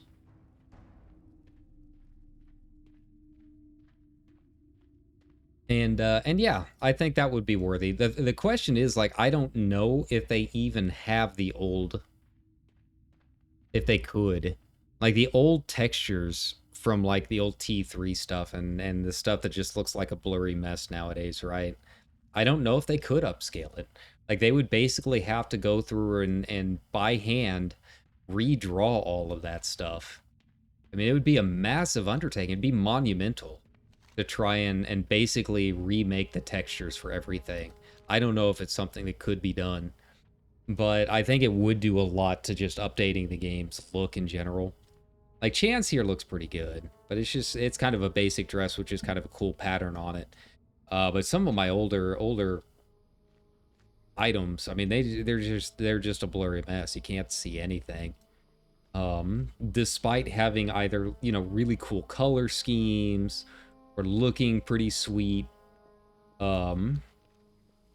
Yeah, you know, it'd be something I'd like to see them do is go back through and update some of the old textures, but it would be a lot more work than I think people are giving it credit for, because, I mean, if it was originally made in, like, you know, 16 by 16 or something like that, it's going to be a little harder to update that to 128 by 128. Like, you can't just throw that into Photoshop and press enhance. Like, that's not really how it works. Now, maybe with the new Firefly stuff, the AI stuff, it might be able to do better upscaling. I don't know. And who knows how that will affect how Blizzard approaches old parts of the game. You know, I am, in general, not a big fan of AI. Obviously, as someone with a writing degree, I'm not a big fan of it. But I think that there are instances like that where it will allow devs who are still getting paid physical money to use AI tools to go back through this old content and, you know, do upscaling and stuff like that in a much better capacity than they were previously. Like, I think that is a positive use case of AI generated content, right? So it's not like it's all bad. It's just yeah, it's a matter of trying to find those cases, right? But it could be possible now. You know, they could go back through here and update some of them. I mean, it's still going to be a lot of work. They can't just update it. Like, they also have to go back in and tie it to those models, and yeah, it's a lot of transferring back and forth. No, there's no getting around the fact that, you know, just tying upgraded textures to the old models. Just automating that, it's going to take a long time because there's just so many items in the game. But, you know, maybe that's something we'll see in the future. You never know. I would like to see it. I would like to see it one day. There we go.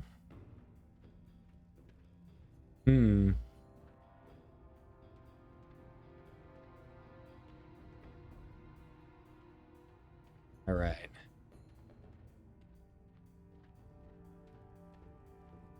Let's see what else we got on here. Dragonflight campaign 9 out of 10. I wouldn't go that far. I mean, it's a story. It's a better story than they had in the past couple of expansions, but I mean, it just kind of exists. I mean, it still has the same issues that I think the game in general has issues with, where the story is so scattered, and if you come in halfway through an expansion like I did, like, you're just completely lost because it skips time. You know, you finish one part of the campaign, and next thing you know, you're doing a raid for the next part of the campaign you haven't even started yet, right? Story-wise, anyways. Like, it's kind of all over. Right, so these guys can drop the tiny crimson whelpling, but I don't have it yet. Let's go over and kill one, just to play around and see. Maybe we'll get lucky.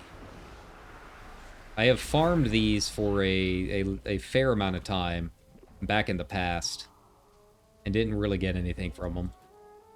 Not nearly as much as the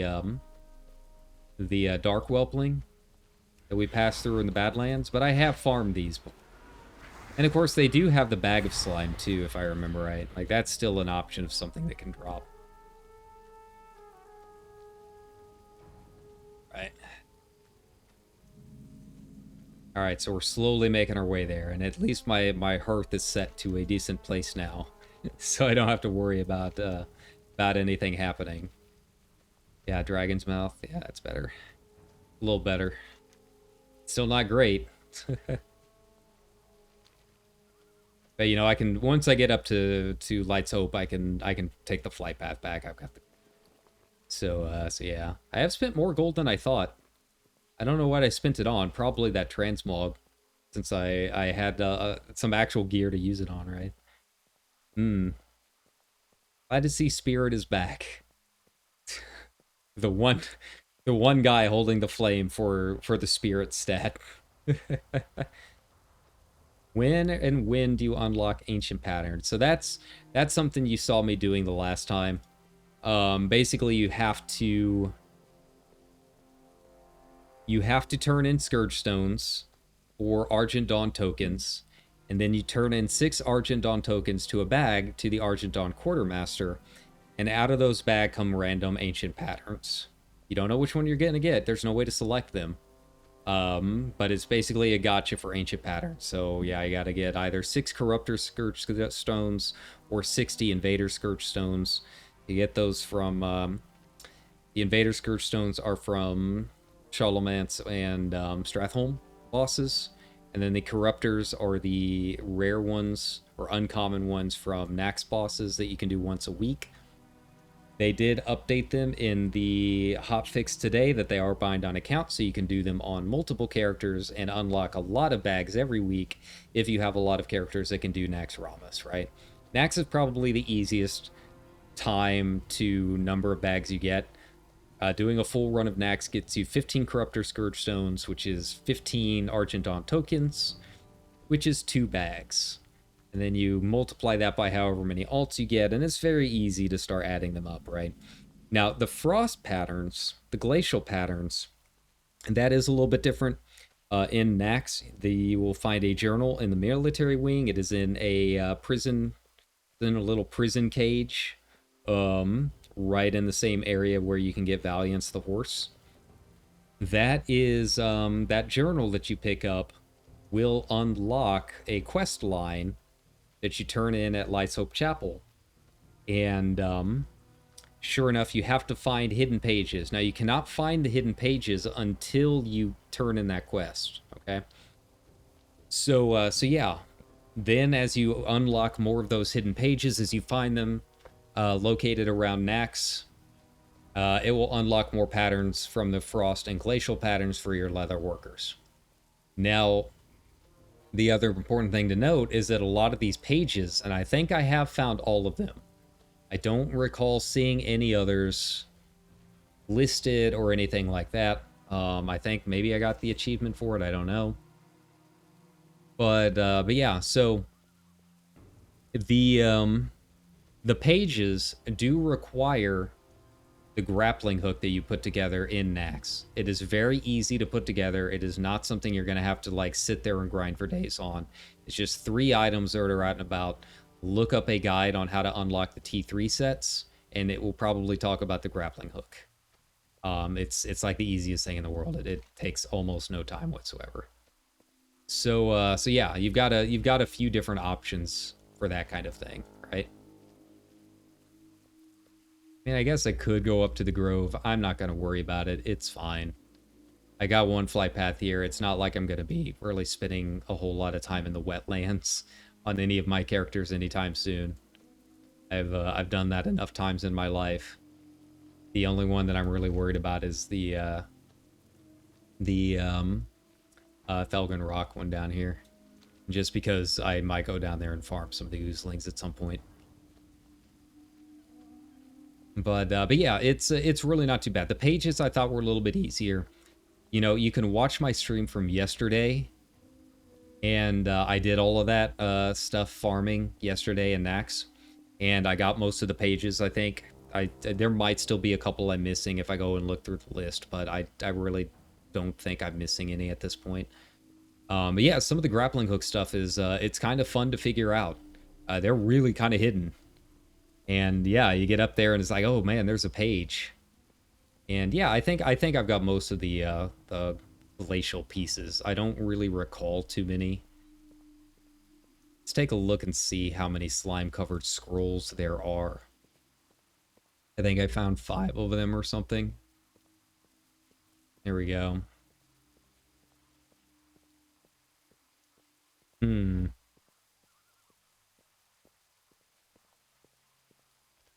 Unlocks an ancient recipe from Nax. Oh, that's a little bit different. Okay. Slime covers... No, wait, no, that's the same one that I... Wait, maybe I don't. Get patterns quickly. Just get them on... Okay, and run Nax. Okay. Let me take a look here. I know I don't... Like, I never share a display. No one wants to see my desktop. Yeah, unlocking forbidden knowledge. Oh, so I have missed a few. Okay, so I have missed a few. I can go back in and try finding some more. Good to know. I found about half of them, it looks like. There's 16 pages. I turned in 5 or 6. Wow, there's a lot more missing than I thought. Okay, well now I know. So I only need to unlock them once per account, which is nice. Am I even going the right way? Like, I don't really remember the pathway to go up north. Where's the bridge? Okay, I still didn't go far enough. Go figure. The downside when you're trying to do this on a RP walk is that you have to go all the way back. This little pathway is a bit too much, right?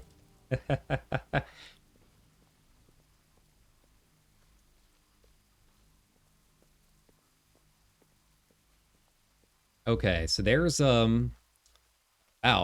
there's a lot of pages that I did not know about. I'll have to thankfully I've cleared out Nax on the character that I do all of this stuff with. So I can literally just go through and like blitz through most of these. And not even I won't even have to worry about any of the trash. There's no bosses to worry about.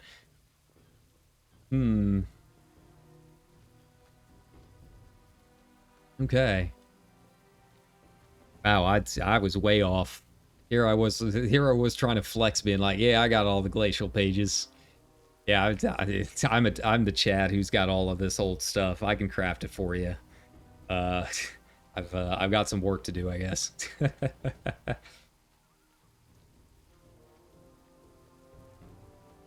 All right, so going through a Wrathy might be kind of scary.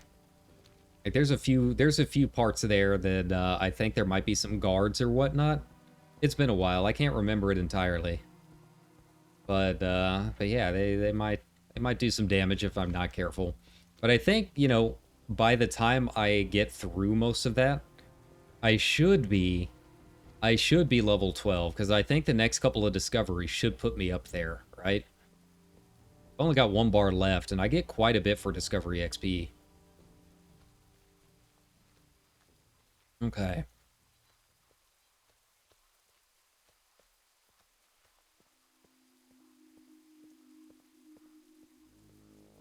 All right. So here we're close to the bridge. And the bridge is one of those that I can never remember if they changed anything or not with Cataclysm, so that I can't cross it directly.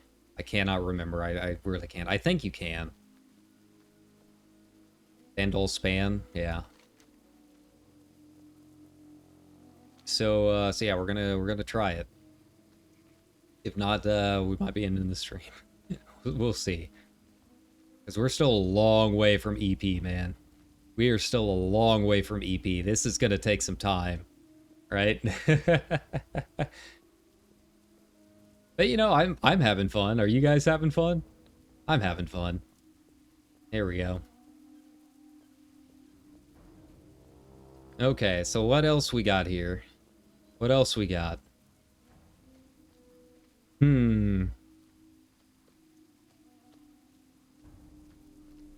They nerfed the singing sunflower.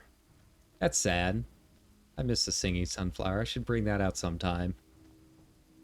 See how it's going. See how my little sunflower's doing after all these years. Okay, yeah. I guess people don't really care for augmentation evoker. I haven't seen too much about it. I feel like most of what I've seen are people complaining that evoker was released in a kind of a half state to begin with, because it only came out with 2 specs when they had a third one waiting in the wings. Like, just delay the game until it comes out, right? Let's see. 3 mobs before final boss. Let's see, yeah. Forsaken Heritage set should be scrapped. I don't know. I'm not a big fan of it. I'm not a bit. Now, keep in mind, all of this stuff is very early looking. Like, they explicitly say that on Wowhead. And I guess maybe that came directly from the devs. It's like, hey, guys, this is literally day one of the PTR. Some of these models and assets might change a little bit. We're still kind of working on it. So, you know, we'll see if they make any changes to the Forsaken. I'm not a big fan of the Forsaken one, like, at all.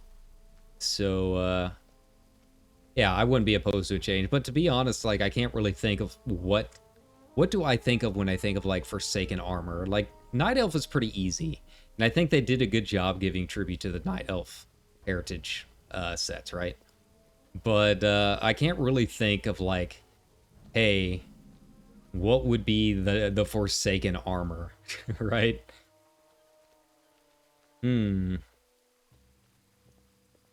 Let's see.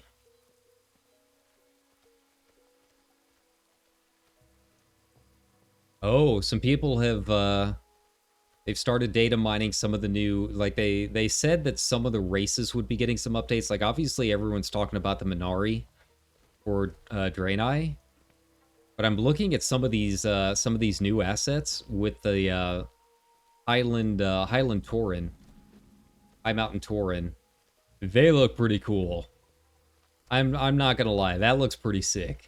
They've got these lava-tinged horns. All right, I don't know if that's like part of a new set or what. It's yeah, that looks pretty sick. I'm not gonna lie, that does look pretty cool. Let's see here. Let me open image in new tab here. There we go. And we'll bring this over. Let's I apologize for any lag here, but let me take a look here. There you go. Hey, look at this. Look at this. Doesn't that look sick? Doesn't that look cool? I like it. I like it a lot. I am into that. Yeah. That looks pretty sweet. So yeah, we've got that to look forward to as well. So yeah, I think more customization options is never bad. Like, you know, as someone that obviously still has a lot of opinions about Blizzard and a lot about World of Warcraft and a lot of the things that it would take to really make this like my main game again. I don't think it'll ever be my main game again. I'll just throw that out there. I enjoy Final Fantasy XIV too much. I don't see myself buying a $1,400 or a $400 World of Warcraft watch like I did for Final Fantasy, right? Like, it's just, I think the time has passed for that. Maybe when I was younger, that would have been a thing, but Blizzard had their chance and let go of it.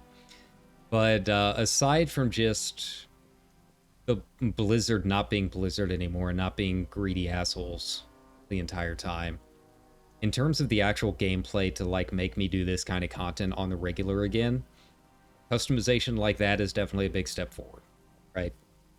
The game still looks like butts. Like, after playing FF14 for so long, this game looks like butts. It's more colorful, sure. But, I mean, the textures, the actual meshes, I mean, it's very dated, and it looks dated. You know, it's held up for a long time, and I think we kind of have to give them credit for that.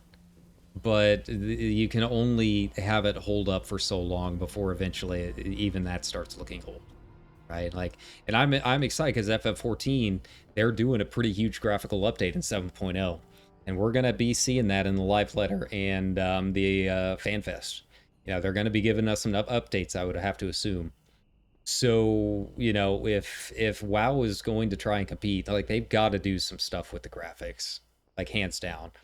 But customization options like that, you know, that goes a long way. And it's one of those things that they can kind of update little parts of the game at a time. And doing that goes a long way towards helping out and keeping the game fresh. You know, they won't be able to update the world assets like this entire zone easily. That's going to take some time. That's like an expansion kind of thing, right? But it will help if they can update your characters little by little, whether it's customization options in the barbershop, new allied races, whatever it happens to be. You know, little things like that can go a long way. Like I can put up with the world looking a little dated, like these weird flat leaves on this tree. I can put up with that if my character looks really cool, because that's ultimately what I enjoy. You know, fashion is the end game, right? So yeah, the High Mountain Tauren, that looks cool. Not gonna lie, that looks pretty sweet. I'd like to see more of that, right? So yeah, that's one of the major things. You know, there's a lot of other things that has to go into it. Obviously, I'm not a huge fan of Dragonflight. I'm not a huge fan of everything having to have a system behind it and everything kind of funneling you towards progression. Like, I want to be able to do what I'm doing right now and literally walk across the world just enjoying my time in it. Like, that I think is the foundation that they would have to get back to. And how they do that, there's a lot of ways they can do it. I think ramping down the currencies and ramping down the focus on doing in-game progression is gonna do a lot. Like, stop being so scared of putting things in that have nothing to do with progression. Like, just put in some weird and wacky looking items, right? Just for the sake of having a cool glamour, of having a cool transmog, right? Put in some rare stuff that's you know, just a low drop rate. Where's the world drops nowadays? Do world drops even still exist in Dragonflight? I have no idea. But if they do, they're probably just very regimented and kind of bland. Like, give us a really cool rare world drop that, yeah, you can data mine it all you want, but that doesn't mean you're going to get it, you know? Bring back me farming the Kroll Blade. I don't mind. I got stuff to do. If you're going to make us grind for stuff, let us grind for stuff that actually looks and sounds interesting to us. So yeah. But, you know, that's a long way off. Who knows what the process is going to look like in the long term. It's just, we'll just have to wait and see. But, you know, that's still, you know, I said it before I started playing this again. I don't think I'm going to play this regularly until after the Microsoft takeover. I'm a lot more confident in Microsoft being able to do damage control than Blizzard and Activision. And also, I just feel better having Microsoft in charge instead of Bobby Kotick. So, you know, it's not like Microsoft is some great paragon of a company. But, I mean, they're a very old company that's been around a long time and is obviously very big, and they, I feel like they know how to handle things a little bit better. That doesn't mean they're always going to be doing a good job. You know, I think, yeah, from what I understand, they're kind of hands-off when it comes to their game devs. So, you know, I don't know. Bethesda's still Bethesda. But overall, I tend to like Bethesda stuff, right? But the main thing is that they aren't gonna, you know, Microsoft will be the CEO, right? And you know, I don't mind Phil Spencer as much as I despise Bobby. So, yeah, just that is a huge weight off my mind in terms of like what it would take. assuming the merger is even allowed to go through. I know that they had a hurdle that really wasn't too bad, but the FTC has put in another injunction, and we don't know how that's gonna go. So, yeah, it's one thing after another. We're just gonna have to wait and see. But I'm hopeful. I'm hopeful for it. You know, after that merger goes through, if it goes through, and they show some progress, you know, at that point, I might be more willing to be like, okay, I'll start streaming WoW on my main channel again. Instead of just being kind of like weird and wacky side content I'm just doing without scheduling, you know, on my Twitch. Alright, so we're almost to Refuge Point. Alright, so this hasn't been as scary as I thought it would be. But I also did not get nearly the discovery experience that I thought I would get. So we're kind of... We're slowly getting there. But you know what? It's supposed to be a chill stream anyways. That's what it's all about, right? Like, I would do, like, reaction content while I'm doing all of this, but I don't know. What do people react to nowadays? They'll just, like, watch TikToks or something like that? I don't get it. I've never been big on that content. Like, I feel like if I have to watch someone else's content to entertain you, then I am failing as an entertainer. I'm failing as a public speaker, right? Like, obviously, I'm not going to be the big reaction kind of guy, and some people do want that kind of thing for streaming, right? Like, they need that to keep you entertained. But I feel like I should at least have some interesting discussions. I should at least be able to come up with topics or things to talk about, and be able to do that within the confines of the game. I shouldn't have to rely on watching a YouTube video for everyone to entertain you. Right? Like, if that's what I'm relying on, then I'm not really a good entertainer. All right. You know, and I think part of that is being a VTuber, and particularly being one who mostly watches HoloLive. Like, I don't really watch like Niji or anyone like that. Their content's just not for me. Like, I watch HoloLive, and they don't really do like reaction content or anything like that.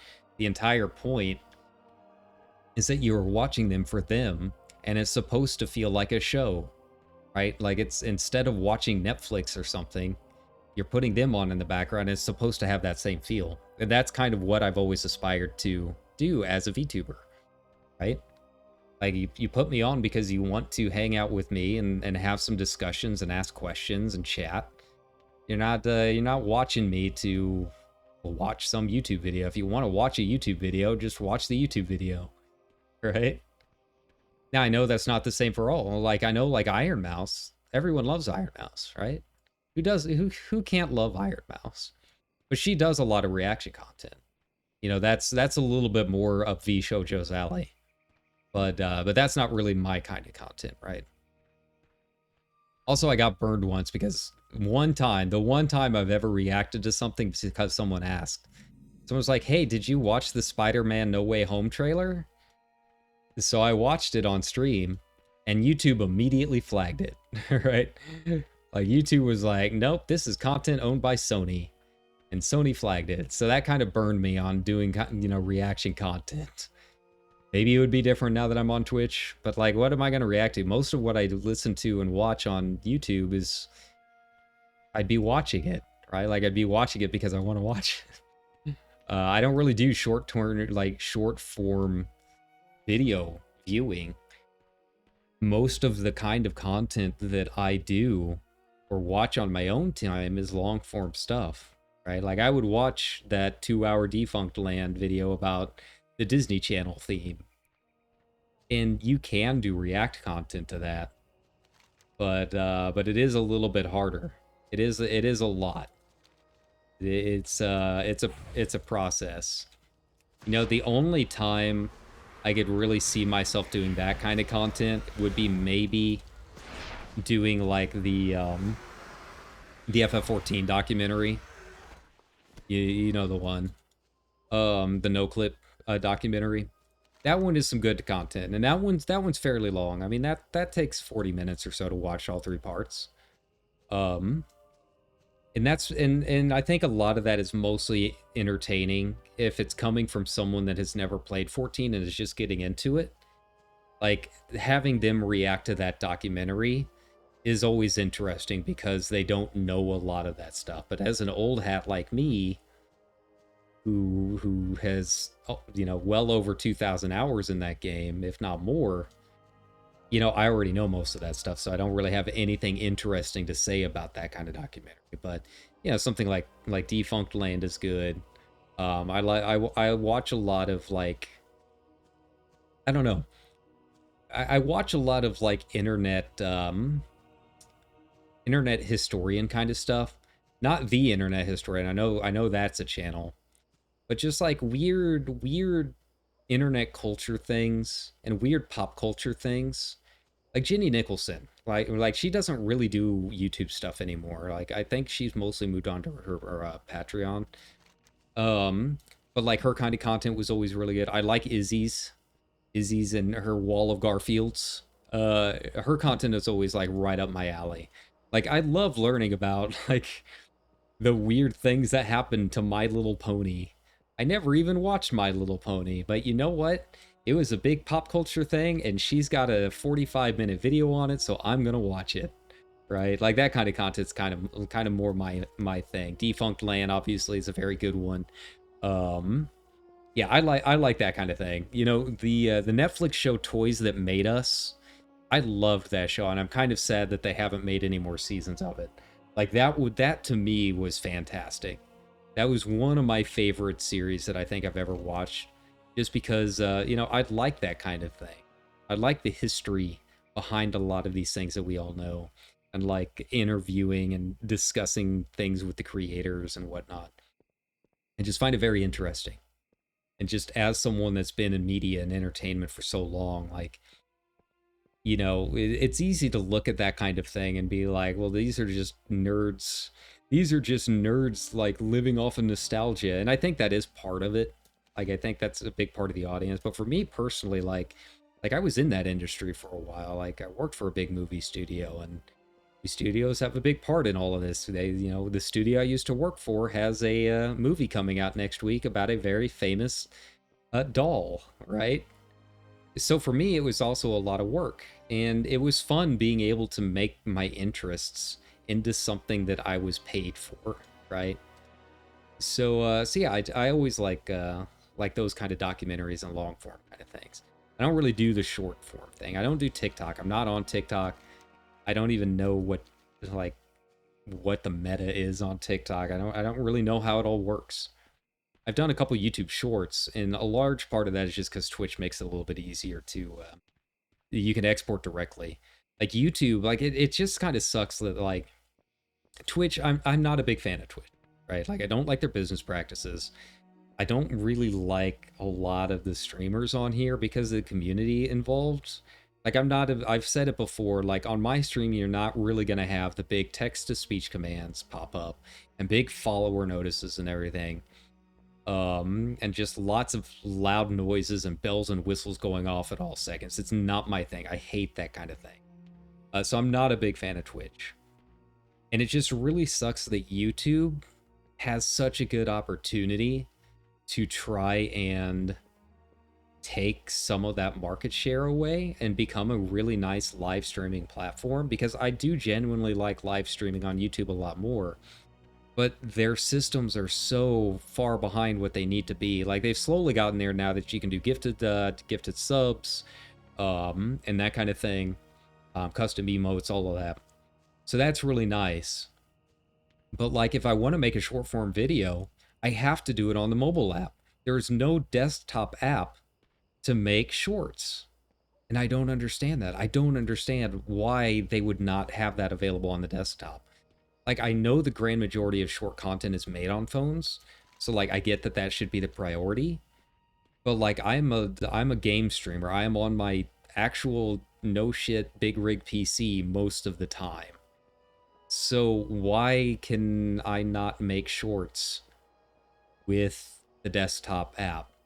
It just makes no sense to me. You know, it's just completely way behind the times. So yeah, Twitch being able to make YouTube shorts and upload them to YouTube when I can't even do that on YouTube is kind of backwards. I mean, let's be real about that. I hope YouTube gets their heads out of their asses and starts, you know, making some progress on that front.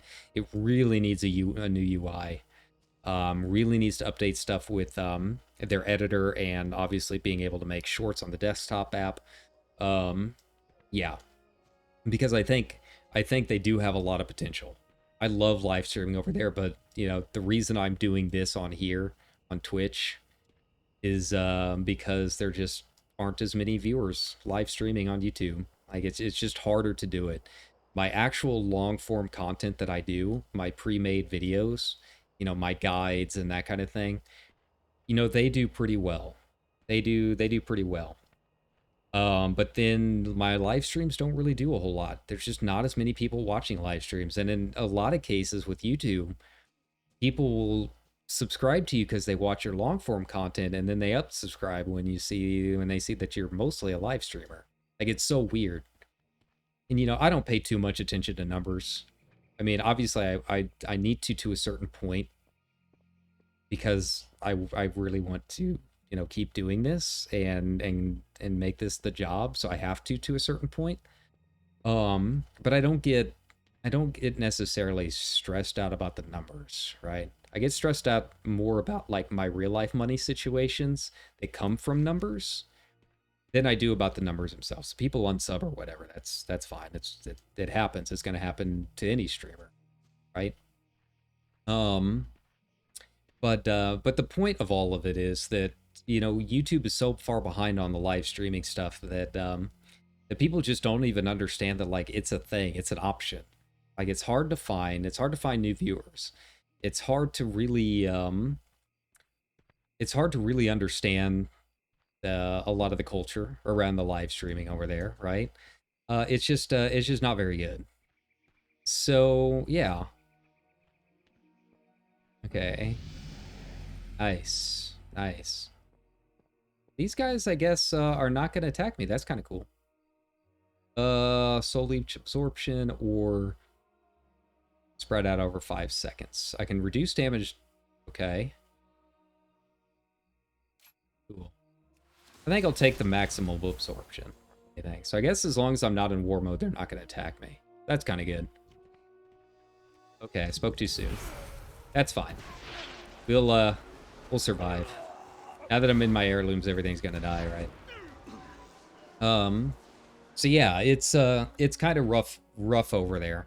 Because I feel like, you know, if you guys are having a good time with this content and having a good time with me live streaming, it's essentially the same content over there. It's just different games. There's usually a little more setup. Sometimes the streams are a little bit shorter. My average stream time is only about an hour and a half to 2 hours, maybe a little bit longer if I'm playing one of the mainline Final Fantasies. Since it's a JRPG, I try and allot a little bit more time, but I don't really do like 6 to 8 hour streams. Those are options over there, but I feel like most VTubers, especially in the big companies, like an hour to 2 hours is kind of normal. But yeah, if you like this content, you know, go take a look over there and you know, let's try building the community and building a live streaming option on YouTube, right? Let's do our part to make it a thing among the broader community. But because yeah, the community and the content is essentially the same over there as it is here. There's really no difference at all. It's just different types of discovery and how the UX is built that makes YouTube a lot more difficult than it should be, because I think they do have a lot of potential in terms of being a streaming service and giving creators what they need. You know, there's no doubt about it. I mean, the pay is a lot better, and you get the ad revenue because VODs are up as long as you keep them up. There's a few more annoying things that you have to worry about, like obviously the DMCA stuff is very annoying, with how many bots flag music that's not even flagged correctly and stuff like that. You do have to deal with a lot of that. Unfortunately, I don't think that's going to change all that much until the DMCA is revamped. So it's not like YouTube is like some bastion. It definitely has its own problems, but I think in terms of my overall enjoyment of streaming, YouTube is the way to go. So yeah. But you know, I'll be doing stuff here. I'll be doing stuff there. My point is basically like it's just kind of odd that Twitch does have easier ways of doing things for YouTube than YouTube does. That was my overall point. Getting back to the short form content, right? And how I don't really do short form content all that much. I've been trying to upload shorts, like just clips and stuff. Like the other day I found those steel weapon chain plans, and then I saw how much they were going for on the auction house. Like I put that as a short. Basically, if it was something that I clipped here on this channel, I probably uploaded it as a short over there.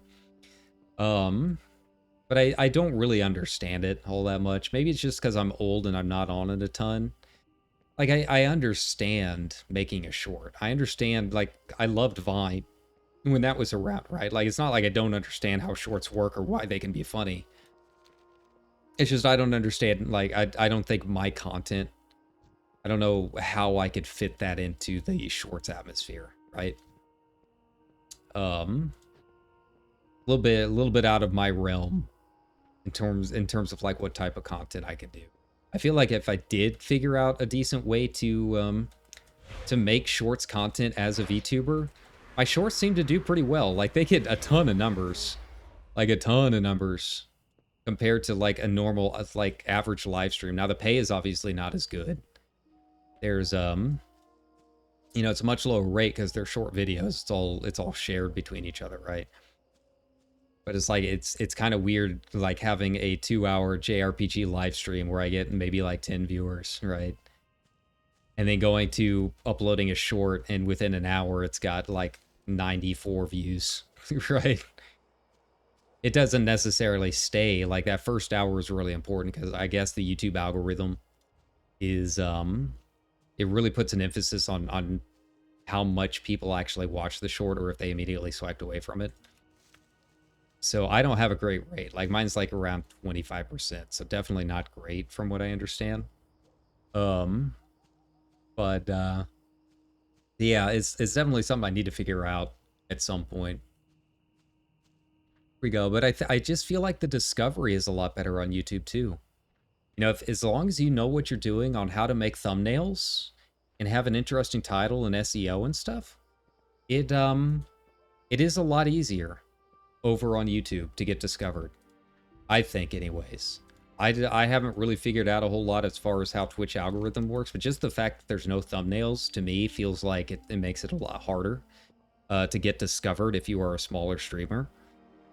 You know, that's just one extra thing that you might excel at that's kind of taken away from you. You know, you might be an average streamer, or maybe your games are kind of, you know, not great stream games. But if you're really good at making a thumbnail, you can still get discovered that way. Here, that's not really an option. You know, I really don't know how the algorithm works for a lot of this stuff, right? Like let me get in here and yeah. Yeah, see, I don't, here we go. Yeah, I don't, I don't have any description that I can put in here. It is purely through the title that Twitch has given me options, right? That's kind of weird to me. That's kind of rough. And like I don't do like I have drops enabled, I think. So if you are watching this, I think you should get drops if you're watching it live. But I don't really do the stream elements thing. Like I don't really understand how the exclamation points work. I used to know, I just haven't gone through to set it up more than anything else. Kind of like my follower goal, how I'm having issues with my follower goal. I used to know how to get all of this stuff set up through Streamlabs so that it was sourcing it correctly. And for whatever reason, I don't know why, I've just forgotten how to do it. So yeah, I feel like it is harder to get discovered. Like I think the default nowadays is still high to low viewers, which is kind of odd to me. I feel like the recommended for you section, the few times that I do come onto Twitch, like that's the other thing, is I don't watch a whole lot of Twitch. I watch a lot of YouTube because again, I like that kind of feel of watching television that's independently made, right? Like that's what YouTube feels like to me with the content I watch. It's really good on YouTube. Like the algorithm over there kind of has me down to a T at this point. Sometimes I'll watch something really weird or wacky and then it kind of throws it off for a couple days, but you know, it'll eventually get back to showing me what I actually want to watch. Which Twitch it gets better. It's still not great. I feel like when I do the recommended for you, there's still a lot of people that I'm just super not interested in watching. But it is getting me better about, you know, sometimes it suggests to me, you know, some independent VTubers that it thinks I might like or something like that. So, you know, it is possible, but I don't know in particular how exactly to train it. I don't know what it looks like for other people. If it's as accurate. You know, if you watch a lot of Twitch, maybe that helps out. Not entirely sure, but sure, why not? Yeah, for me, it's been slow going. For me, it's been slow going trying to figure out how the algorithm works and if there's anything I can do to help get discovered or just in general have it show me what I actually want to watch, you know. So yeah.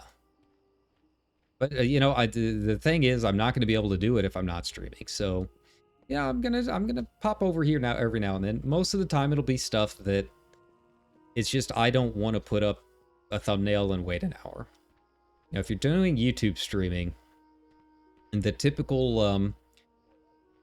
advice, and I found this to be fairly true as well, is you need to give at least an hour's notice. Like, you need to set up a live stream and give it at least an hour lead time. And obviously you need to have the thumbnail and everything, all that made, right? So that's a lot of work. And sometimes I just get in the mood to stream and I don't want to set all of that stuff up and make a thumbnail and wait an hour. Okay, so those guys are still 60. Good to know. All right, well, I'm not gonna RP walk my death. Right? So that's kind of what the Twitch stuff is for, right? Like, this gives me an opportunity to stream things without having to do a lot of setup. It's all guerrilla streams, which is really nice. And of course, games that again that I don't feel like fit my audience. Like I've said a billion times over on YouTube, and to be fair, I did say here as well that I'm not going to do WoW content on my YouTube channel, and I'm going to try sticking to that.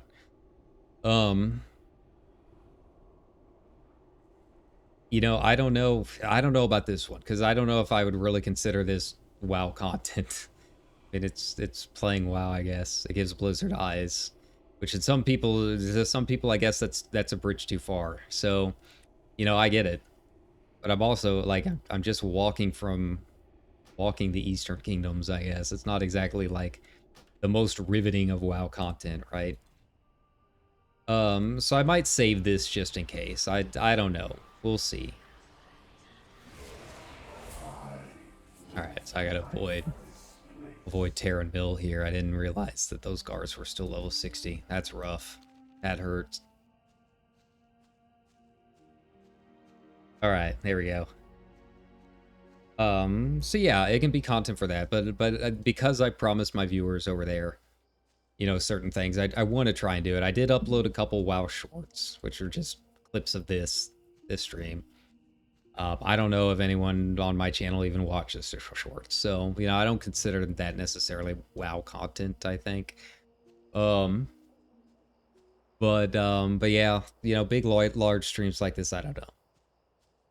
Or, you know, there's other kinds of games like certain types of competitive games I feel like are better on Twitch, or not really suited for my YouTube kind of play stuff. But, you know, it all circles around, right? It's all one big community. So it's like, if you watch me here and you like the content here, then yeah, you know, feel free to go over to my YouTube channel. It's the same handle, Wesor, and follow me over there too. And vice versa, if you like my YouTube stuff, then come over here and check me out. You know, I appreciate anyone watching me do this kind of thing, right? But because ultimately it all circles back around to hopefully being the same community, and that's fans of my content, right? That's what it comes down to. So it shouldn't really matter where I'm streaming. It's just, you know, maybe some viewers just like Twitch more or something. I don't know. Okay. See, I feel like... Yeah, see, I feel like I have to go over here and follow this north a bit, right? Like above the Alterac Valley entrance. And we follow the river to get to the Chillwind camp, don't we? Like, this is going to lead me into Silverpine, which I don't want to go to. But I do also have to kind of skirt around Terran Mill here. Gotta be real careful. There we go. Right. Going through the mountain pass. Here we go. So far, this has definitely been the most dangerous area because it is a level 60 area. Okay. Here we go. But yeah, I don't know. I might put this up, I might not over there. The main reason I would put this up over there is because I literally cannot think of another time that I have done a 5-hour stream. This is unprecedented territory for me, right? This is well beyond what the expectations of the kinds of streams that I do are. But if there is even if it's from a game that is not necessarily popular for my fans and kind of makes me look like a hypocrite, I mean, I get that. But it's also like a very long stream, and I feel like we've talked about some pretty interesting things this time, right? So I just don't know. I just don't know. Like I said, man, I'm just kind of getting so desperate. Well, I shouldn't say desperate. That always sounds bad, right? You hear YouTube. I don't want to become pyromancer. You know, hey, please give me money.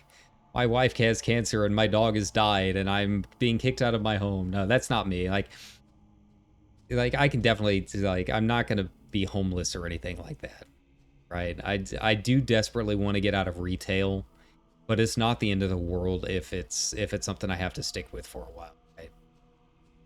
So I don't want to say that I'm desperate, right? But I do want to make this like my main thing. I do want to keep streaming and hopefully get to a point where I can live off of this rather than, you know, selling books to people that don't really care all that much about books. Most of my customers, I feel like, would happily ban most of our store if they could. So yeah. You know, if it wasn't for that, if it wasn't trying so hard to just try different types of content, I don't know. Like, yeah, it might make me look like a hypocrite, but you know, that's something I just have to be willing to be okay with for the sake of trying to grow the channel and grow our content and having fun with more people. So yeah, we'll see. We'll see. I don't know. I am gonna save this though. I might just make it private. Okay, those guys patrol a scarily amount of ways out here. That's a much further range than I expected from them. Yeah, they're the zeros. They're question. That's not a good sign.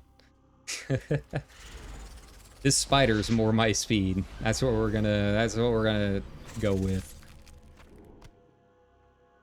All right. But we are making it. We're almost there. I completely forgot that Hillsbrad took you into the Plaguelands. I thought we were going to have to go all the way around Silver Pine, by the ruins of the Undercity, all of that whole rigmarole, right?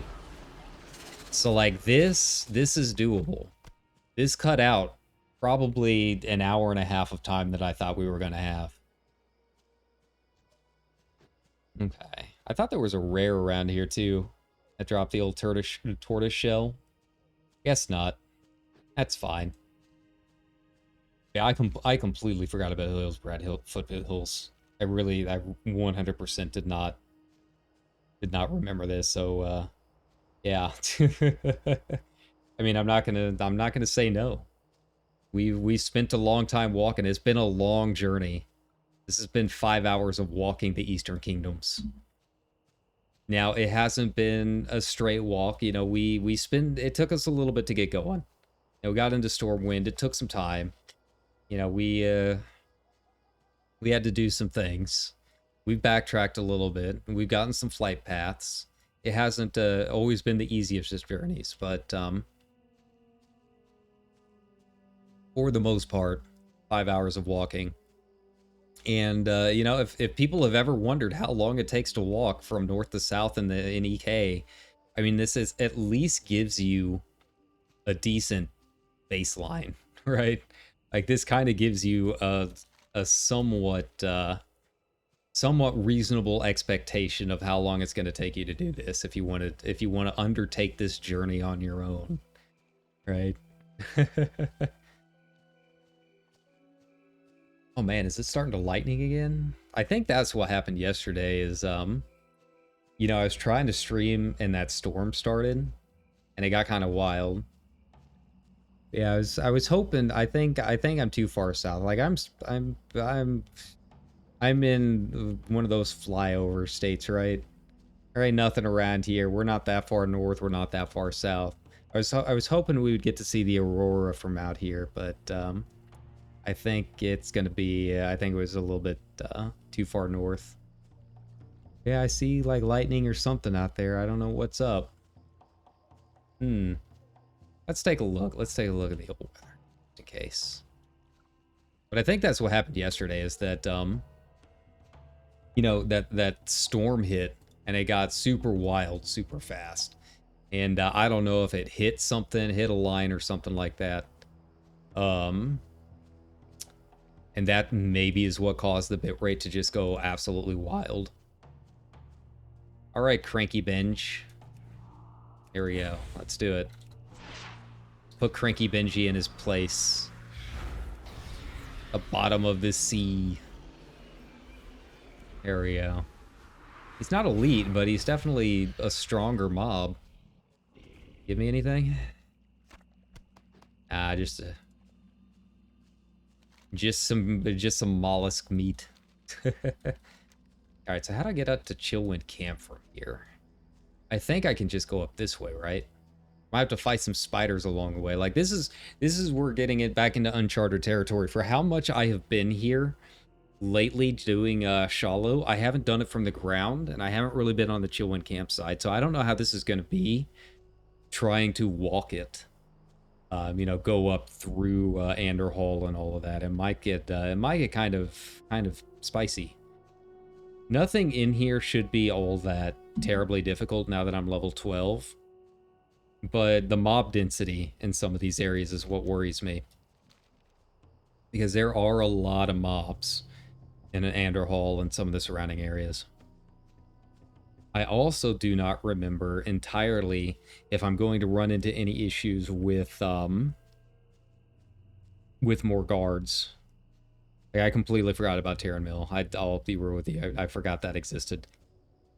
You would think that would be odd after all of the years that I've had screenshots of vanilla Terran Mill versus South Shore PvP.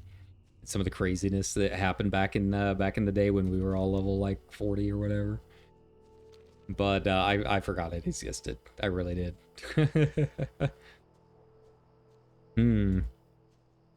But thankfully we're almost near Chillwind Camp, which will be a good flight path to kind of keep in the wings. Here we go. Nice setup point for if I do want to come back here a little bit later and, you know, maybe farm some shallow and whatnot. I've got a ways to go before I can do that, but it's if I was not walking EK right now, I would probably already be level 40. It really is not that hard to level up nowadays. You can blitz through most of this stuff. And level 40 is really all you need to be able to start farming a lot of the Nax and shallow stuff. Now, you might need some gear to go with it, but it's really easy, right? Like, it's hard locked at like level 30. And that's the funny part, is like, that isn't even the old level, if I remember right. Like, they used to be level 50-ish dungeons. Nax was Nax was obviously Nax. That was level 60. So it is kind of odd that they brought back the old shallow, but not the old leveling. I guess they just kind of went through and used the level squish that was expected, right? Maybe that's what the deal is with it. I don't know. Like, maybe 30 was 55 plus back then. And I don't know exactly how the squish has affected a lot of these level ranges, right?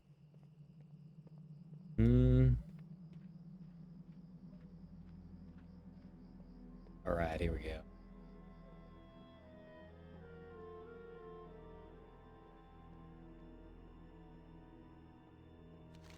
Like, if I was doing this back in the old days, I'd be dead by now. I mean, I've already died once. That was entirely my fault, to be honest, but it did happen. But yeah, entering Plaguelands, like, you were like, okay, this is in-game stuff. This is where we're gonna be for the grand majority of our time once we hit 60. Right? Like, you had Tyrion's quest line over here, and then obviously you got into Strat, and yeah, it was scary times. Get our Griffin Master here. And I gotta remember how to get up and around. I mean, I guess I could go through Anderhall. I don't really want to, though. I kind of want to kind of skirt around the side and maybe go up to Menderstead. If I go through Uther's Tomb, though, I do have some zombies I gotta worry about in that area, too. But, you know, it's okay. It's some experience. Gives us a little bit something to do. I know we've been we've been chilling, just chatting for a good while now, without even killing a single thing. So you know, let's go through here. Let's kill some zombies or whatever is haunting Uther's Tomb at this point, and see what's up. Like, I haven't really spent a whole lot of time here since Cataclysm. You know, I did all of the new Scarlet Monastery stuff in Hearthglen. You know, I spent a fair amount up there, because I think there were also some secrets involved with Hearthglen for a while. I can't remember entirely what all it was, but I just remember spending a lot of time in Hearthglen for some reason when I was leveling up a couple of my characters. So, yeah, I did spend time up there, but I don't really remember doing a whole lot else, like down here in the southern area in Anderhall and all of that. I feel like I kind of breezed through a lot of it. I definitely did it. Like, I've done every area in the zone since Cataclysm, but I don't really remember, like, the time that I spent. Spent a lot of time in Hillsbrad. You know, I definitely leveled a ton in that area. It's like one of my favorite areas to start at as a horde member, right? Make an undead or, you know, blood elf and go kill some bears, and then you deal with the Old Spice parody down there. So I'm familiar with that area pretty well. All right. Well, these guys are friendly ghosts. I did not expect Caspers down here. I thought we were going to be killing a lot, but I guess not. Yes, they're our friends now. We made peace with Uther. Here we go. Even though I'm walking around with my demon buddy that wants to probably enslave them in another life. They're not gonna give me any trouble. I'm fine with that. It's better than trying to go through Anderhall. I'm cool with it. Just kind of wonder if there's anything else. Oh, Marlene Redpath. Oh, that's where Marlene Redpath moved to. Okay. Interesting. Like, I feel like the last time I came to Uther's Tomb, like, these were all, like, evil ghosts on another character. Maybe it's because of something with a quest line or something? I don't know. I remember having to farm a couple things here. The hag, yeah, I got the hag here, and she has some cool quests. Yeah, I don't know what the deal is, but I'll take it. I don't mind a peaceful graveyard, you know. That's kind of the nice part about this walk, is we get to see places like this and just be at peace. Just be at peace and enjoy the view and enjoy our walk together. You know, I've already seen a bunch of things that I completely forgot about back in the old days, right? And learned something new. You know, I would say that would be a success. For the game in general and for this stream of walking the Eastern Kingdoms, I would say that would be a success. We learned something new. You can't always say that every day. We'll allow it. And then we get to Anderhall, and here we go again.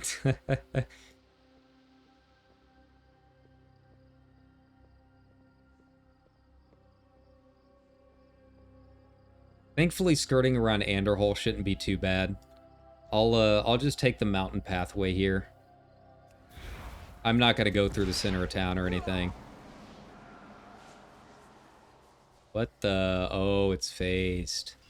All phased. Okay. Okay, this, yeah, this definitely affects my decisions a little bit. I don't want to deal with phased stuff. We'll let the Anderhall defenders take care of that. We're going the long way around here. Oh, that's right. I'm not in combat. My buddy is. There we go. Yeah, we'll just, we'll go the long way around. We'll hoof it.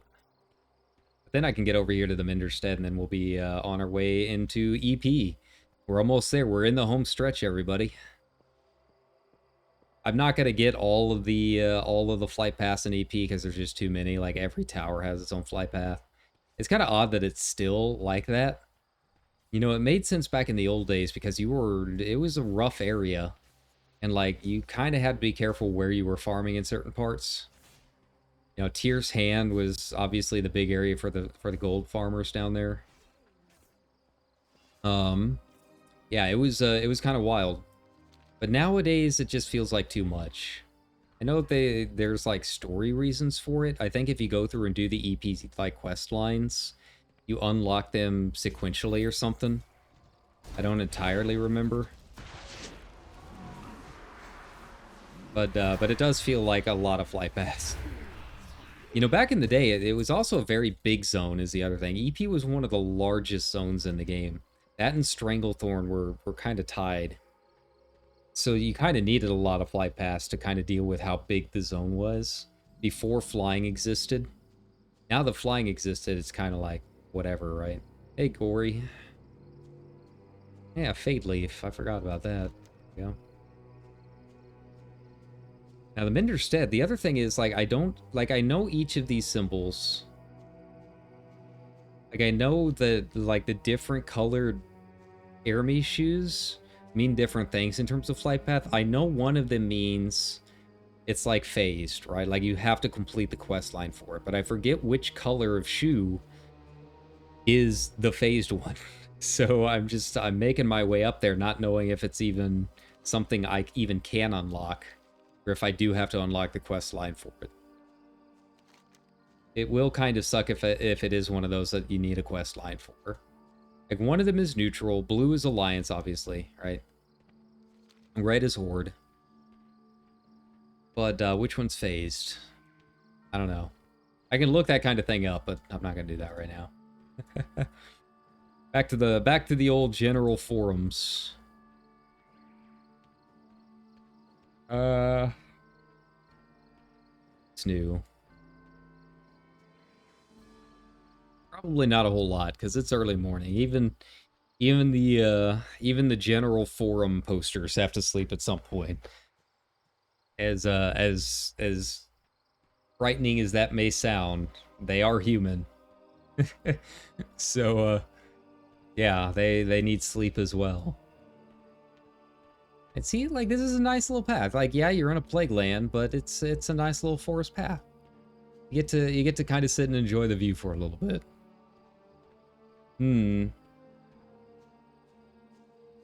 Let's see. Funniest, dumbest way you've died in game. Man, I don't know about that one. Had some interesting ones over the years. I don't know what would be the funniest way. It's kind of hard to tell. You know, it's kind of hard to know what would be the funniest way, and wow, because it's happened so many times. So many times over the years. The funniest way I've died in EverQuest was, you know, I was like a level 7 or whatever.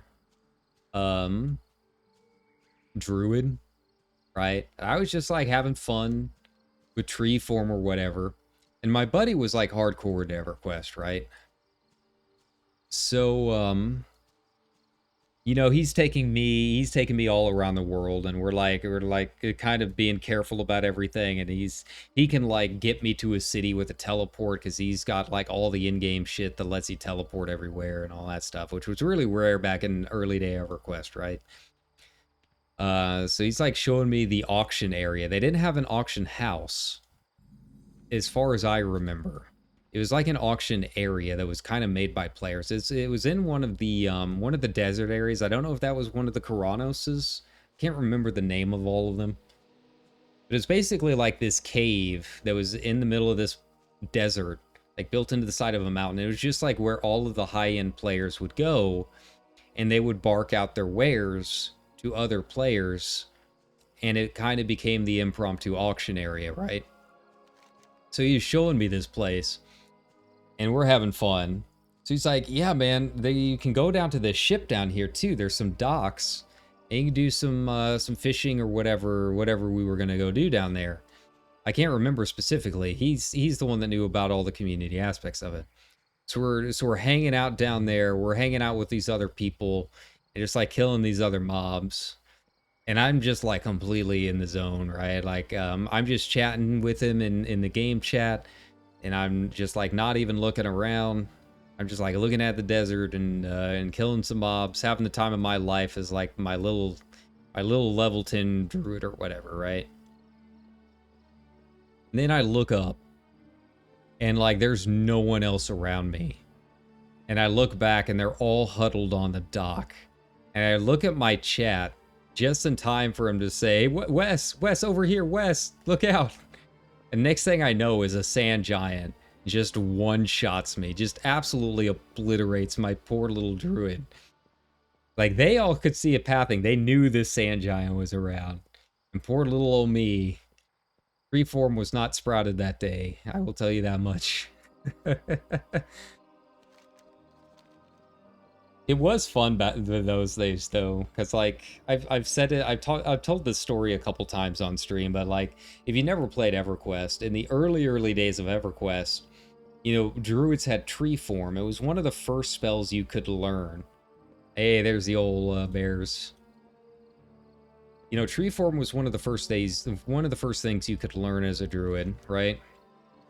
But the thing is, in the early days of EverQuest, tree form had body collision. So, like, you couldn't, like, just walk through someone that had tree form. Like, if they turned into a tree, they were a tree. Like, you would run into them and you would collide and you would have to go around them. And in the wood elf starter zone, like, the trees are gigantic, right? Like, the trees are built into... Their town is built into the trees. And tree form would always take whatever form of tree was like kind of near you, right? So it was very common to block the gates to the main city by turning into a tree, because your tree form was just wide enough that it covered the entry gates to the city that you were trying to get into. And I don't think they ever made it like a bannable offense or anything like that. But that was really the first time I can ever really remember an MMO just like hot fixing something super fast because players abused the crap out of it.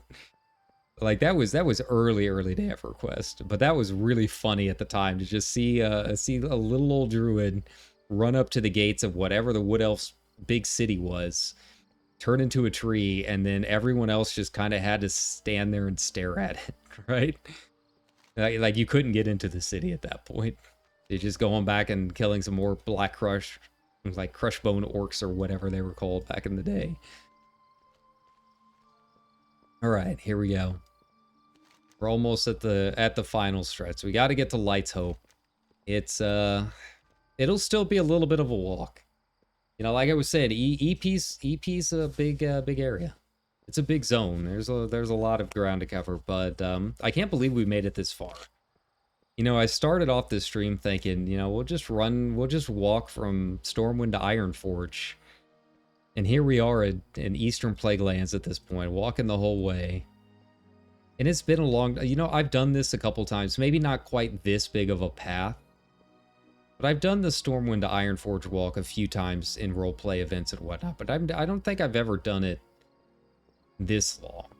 I guess this is a big path. But it's been fun. It's been fun to get back out and just kind of enjoy the zones again. And yeah. After being disappointed in everything that I've experienced with Dragonflight, you know, it's been fun to kind of go back in and see the old stuff for a little while. You can blame Charlemagne's for doing that. That's what if they had not put the old version of the dungeon in the game, I probably would not be doing this, and I probably would have already uninstalled the game again after less than a week of my sub being active.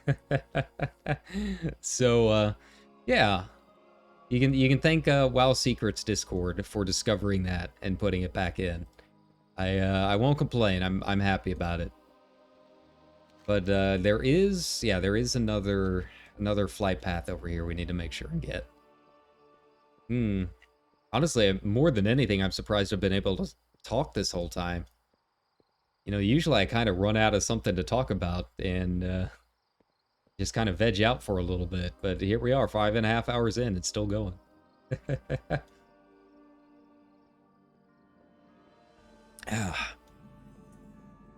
But you know, doing this and seeing the appreciation people have had for the old Shalaman stuff, like obviously people are mad about the T3 sets and the process to get the old Oh, can I hop on the caravan? I mean, I'm not opposed to a caravan. Now I said we'd walk this whole way, but a caravan is you know, it's a nice little way to kind of end the stream, I guess.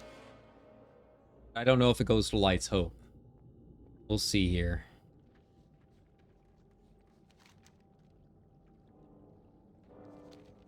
Oh, no. Doesn't look like I can. I have what you seek. But she can sell me some stuff. Yeah, I don't know if I would necessarily call it an appreciation. Like, people are kind of upset about the T3 stuff, and that's understandable, but people seem to really like the fact that they put old Shallow in. So I am just kind of curious what's going to happen in the future. Like, I genuinely would like to see Old Sunken Temple. And I think that one would probably be a little bit easier. As far as I know, Old Sunken Temple is still in the game. It's just inaccessible. Like, God, I hate this. That's the downside of walking EP, is it's just honk, honk, honk the entire time. Right? God, I hate this music. Music, quote unquote. Yeah, I think Sunken Temple would be pretty cool. You know, a lot of people have wanted old Dead Mines back, which would obviously be extremely rad. It hasn't changed a whole lot. Like, they changed up some of the fights and how they work, but the overall layout is still, I mean, it's still Dead Mines. Like, you still got the pirate ship in the cave. It's not all that different. But Sunken Temple would be cool.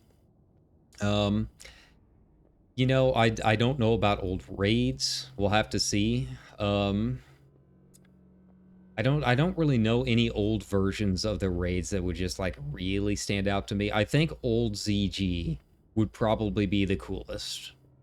Old ZG would be legit awesome, but I don't know how they would do it. ZG I don't think has changed all that much, but it did have some tweaks with Cataclysm, didn't it? Like, isn't it like a dungeon now, I think?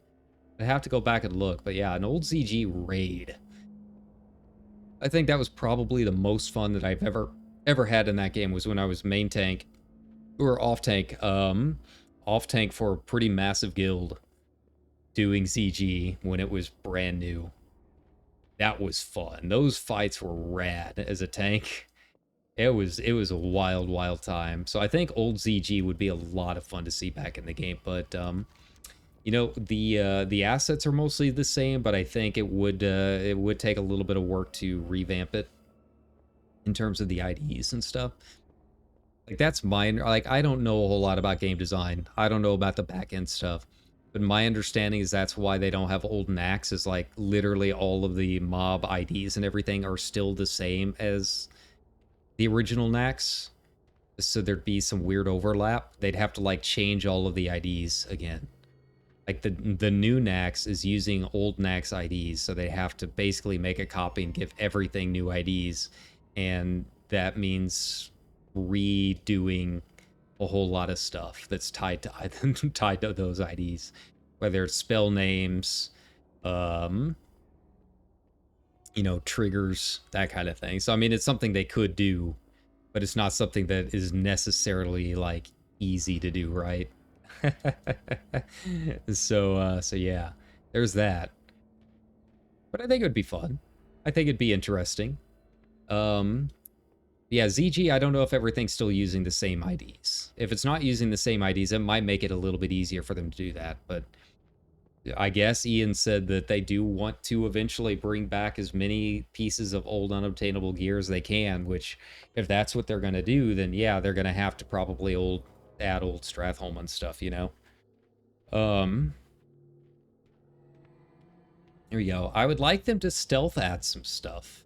I really would. Like, I think the T3 set and Stratholme stuff was announced beforehand that they would be bringing it back, wasn't it? I think they announced that in an interview or something. So, like, people were like, oh, they're bringing it back. We just didn't know how they were bringing it back, right? And then the WoW Secrets Discord got onto doing their thing. It would be nice if they did that for, like, ZG or something like that and just, like, stealthily added it into a secret. Like, Old Sunken Temple, but it's not announced, and the WoW Secrets Discord has to figure it out. Like, that to me would be very cool. That's the kind of stuff in WoW that I like. I like that discovery. I like that exploration. I am in no way smart enough to actually take part in that secret finding. People that are good at that stuff and have that kind of thing, data mined and know how to, you know, look through the code. They're gonna get it done a lot faster than I ever possibly could. But I like that hunt when it's still new and people are sharing info. That's a lot of fun. And yeah, it'd be nice if they can bring back some of that old stuff. The other thing is I don't really know necessarily what all would be brought back with those old dungeons and stuff. You know, Stratholme or Shadowmance and Nax. I'm going to turn this down a bit. That's really annoying. You know, Shadowmance and Nax, I feel like are kind of a special case because they were so iconic, right? Like they had the T3, and I know a lot of people were mad that Corrupted Ashbringer was not a part of, you know, the revamp with the WoW Secrets, right? But it had so many iconic things like that because out of any of the places in the game where it was just like, it just was not around long enough to really be seen by a whole lot of people, it was Nax, right? Like, you can do old Sunken Temple, you can do old ZG, but people were kind of around for those. Like, obviously the game was not as huge as it became in Wrath and whatnot, but people still had a chance to experience them. And for the most part, I can't think of too much that was changed. Like, obviously, if they bring back old ZG, Zen Roke is back in play for a lot more people. You can get it now, but you're going to have to do a lot of archaeology, right? Like, how many solves did it take me? It was 1,200 troll solves. So yeah, you know, there's still some pretty cool weapons and armors and stuff that have disappeared to time, but none of them are quite as iconic as the ones that were locked behind Naxxraw, right? So yeah, it's just, you know, it's a matter of trying to see. Here we go. This guy.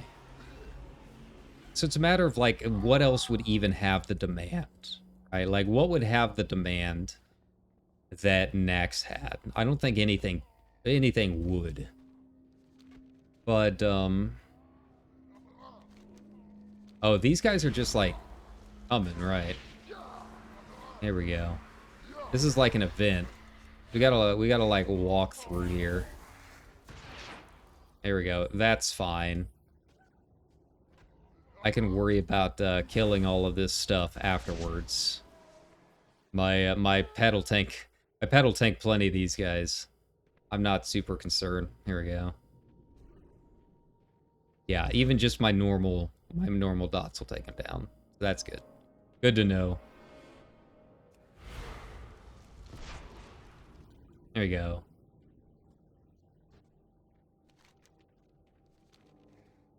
And I hope this isn't going to be an issue the entire way through. I really hope not.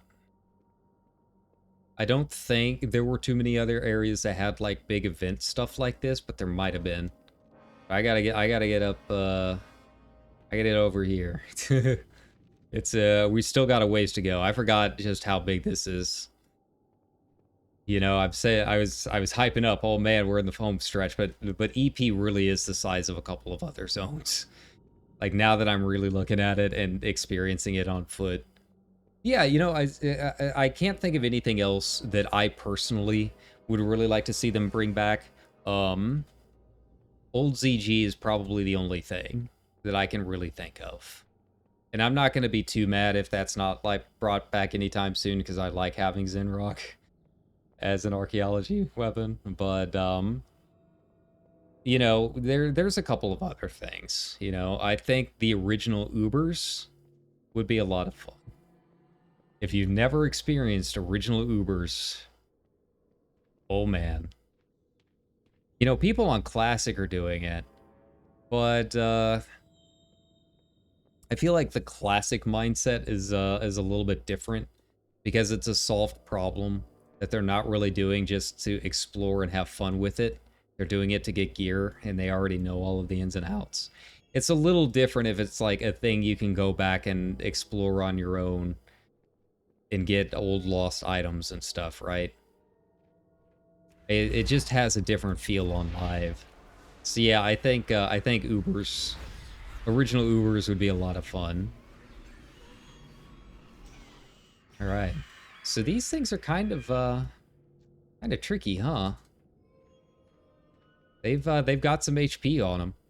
I don't know what the deal was with those old zombie trolls. They can't live up to these bats. All right. You know, that's more experience too. Here we go. They're given a fair amount of experience as far as I can see. Like, it's hard to tell because it's such a small sliver, but I can definitely tell. Yeah, that was how things had to be back in the day. Is that little sliver made all the difference. But you were used to killing hundreds upon hundreds of mobs, so you know it was something that you just kind of got over time. All right, so we're almost into the town. I can't remember if there's anything tricky going on with the town. I think it should be pretty easy. The main thing is I just need to cross the river, because then I could just kind of straight shot it, go to Tyr's Hand, and then just book it north.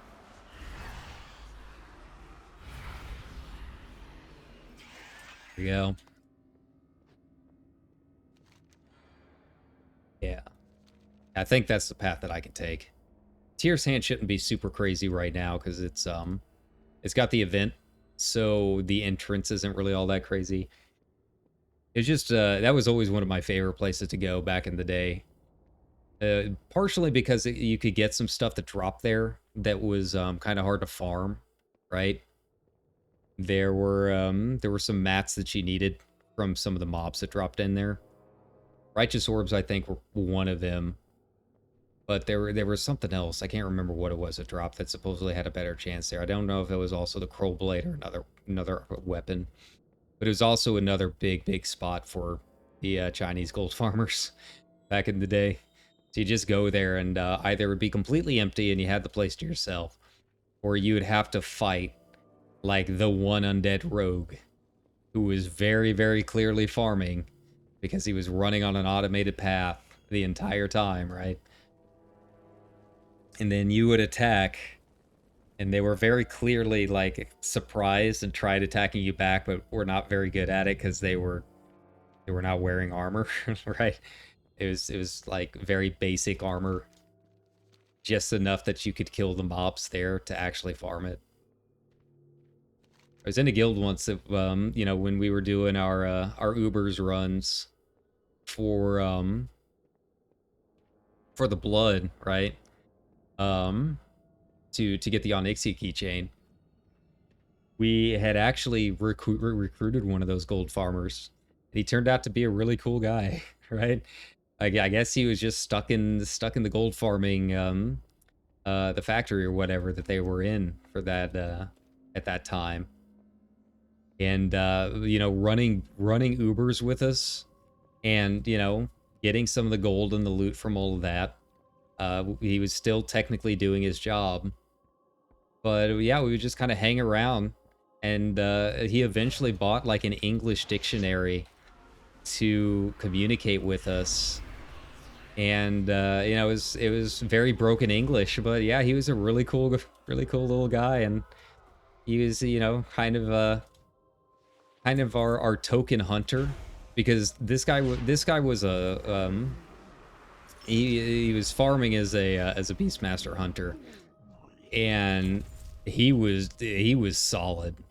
Like these guys had farming down to such a science, man, that there was no one in our entire guild that could touch this guy when it came to doing some of the cheese pulling and stuff like that. So yeah, he was our token hunter. Like, he had to pull the things out of, like, he had to pull things out and kite it during the Drak fight, right? And he was like our go-to guy for that kind of thing. Here we go. Like, it's a lot different nowadays. Like, you kind of think of farmers as all being kind of automated and stuff, and in a lot of cases they are. There's programs that can do it for you, and obviously if you start PvPing with any of them, they're not necessarily that good. But originally, I mean, farmers were, and still I guess kind of are, like, they were basically stuck in a giant fucking warehouse all day, right? And they actually had to play the game at a fairly high level to farm some of these areas. And yeah, some of them were really skilled. You know, when it came to the PvE content, like, yeah, we would take a gold farmer over some of the people we ended up finding in pugs any day. There we go. And there's a lot of guys around here. What's up? What's going on here? Why is this taking so long?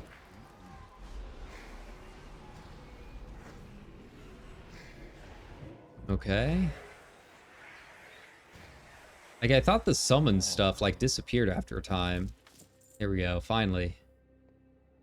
Yeah, this is definitely, like, the most annoying part, to say the least. Yeah, what's up here? Can I get to Light Shield Tower from here? Is it even worth it? Am I still gonna have to fight a billion mobs along the way? No matter what direction I go to, am I kind of screwed? Probably so. Yeah, we'll just take the direct path then. If I've got to fight a bunch of stuff along the way anyways, just beeline it. There we go. Hey, I got some slippers there. Really? I haven't... Oh, I can't even see slippers because I'm wearing a dress. Okay. Well, that's fine. Thankfully, everything here dies pretty fast. Like, now that I'm at, like, the actual level range I need to be in, really not bad. Yo, pop that up. That'll take care of a lot. There we go. I keep forgetting how powerful the Void Tendril is. You shouldn't be sleeping on it. I just haven't really had any situations where I've needed it. But yeah, if you're going to go, like, solo some old content and stuff as someone who's a little low-leveled or under-geared, yeah, Void Tendril's a solid heirloom. A+ would summon again. Yeah. Okay, so they drop a couple patterns. That's kind of cool. All right, now the other thing is, how do I get over to Light's Hope from here? I'll have some bugs I gotta fight along the way, I think. But most of it's not too bad.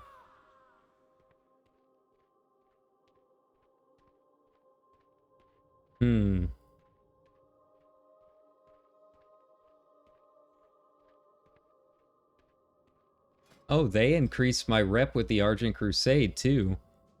Okay. What about the Argent Dawn? Is that the same thing? I guess I'll find out whenever I get over here and see. I think Argent Dawn is separate. It's kind of the whole point of the Argent Dawn tokens, right? Out of all of the years here, I've never found the Disgusting Oozling. That's kind of a surprise, too. So yeah, we'll kill the grub. Why not?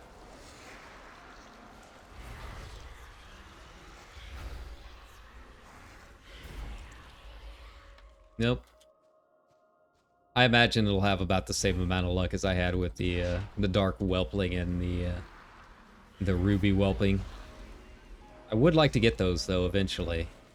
I know you can just buy them, but I imagine they're pretty expensive on the auction house. I should go check at some point just to see, just out of sheer curiosity. Once I'm done RP walking everywhere, I can, you know, fly back down there and check it out. Also get some food maybe.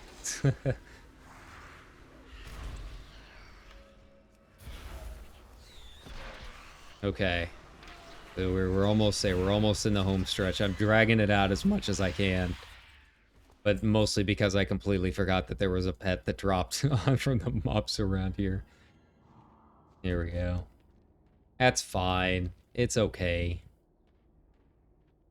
Gotta stall out that stream.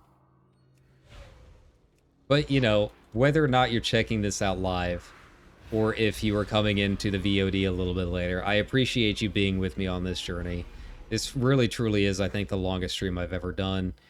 I think it even beats my Endwalker MSQ playlist. Well, that might be pushing it. My Endwalker MSQ, I did kind of mainline that, as is tradition.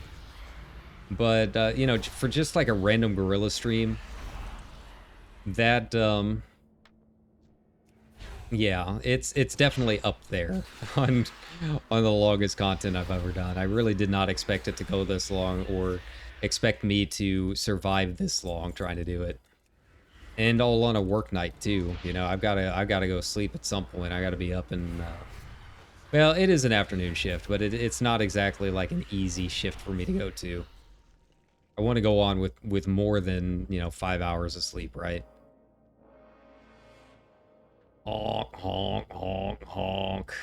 I hate this. I hate this zone so much. I hate this zone so much. Here we go. It's just, it's ugly.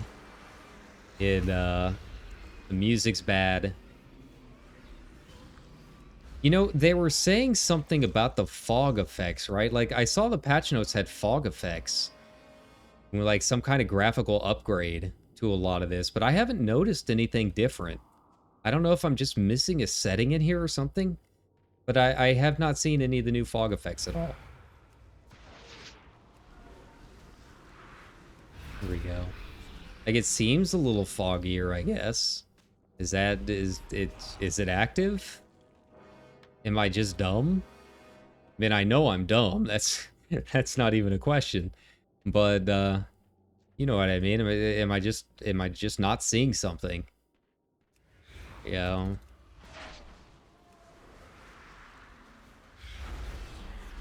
All right, grub. Give me that ooze. Secrets of the ooze. Where is it? No ooze. Okay. I think that's the last grub along the pathway here. So no oozling for me today, I guess. That's fine. You know, now that I'm here pretty much all the time farming all of this old stuff, like, it's, they're not going anywhere. It's easy enough to find those little oozlings if I really want them, right? Alright, but those gates, oh man, it's nice seeing those gates. It's nice seeing those gates in the end of a journey. End of a long road. Wouldn't it be nice to be able to do this in real life? Just, you know, go wander off somewhere, make some money along the way. Yeah, just go where your legs take you. That would be nice. I would enjoy that, but unfortunately, it is not something we have in real life. So, we're doing it in a game.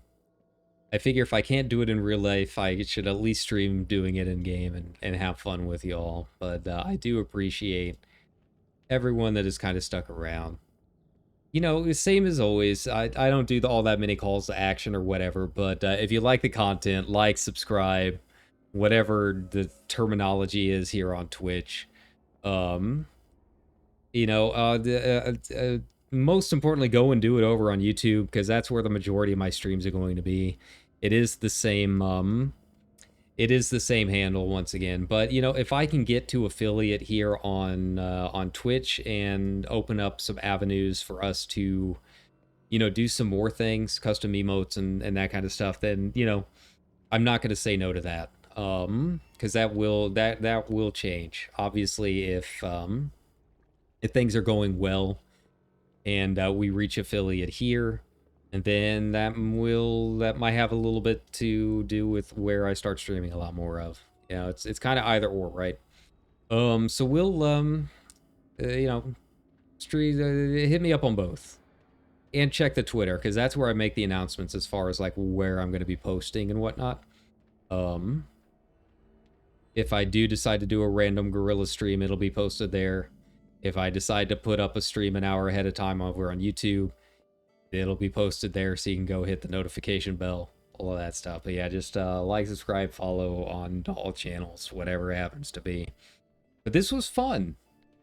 You know, this was fun content. I really, truly did not expect to end up streaming this long or to end up all the way up here at Eastern Plaguelands. But since this basically is my my new home on most of my characters, it's only kind of fitting that this is where we should end up. And yeah, I'm glad we did it. So let me hit up the old flight path. Hit up the old, I don't think I have any scourge stone, so that doesn't really mean anything to me. And yeah, you got a couple other people hanging out here. You know, we did run into a couple people along the way. They didn't say much, but they said hi, and we had some fun. And yeah, so I had a good time. But with that being said, I need to do a few things off stream. I need to go eat. I don't know if any of the convenience stores that have my ramen are open yet. But yeah, we're gonna go ahead and call it here. But thanks a ton, everybody. And you know, whether you're watching it now or watching it on the VOD, I do appreciate it. You know, I don't know if we'll do another stream at some point of Walking Kalimdor, but you know, that's definitely in the cards if people enjoyed it. So thanks a ton. Y'all have a good day, night, whatever it happens to be for whatever time zone you're in. God, it's early morning here. I guess it's gonna suck today. But I had a lot of fun doing this. So yeah, you know, if I'm not doing a whole lot of WoW streams, might as well do something kind of wacky and unique, right? But take care. Have a good night, everybody.